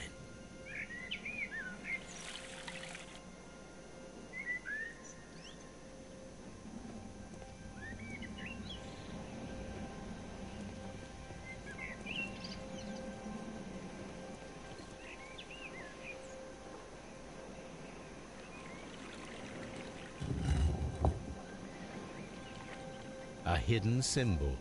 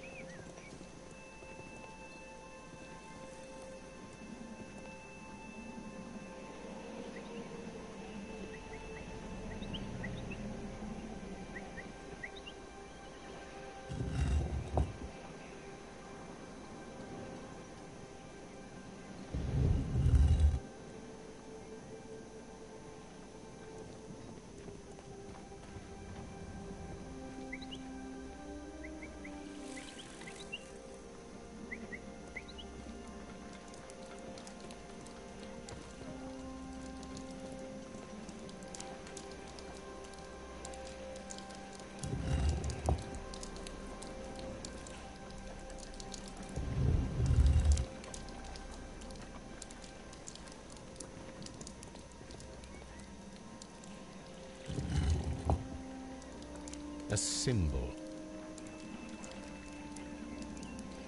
Now I have all the clues to help me find where these symbols are leading. All I need is imagination.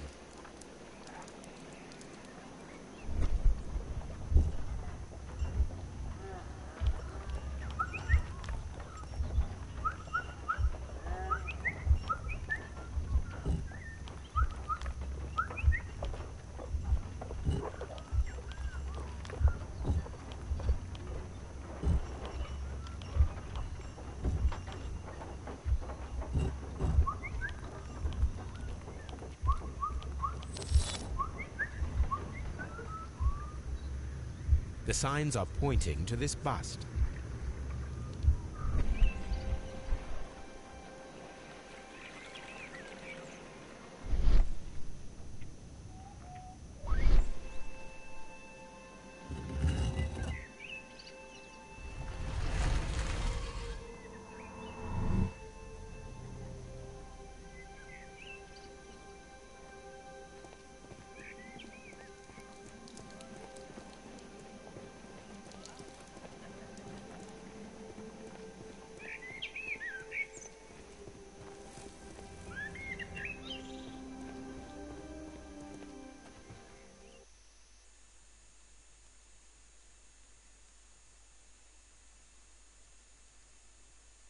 What is this place? I am unsure, Watson, but everything points to the fact that it was the last place visited by Sir Rodney Bentcliffe. We are approaching the end of this mystery.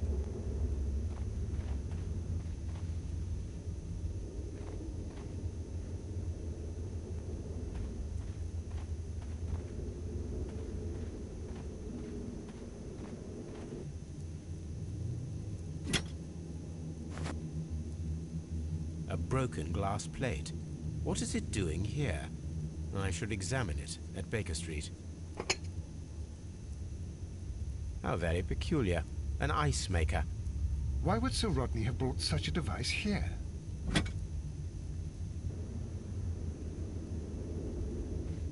A sack of crude salt.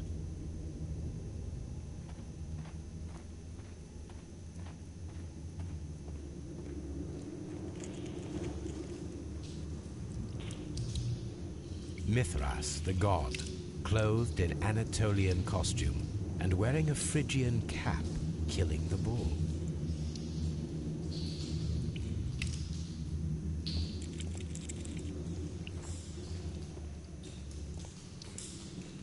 This fresco resembles either a ladder or a hierarchy.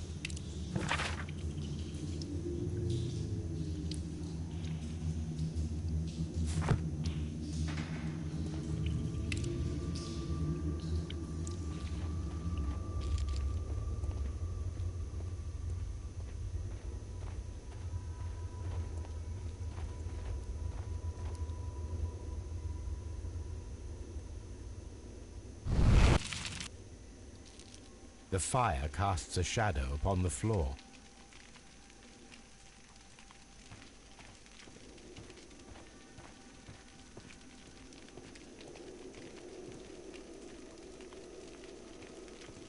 The pillar collapsed a long time ago.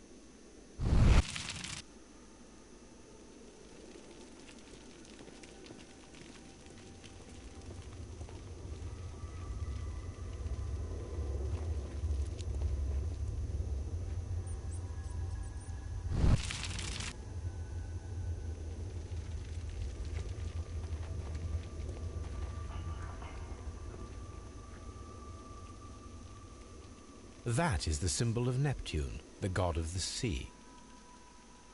It resembles a bull. This shadow seems to represent a bridge. It is very similar to the face of Mithras. The shadows show us the way to go. We will find Mithras after Neptune, the bull, and the bridge.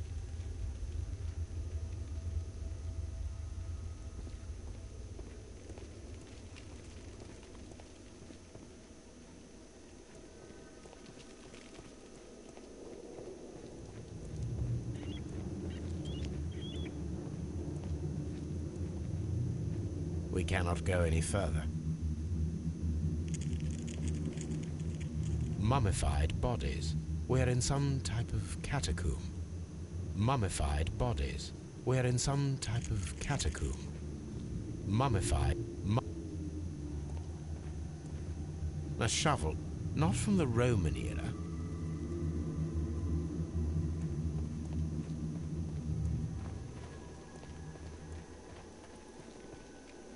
Mummified bodies. We're in some type of catacomb.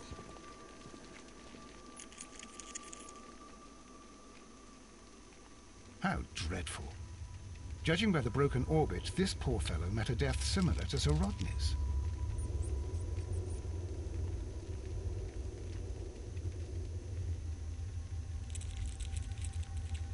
This shoe is not from the Roman era.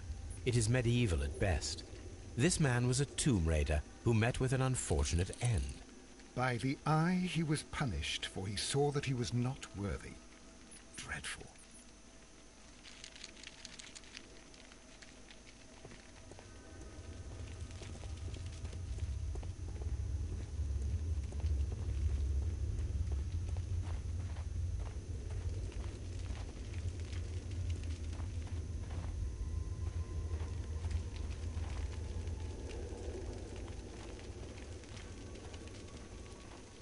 Mummified bodies.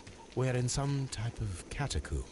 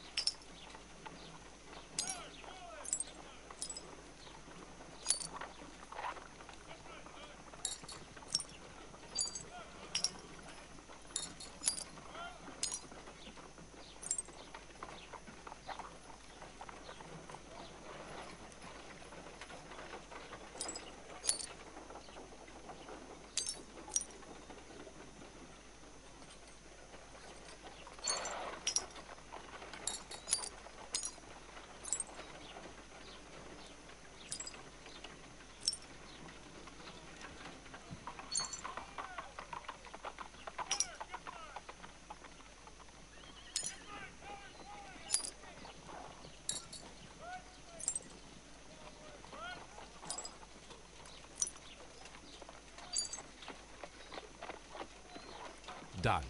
Watson, could you please use this negative and your photographic equipment to process the photograph? Thank you, Watson.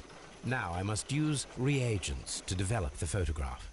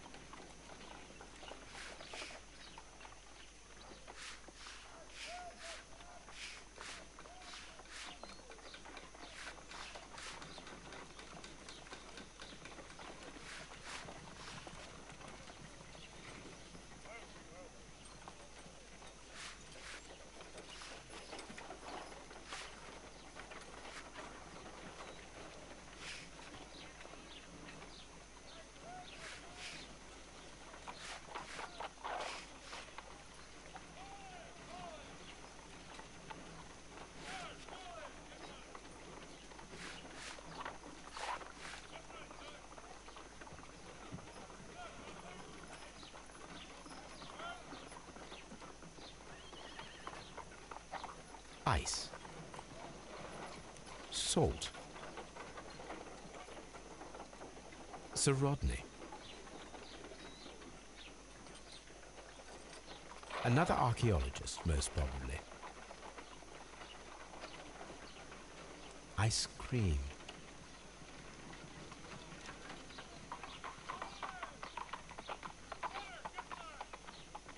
The Pyramids of Giza in Egypt. Ice cream in the desert. We are indebted to the Romans who developed the technique. So that's it. Salt and crushed ice may help to create ice cream.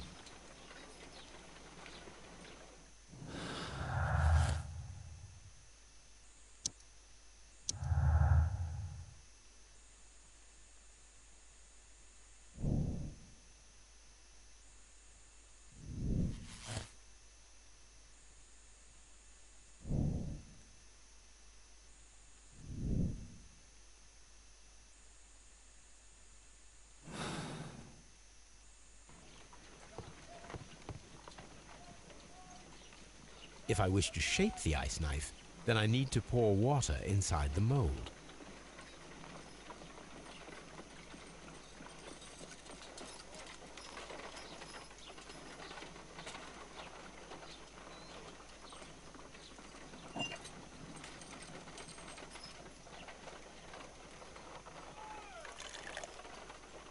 Ice, salt, and then the mixing. It should be elementary. We need to reach minus 20 degrees Celsius to fully freeze the water inside the mold.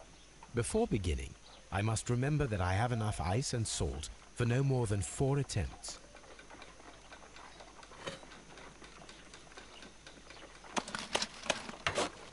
Holmes, look. The temperature is reducing.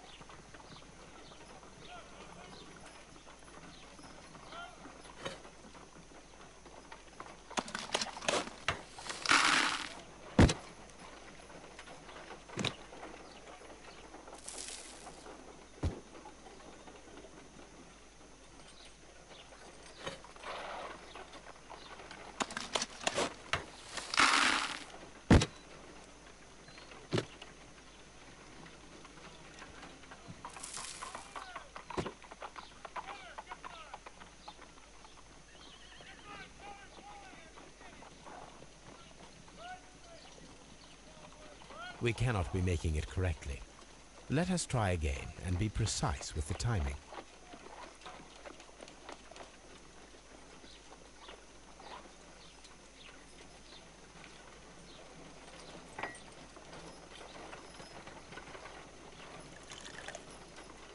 Ice, salt, and then the mixing. It should be elementary. We need to reach minus... Before beginning, I must remember that I have enough ice, salt, and then...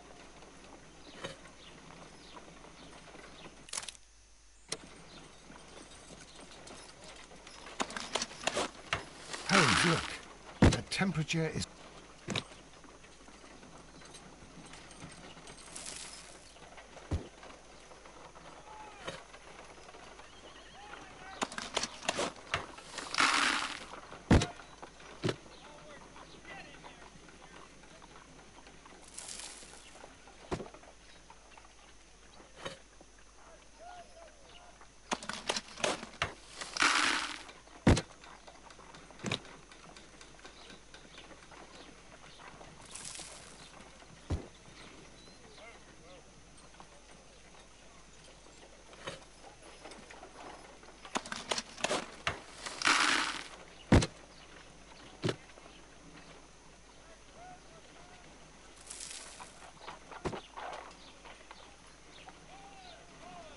Excellent. Now we must check to ensure that it is adequately frozen.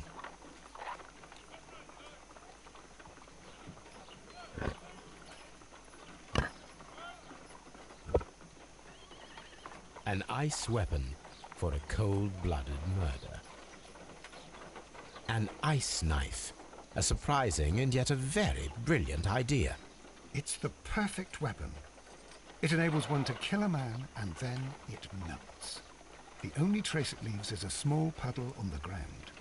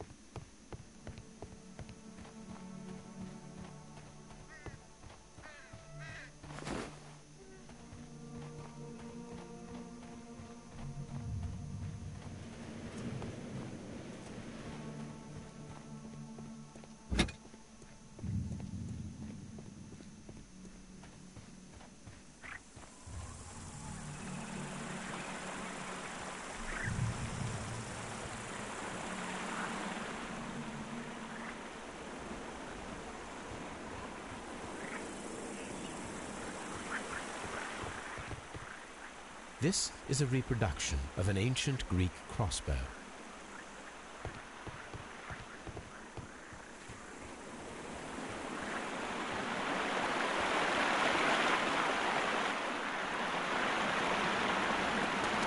We should use these metal rings to help us reach the bridge pillar. We should use the... There might be something behind these leaves. I have to find a way of getting them.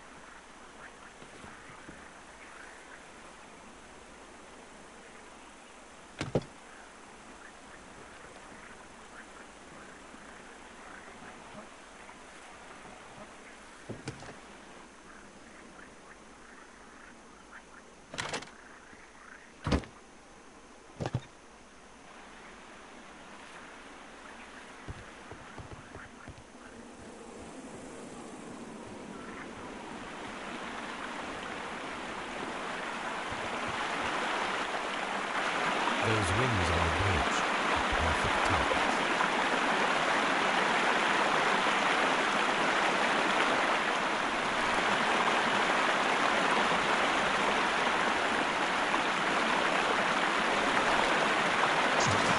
Flying against the figure requires a lot of practice.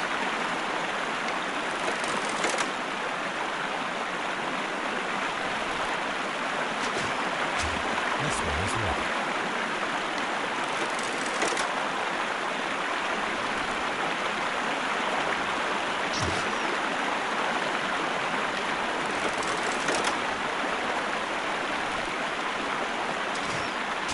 This one is ready.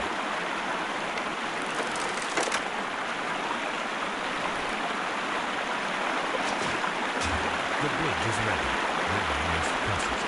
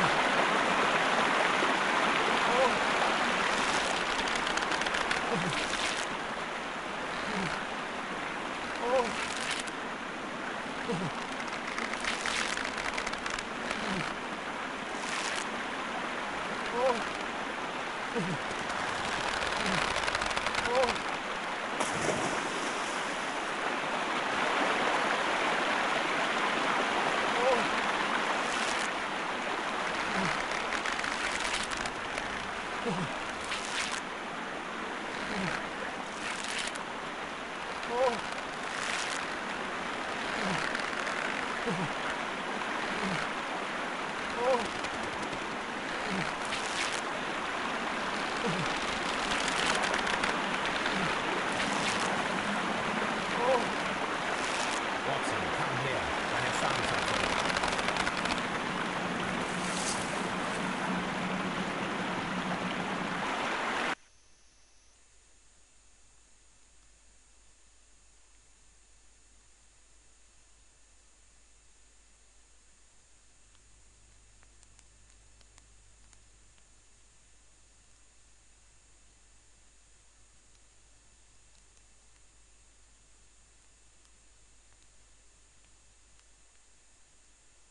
Are we inside the hidden temple of Mithras, Holmes?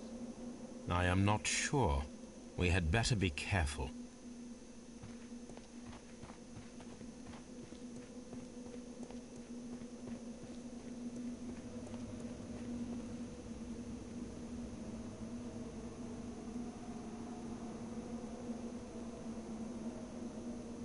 I saw this symbol in the tunnels underneath the Frigidarium. Which way should we go, Holmes? There ought to be some clues here. Let's take a look around.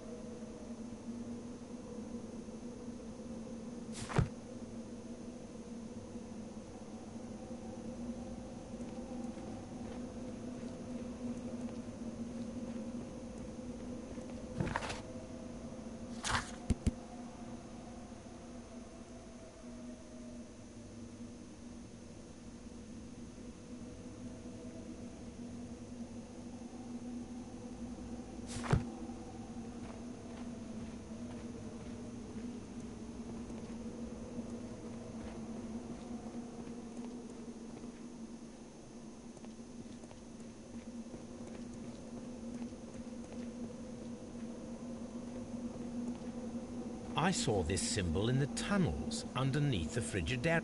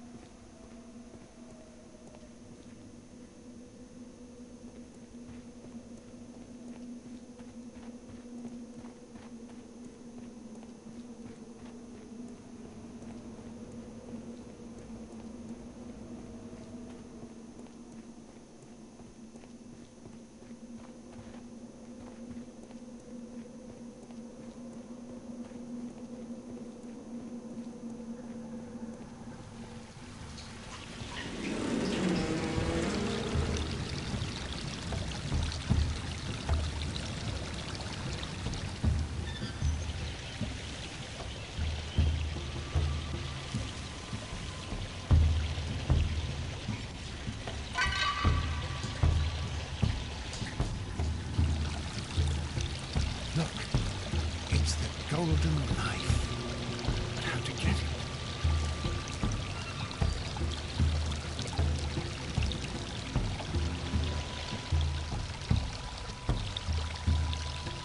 This lamp is not old.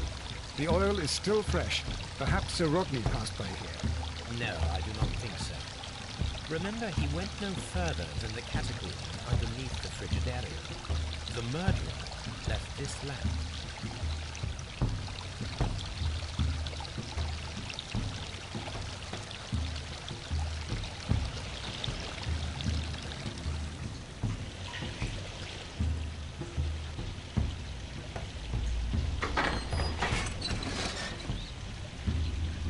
Watson, I need your help.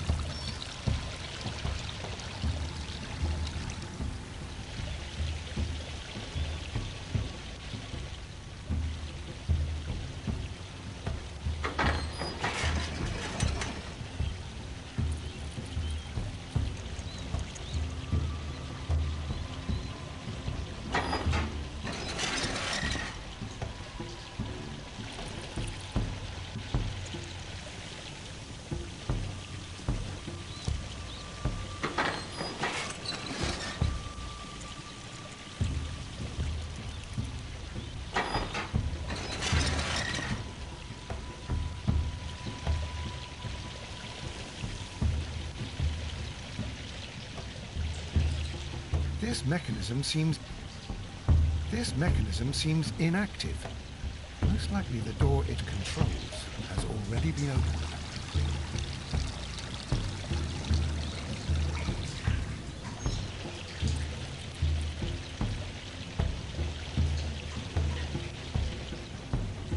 This mechanism seems inactive. Most likely the door it controls has already been opened.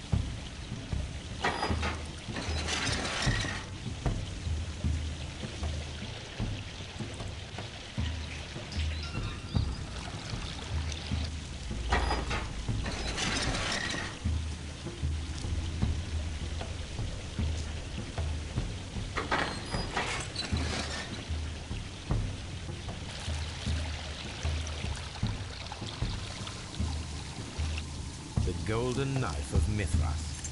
A long-lost relic has resurfaced. Watson, it is time to conclude this case.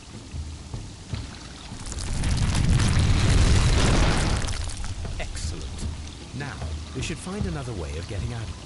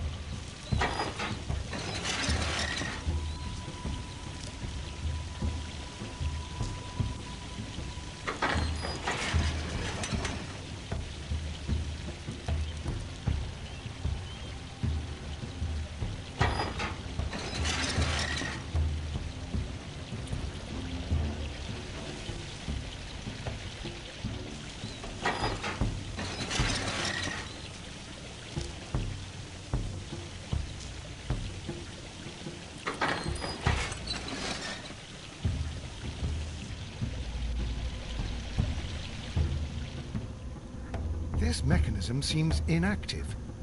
Most likely the door it controls.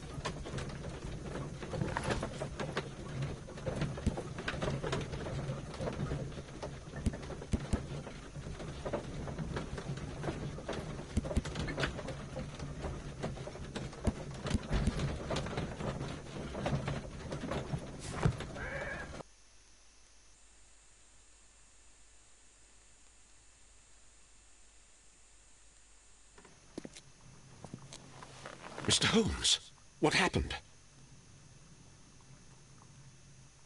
This. Is that the golden knife? How? I also like to dig, you see, Mr. Blinkhorn. One never knows what one might find. Occasionally, remarkable rarities, such as this.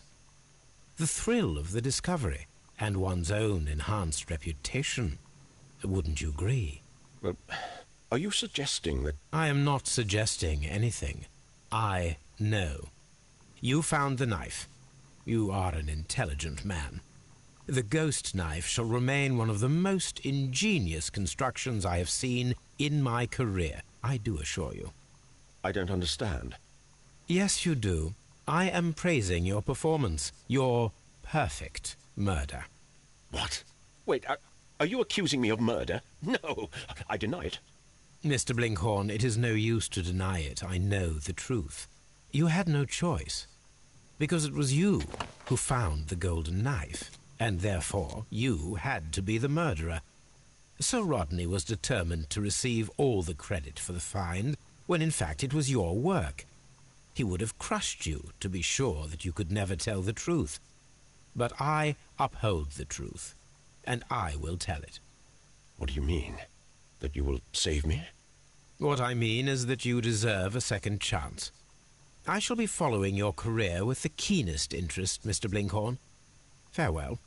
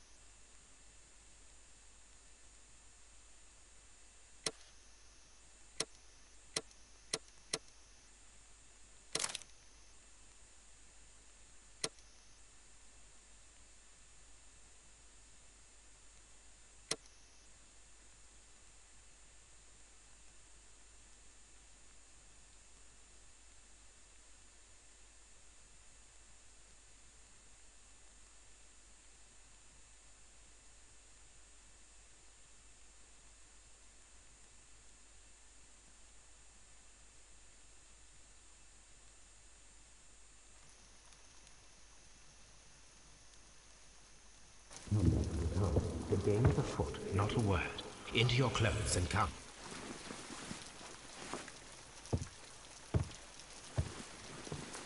I'll wait for you in the sitting room. I've just received a note from Inspector Lestrade, a letter from the suburbs. He is in need of my presence. Whenever he has asked for my assistance,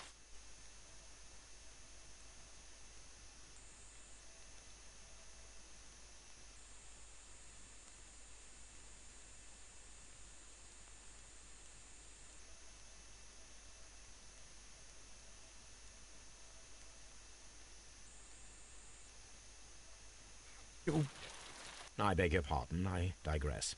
It would be much better to examine this letter than to try to convince you.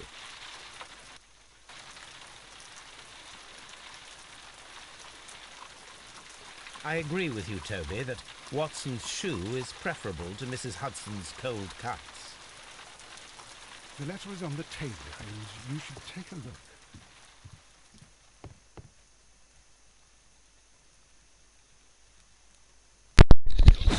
Nem cigók. Egészség.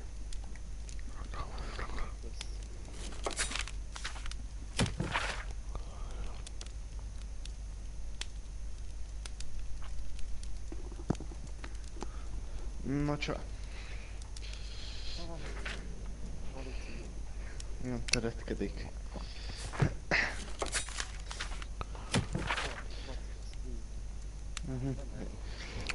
Csak a platináért nyomjám azt a szart. Ahogy kihált PS3-on.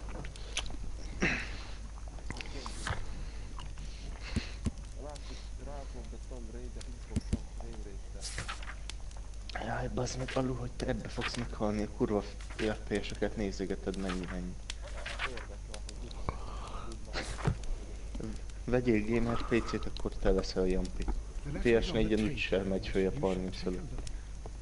Max a följön megy, akkor csak szarul fog kinézni a játék.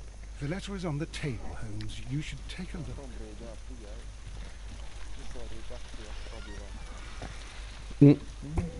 Megy az lejjebb.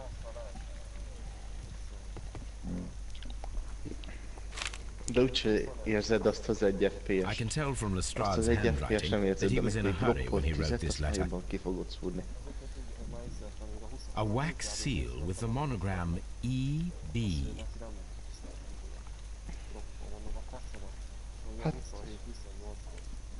The Brackenstall family coat of arms.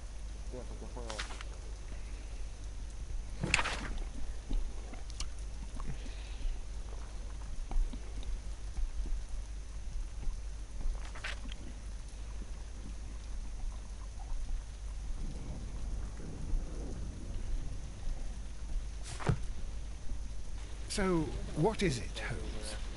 Promising, as always, it appears to be a case of murder. Melyik? So you believe that Sir Eustace is dead? Fallos? I should say Ja. so. Lestrade wouldn't have sent for me for less. His writing shows considerable agitation, and he is not an emotional man. These people belong to high society. The quality of the writing paper, the EB monogram, their coat of arms. The crime was committed before midnight. Holmes, how can you possibly tell? Well, it is all thanks to Lestrade. He wrote his letter at 3:30 in the morning. Imagine the chain of events before that. The local police had to be called in. Scotland Yard was notified. Lestrade himself had to make haste there, and finally compose the letter he sent to me. All of that makes for a fair night's work. It makes sense. Frissít már sztor. És valami jó That szaftos seems to akció. indicate that she had been held somewhere during the crime. Much time has Az been egész wasted. lapálat. Let us find a cab and go to Abbey Grange immediately. I live in hope of an interesting morning. Takarodjatok mind a ketten.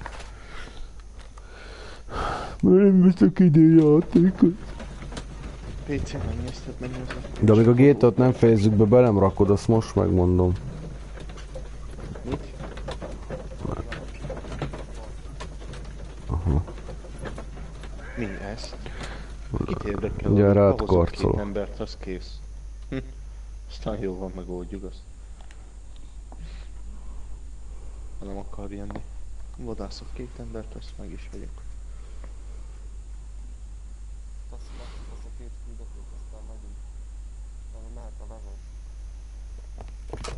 Hát már múlt itt egyikőtök sem nyomja. Mr. Holmes and Dr. Watson, here you are.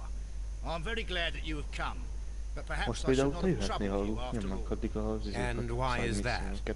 Lady Brackenstall has come to her senses, and she has given so clear an account of the Még affair that ott there is not much left for kinyomja us to do. platinára azt az izét. You remember that Még Lewisham adok neki gang of 2 órát, burglars? aztán a What, platinás the lesz. three Randalls? Exactly. The father and two sons. Na, nézd meg a It's their falloutot PC-n. They stole a silver 95 service, which is FPS. of great value. 85. Sir Eustace Brackenstall is Miért dead. itt a 30-ra feszítjük Yes. konzolat? His head was knocked in with his own poker. A violent act of aggression. Yes, the poor lady. She has had a most dreadful experience. 12 She was FPS. assaulted and tied to a chair. But I think that you would best see her and hear her account of the facts. She's in the morning room with her maid to raise a right. Where is the body of the deceased? In the dining room. Melyik ez? All right. Az új I'm Tomb going to Raider. examine it. Xbox One Very exclusive, good. tudom. Hol van ez? Linkeljed? Vagy Akarok röhögni. Hol linkelted?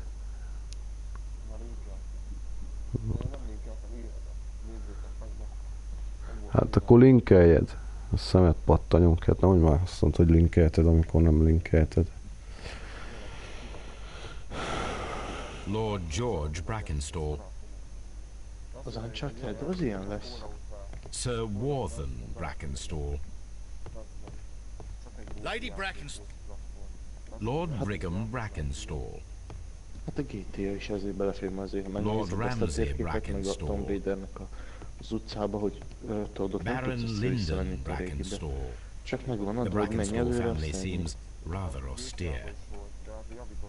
Lady Brackenstall hát awaits you in meg the ne morning. hasonlítsd össze az, hogy egy úton mész végig, vagy bejárod az összes kurva rejtek helyet, amellett. Ladies, allow me to introduce myself. My name is Sherlock Holmes. I'm assisting Inspector Lestrade in this investigation. Mr. Holmes, I am the wife of Sir Eustace Brackenstall. We were married only a year ago.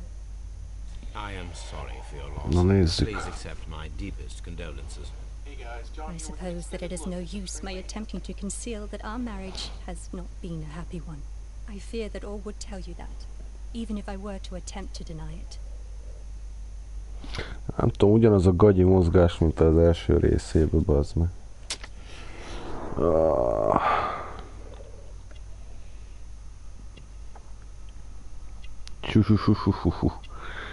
Nem gyeng. Van egy pár ellenfél májában, olyan droppok vannak, mint atom. Messze, bazd meg.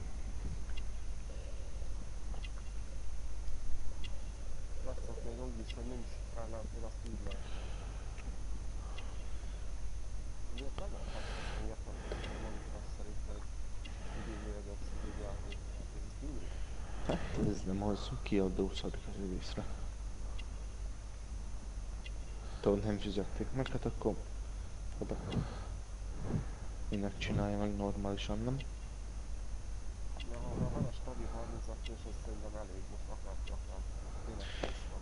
Konzolon az elég, mert 60-at úgy... konzolon... Jó, a Kojimának sikerült valahogy. Can you kihozni a describe to me 60-at, the úgyhogy events of csúnyított a yesterday játékon. evening? Is it really necessary? I have already told Inspector Lestrade all that happened. Ja, nekem van. Yes, madam, it is. I will tell you then. Sir Eustace retired about 10:30. I sat in this room until after 11, absorbed in a book. Before I went upstairs, I entered the dining room to fetch a candle and... Oh God. Please, De go hogy on. nem. As I approached the French window, 60 I és found 100 myself között face azért to face megérzed with a an elderly, különbséget. broad-shouldered man who had just stepped into the room. Close behind the first De man, meg lehet I simán. saw two others. Simán. One of them struck me a Sokkal savage gyorsabb blow minden. with his fist and felled me unconscious to the ground. Volt ilyen teszt, és mutogattak a csávónak felváltva mond, váltogatták a frissítést, 120-60 meg 30 között, és mindig eltalálta, hogy mennyire van állítva. Yes. He was holding his stick. They were three, and he eventually succumbed. One of them, the elder one, struck him a terrible blow with the poker. Én már 60-a megelégszek, hogy minden az lenni. They had withdrawn. Then my brave Teresa came to Hát my jó, csak a assistance. konzol nem bírja. Did these three villains steal anything? Yes. I found that they had taken the silver from the sideboard, but you can see for yourself in the dining room. You mentioned that your marriage was not a happy one. Was there anything specific that was troubling you? He was not a nice man when he was drunk, and he suffered from dark moods, but nothing else. The bruises on your hands are at least 1 week old. Your husband caused those bruises? Oh, do you? Yes, he did. He was very angry at the time, out of control. Again. Sir Eustace was a drunkard. To be tied to such a man for life is worse than death. Your ladyship?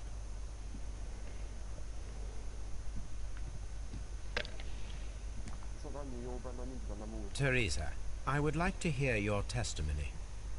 Certainly. Nincs. Hála jó Istennek.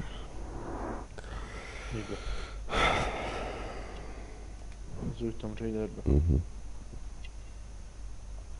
De mindenki úgy csináljunk ki PS4-re. Dehogy nem. Jövőre.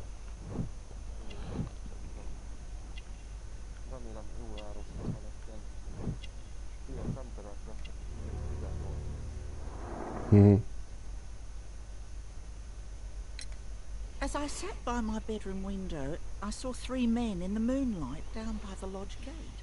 But I thought nothing of it at the time. Oh, if I'd known. And then? I went to bed, and it was more than an hour after that I heard my mistress scream. And down I ran, to find her tied to the chair and him on the floor with his head smashed. That's all I know.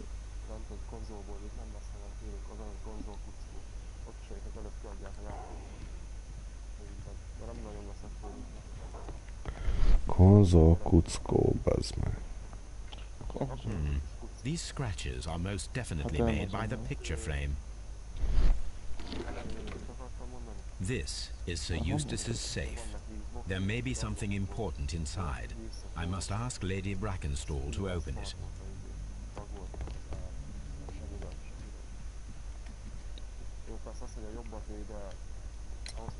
Lady Brackenstall, could you open this wall safe? No, it is my husband's safe. I do not know the combination. We have to open it. Your ladyship?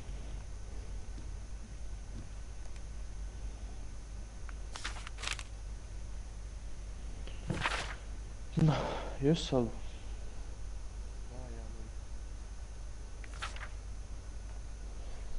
Hova megy? Gétőjára.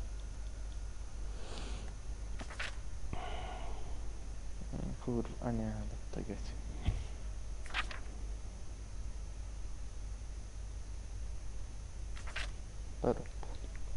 The description of the Randall gang provided by Lady Brackenstall is identical to the one in the Times article.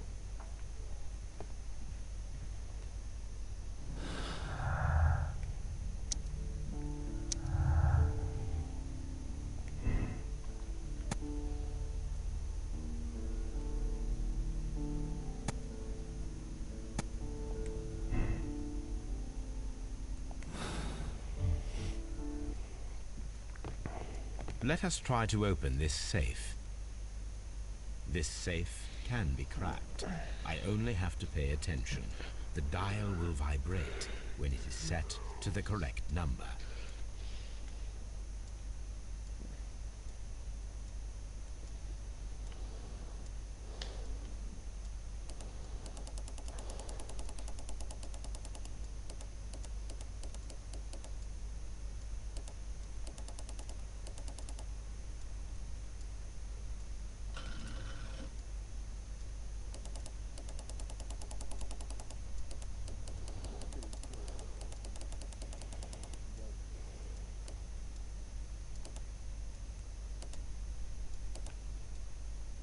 Nem látom online.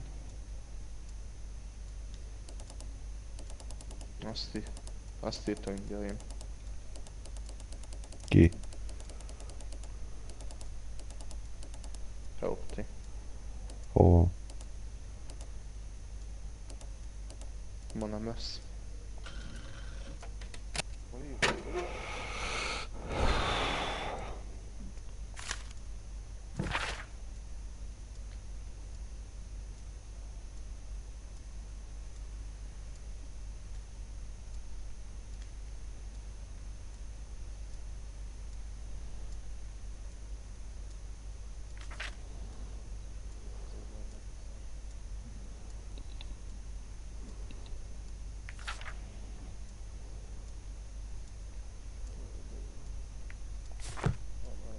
Antique coins, possibly of antique.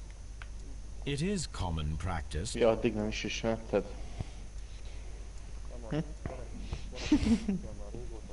Oh, what a...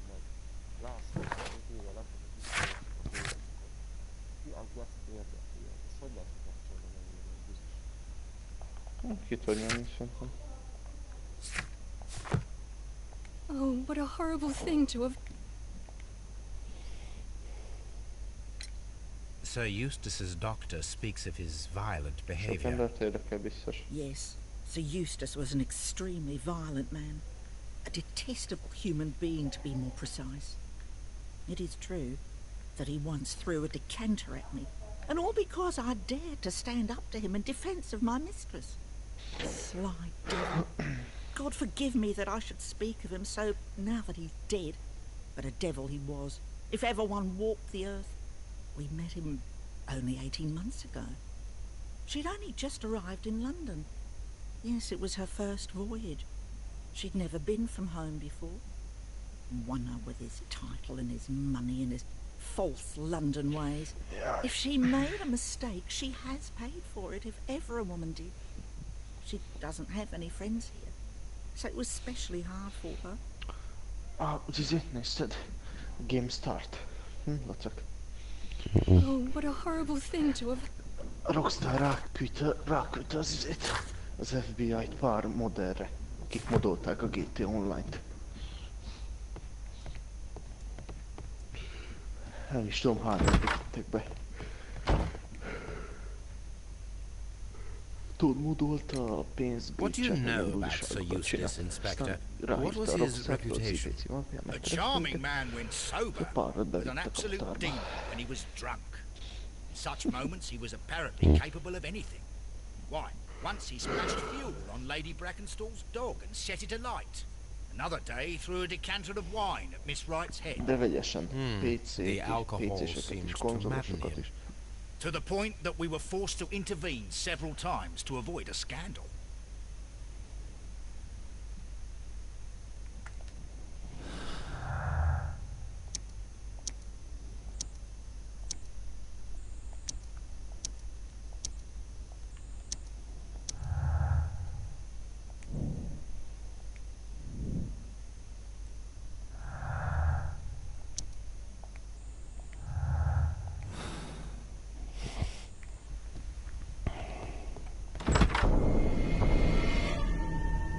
You should examine the body of Sir Eustace Brackenstall.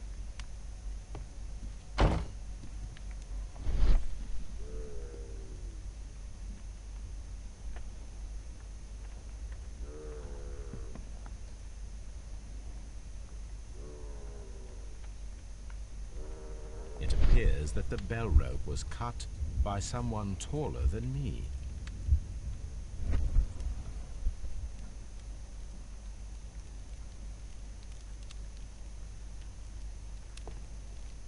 A fur trader's cabin.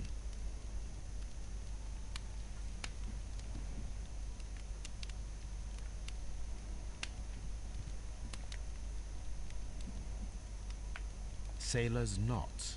That's interesting. This rope was handled by the murderers. We need a scent hound to follow their trail. I will take it with me. This is the chair that Lady Brackenstall was tied to.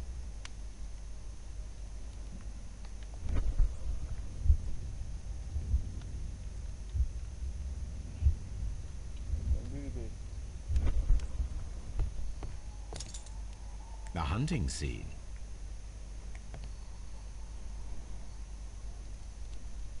These wine bottles are expensive and mostly from France. This candlestick is valuable. It is interesting that it was not also stolen.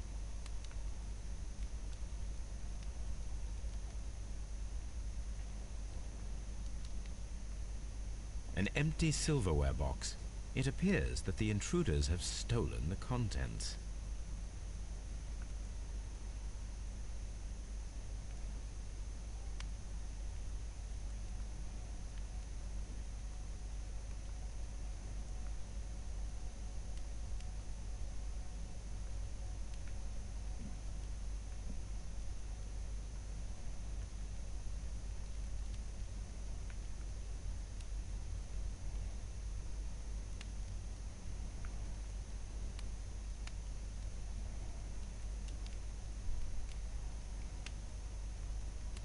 A bottle of wine is missing here. The criminals did not thoroughly ransack the house. They only took a little silverware.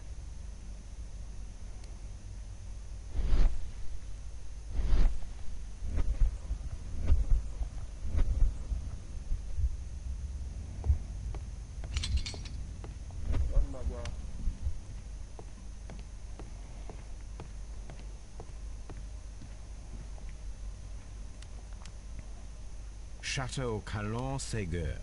French wine, Grand Cru. A decanter standing next to the open bottle, an inseparable pair indeed. There is beeswing at the bottom, as if the wine had not been decanted before being poured. This glass has some wine traces, but no visible beeswing. This glass has some wine. It is rather strange that only one of these glasses has dregs of beeswing inside it, while the other two are clear.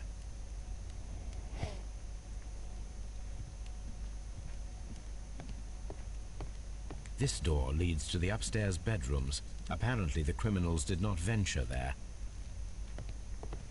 A deer hunt.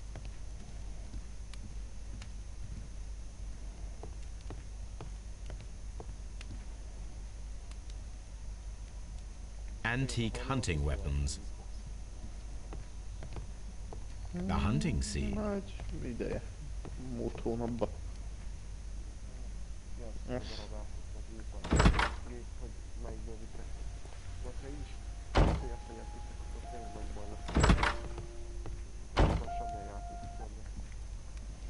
So, Watson, what have you learned from examining Sir Eustace's body? Well, I can confirm that the death was instant. Sir Eustace was facing his attacker when he received the blow to his head. There are no other apparent injuries.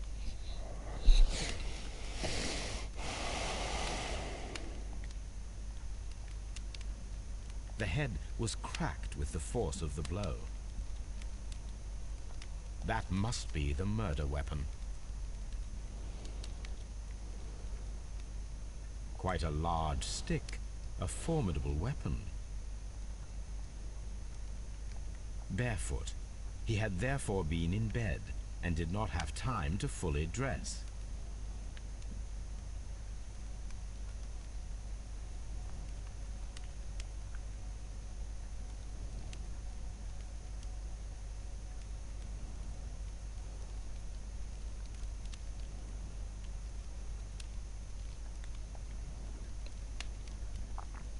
It is covered in blood. Sir Eustace might have struck his head upon it while falling from the blow. That is one possible explanation.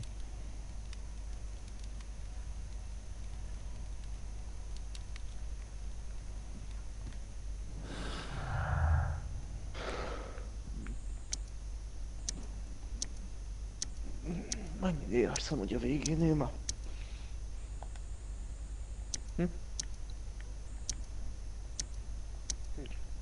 Hallatszak. Ha? Vége fele jársz? Ez még csak a negyedik ügy. 5 van, ugye? 5. 25.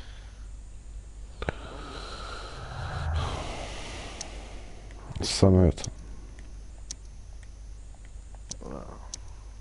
Most a késes jön, ugye? Nem? Az a fürdős rész, ugye? Amikor a faszit lelőtték a jacuzziba. Ez már volt. Akkor ez melyik? Utána levő. Nem ugrik be. Az utolsó az izés, nem? A kertes. Ugye? Az az utcsó. Arra még emlékszek, az első az alap volt. Ja, most az izé van, nem? A kisgyereknek, amikor levadászták, ugye? Amikor ráfogták a gyereknek a nevelőjére, vagy mi a faszra, hogy ő ölt. Nem? Nem.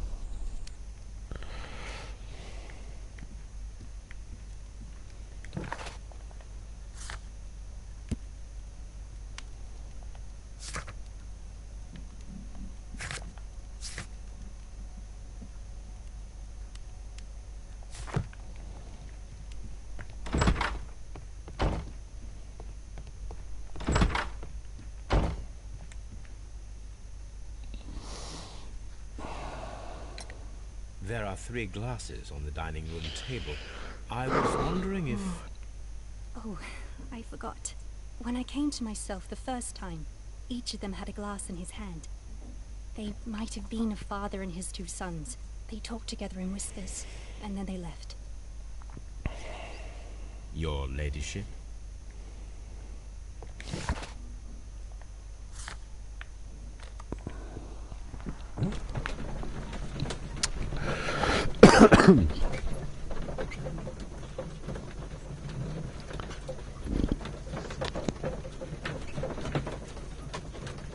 Jó, kiszartad már magad? Mi ezzel sem ment még, szerintem. Basszuk már el.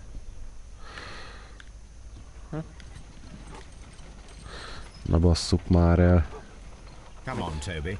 We need the best nose in the British Empire on this case.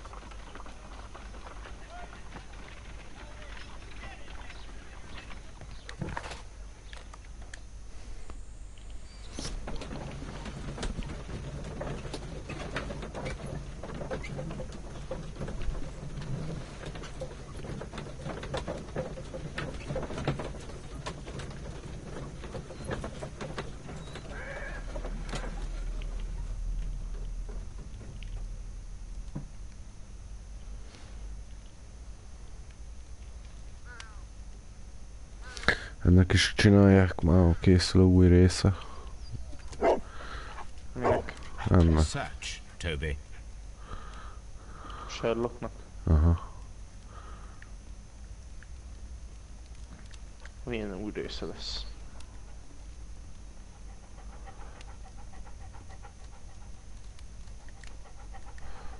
Hát gondolom folytatom.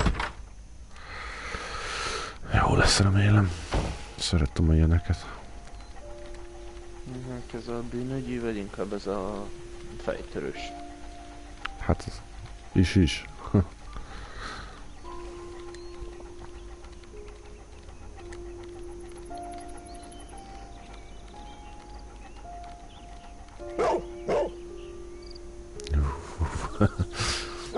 The intruders entered the shed for some reason when they were making off with the silverware.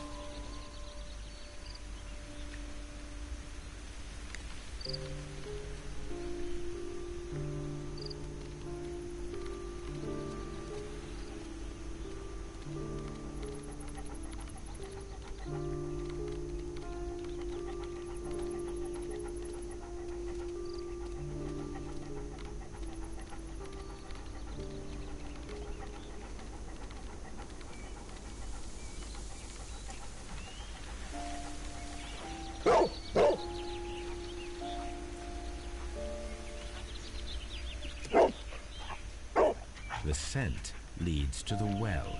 I should check it.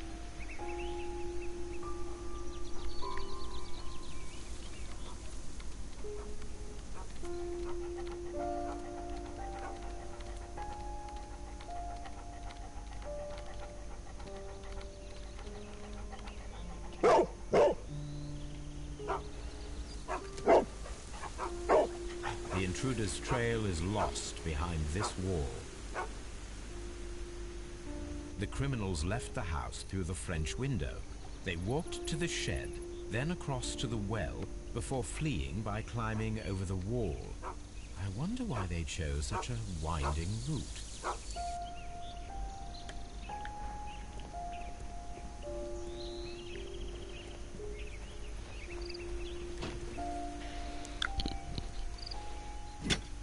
This hook might be useful.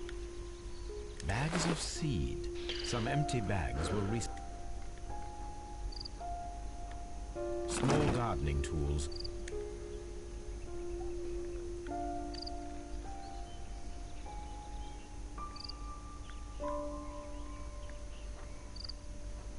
This old suitcase sounds...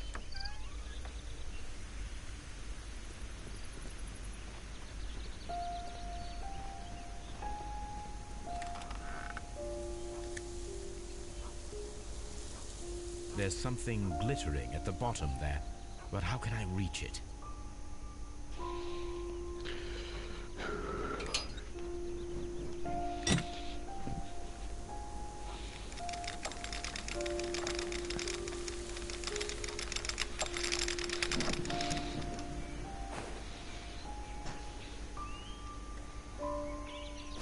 silverware.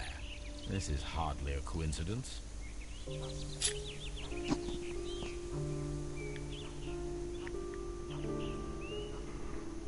The Brackenstall coat of arms. It appears that we have found the stolen silverware.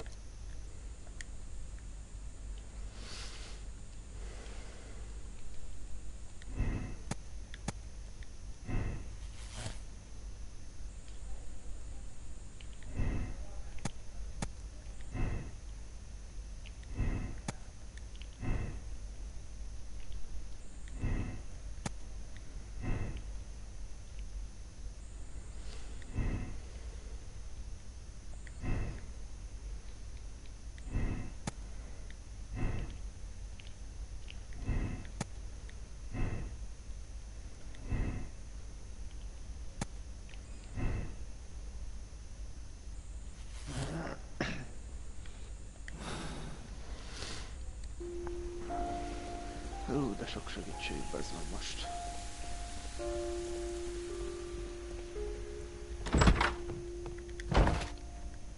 Második közül az izológiában mondom, az assault.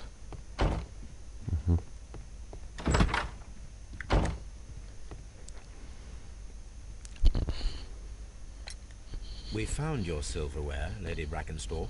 It had not been taken very far. Is that true? I am very thankful to you, Mr. Holmes. Your ladyship?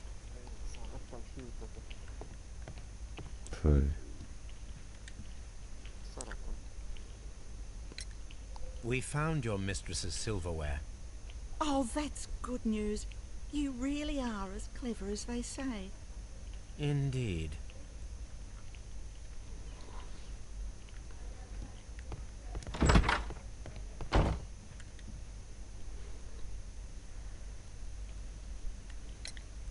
Inspector, I have recovered the stolen silverware.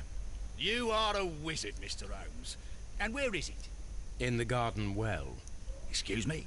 Unique, isn't it? Rather absurd. What is the point of stealing silverware and then throwing it Me. down into a well? Perhaps it was used as a temporary hiding place. Or simply the thieves wanted to get rid of it. It is up to us to solve this mystery. Hát az nem.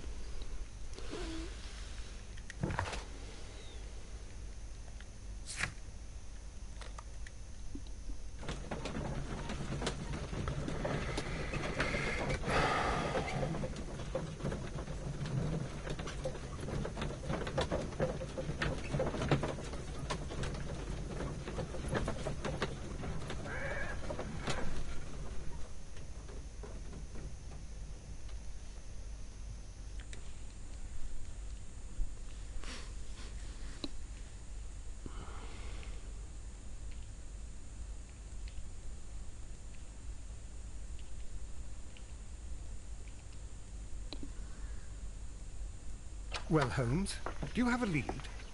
Dr. Watson, it's Mr. Isa Whitney. He says it's urgent. Isn't that the fellow we found in the opium den while I was undercover there? Or am I mistaken? Yes, the gentleman whom I wrote about in The Man with a Twisted Lip. But I must go. This addiction of his causes irreversible damage. In that case, I shall continue the investigation alone. I hope that you'll tell me everything when I return. Me?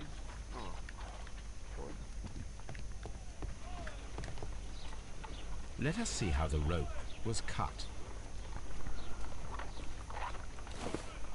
The fibers at the end of the rope are smooth. Let us try to find out what tool was...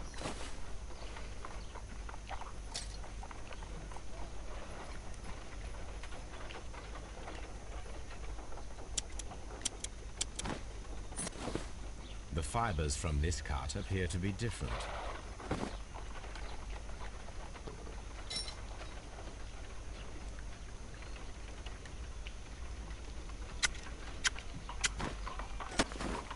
The fibers from this cut appear to be different.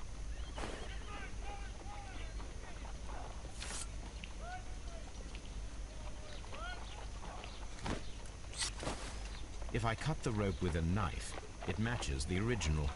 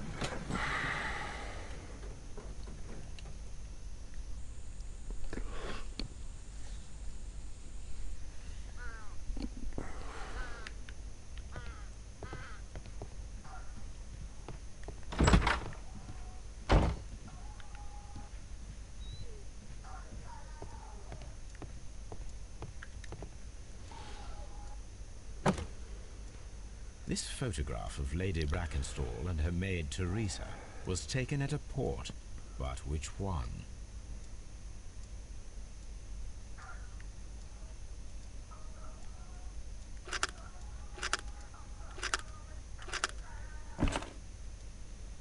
So the lady and her maid came from Australia a year and a half ago on this ship.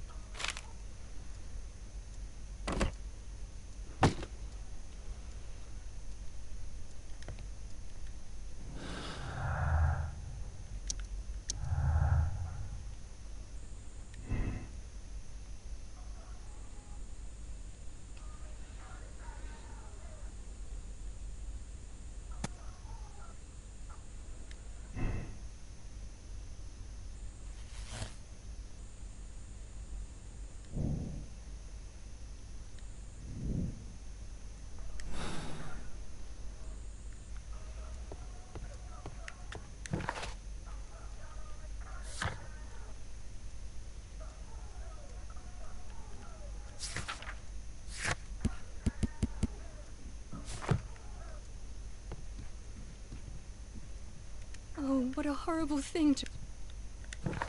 Megint mi a fasz nézel? Hát kint nem jön ez a hang. Megint. Ez a zenevonal.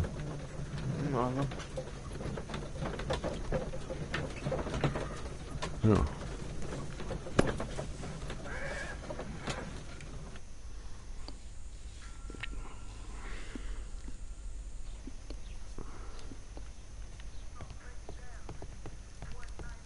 This is where...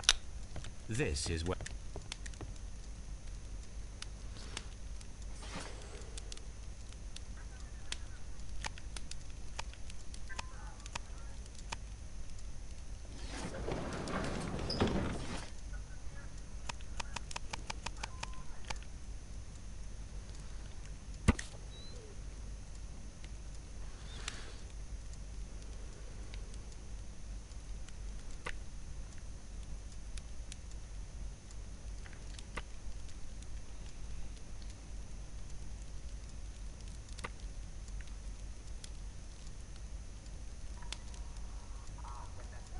Here it is.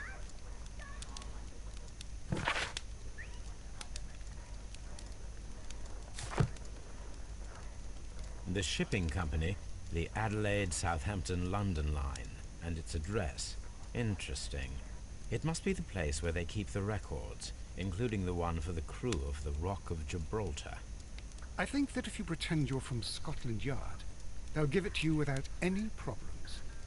But I have another solution. I'll call in the specialist.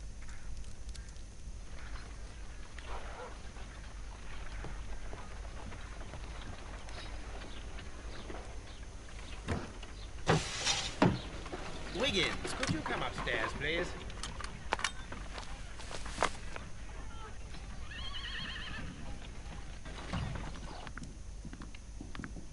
At your service, Mr. Holmes. I need a register, my young friend. If you could borrow it, there will be half a guinea for every one of you. I need the crew list of the Rock of Gibraltar in 1893, and their current employment. I'm straight on it, Mr. Holmes. Do you really think they'll find it, Holmes? My secret police is better than the Yard in many ways.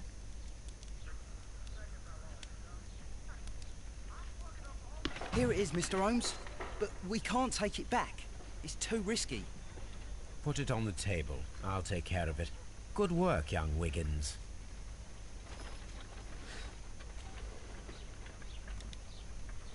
This list shows the senior officers of the Rock of Gibraltar, on which Lady Brackenstall and her maid made their voyage. Lady Brackenstall does not know anyone in England. This must mean that someone on this list is our mysterious visitor. And these are the lists of the senior officers of the Adelaide, Southampton, London line ships. Let us find out who was in London upon November the 7th. Kikérdezett. This officer is still at sea, therefore he cannot be involved. I do not think that this sailor has... I do not think... This officer is still at sea, therefore he cannot be involved. This list... I do not think that this... This officer is... I do not think...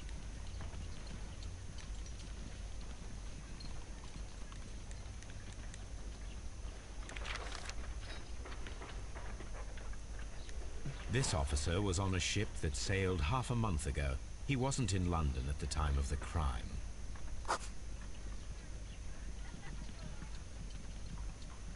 I do not think that this sailor has any connection to the case. This officer was on a ship that sailed half a month ago. He wasn't in London at the time of the...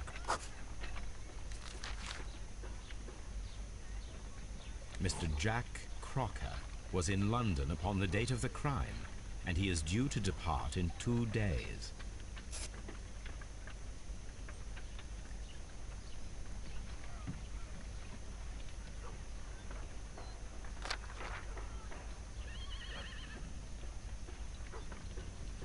This officer is still at sea, therefore he cannot be involved. This officer is still at sea, therefore he cannot be involved. Captain Jack Crocker is our mysterious visitor. He was the only one around at the time of the murder.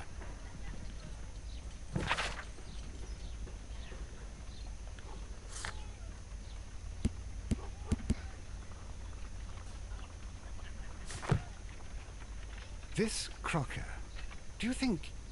It would be interesting to meet him. Our young friend should be able to find him.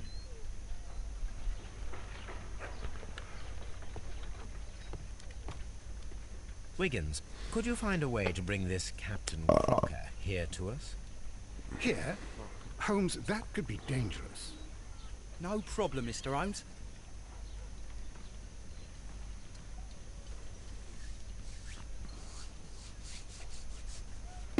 Mr. Holmes, I was informed that you were looking for me, and I'd like to know why.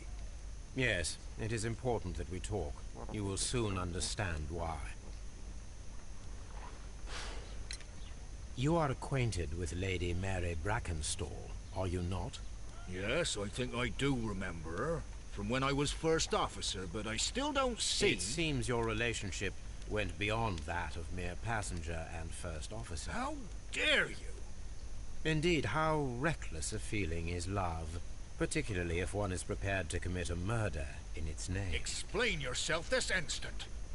You are aware that the murder made the headlines of the morning press. You read the newspaper report, but to your dismay, found it much fabricated. Once you learned that I wanted to see you, you came straight away. You needed to know what I had found. You... and what do you know? That evening, you were with Lady Brackenstall, despite the danger. I'm not afraid, Mr. Holmes. Besides, all of this is just guesswork. You would be right, if there was no evidence. What then?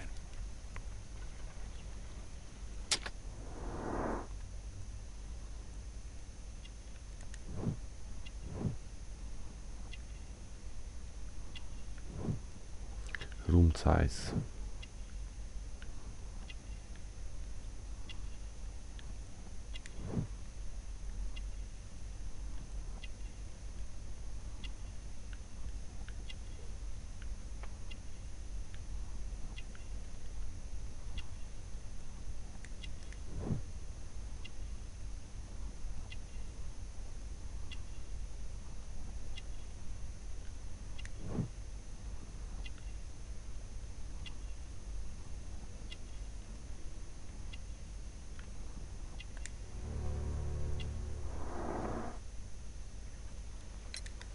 Lady Brackenstall was tied to a chair on the night of the murder.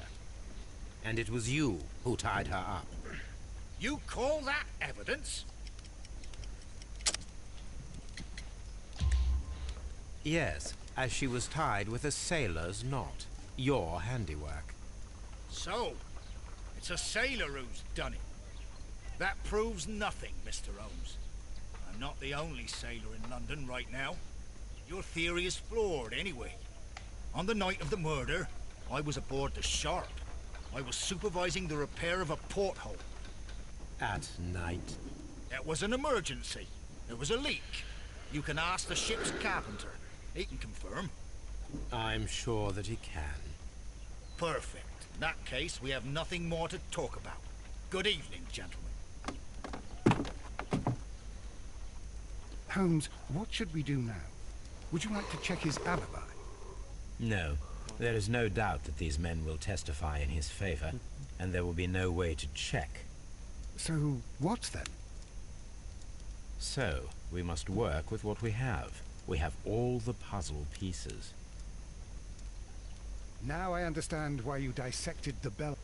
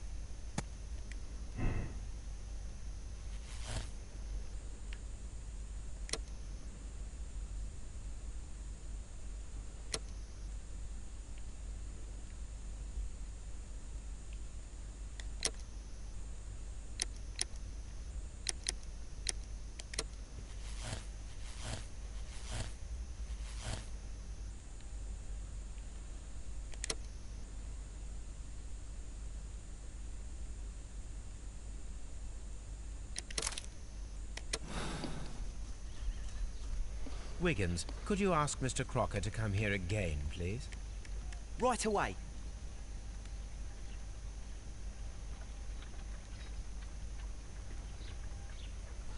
Itt vagy retkedék.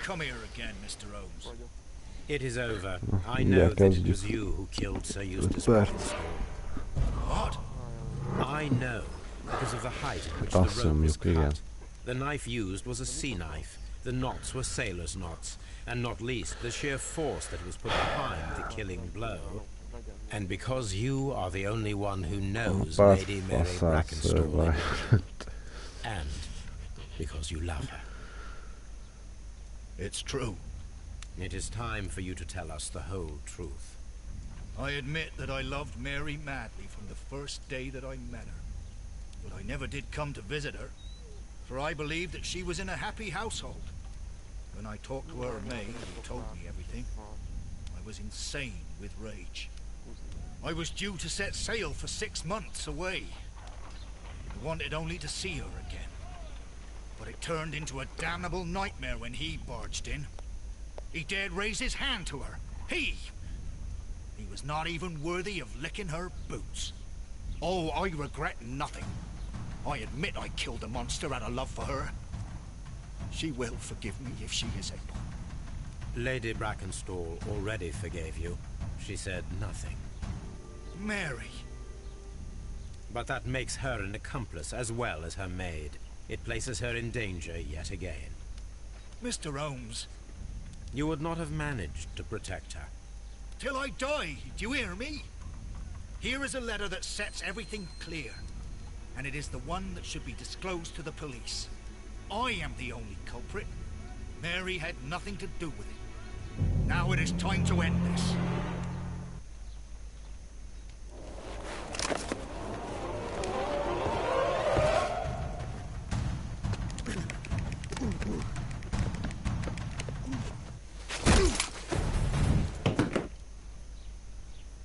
Please forgive me, Captain Crocker.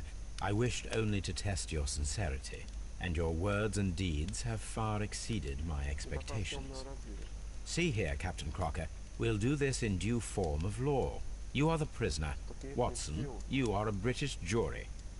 Captain Crocker, the evidence shows that you acted without premeditation and used reasonable force to protect an innocent victim from her husband's brutality.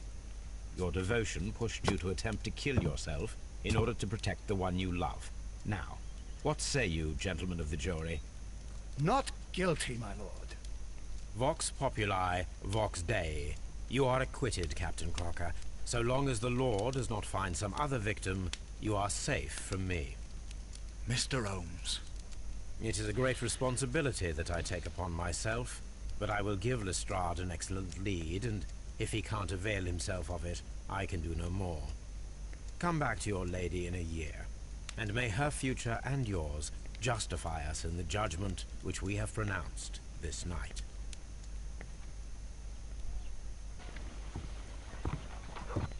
Inspector, I'm afraid that the murderers have escaped us. What? Do you mean to tell me that you failed? Never thought I'd live to see the day. I mentioned the murderers, not the case. It is obvious that the crime was committed by 3 criminals who cannot be the Randalls. You really think so? You only need to find a gang of 3 thugs wandering around. I can trust you to do that. If they exist, I'll catch them. You'll find someone, I have no doubt of it. Goodbye, Inspector.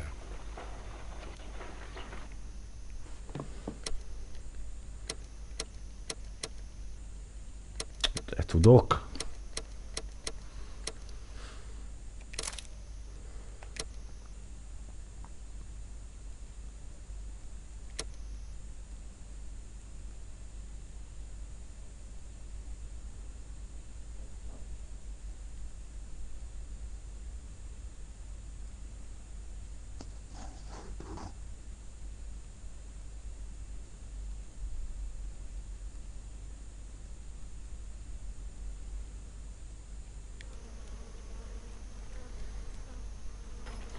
Thank you.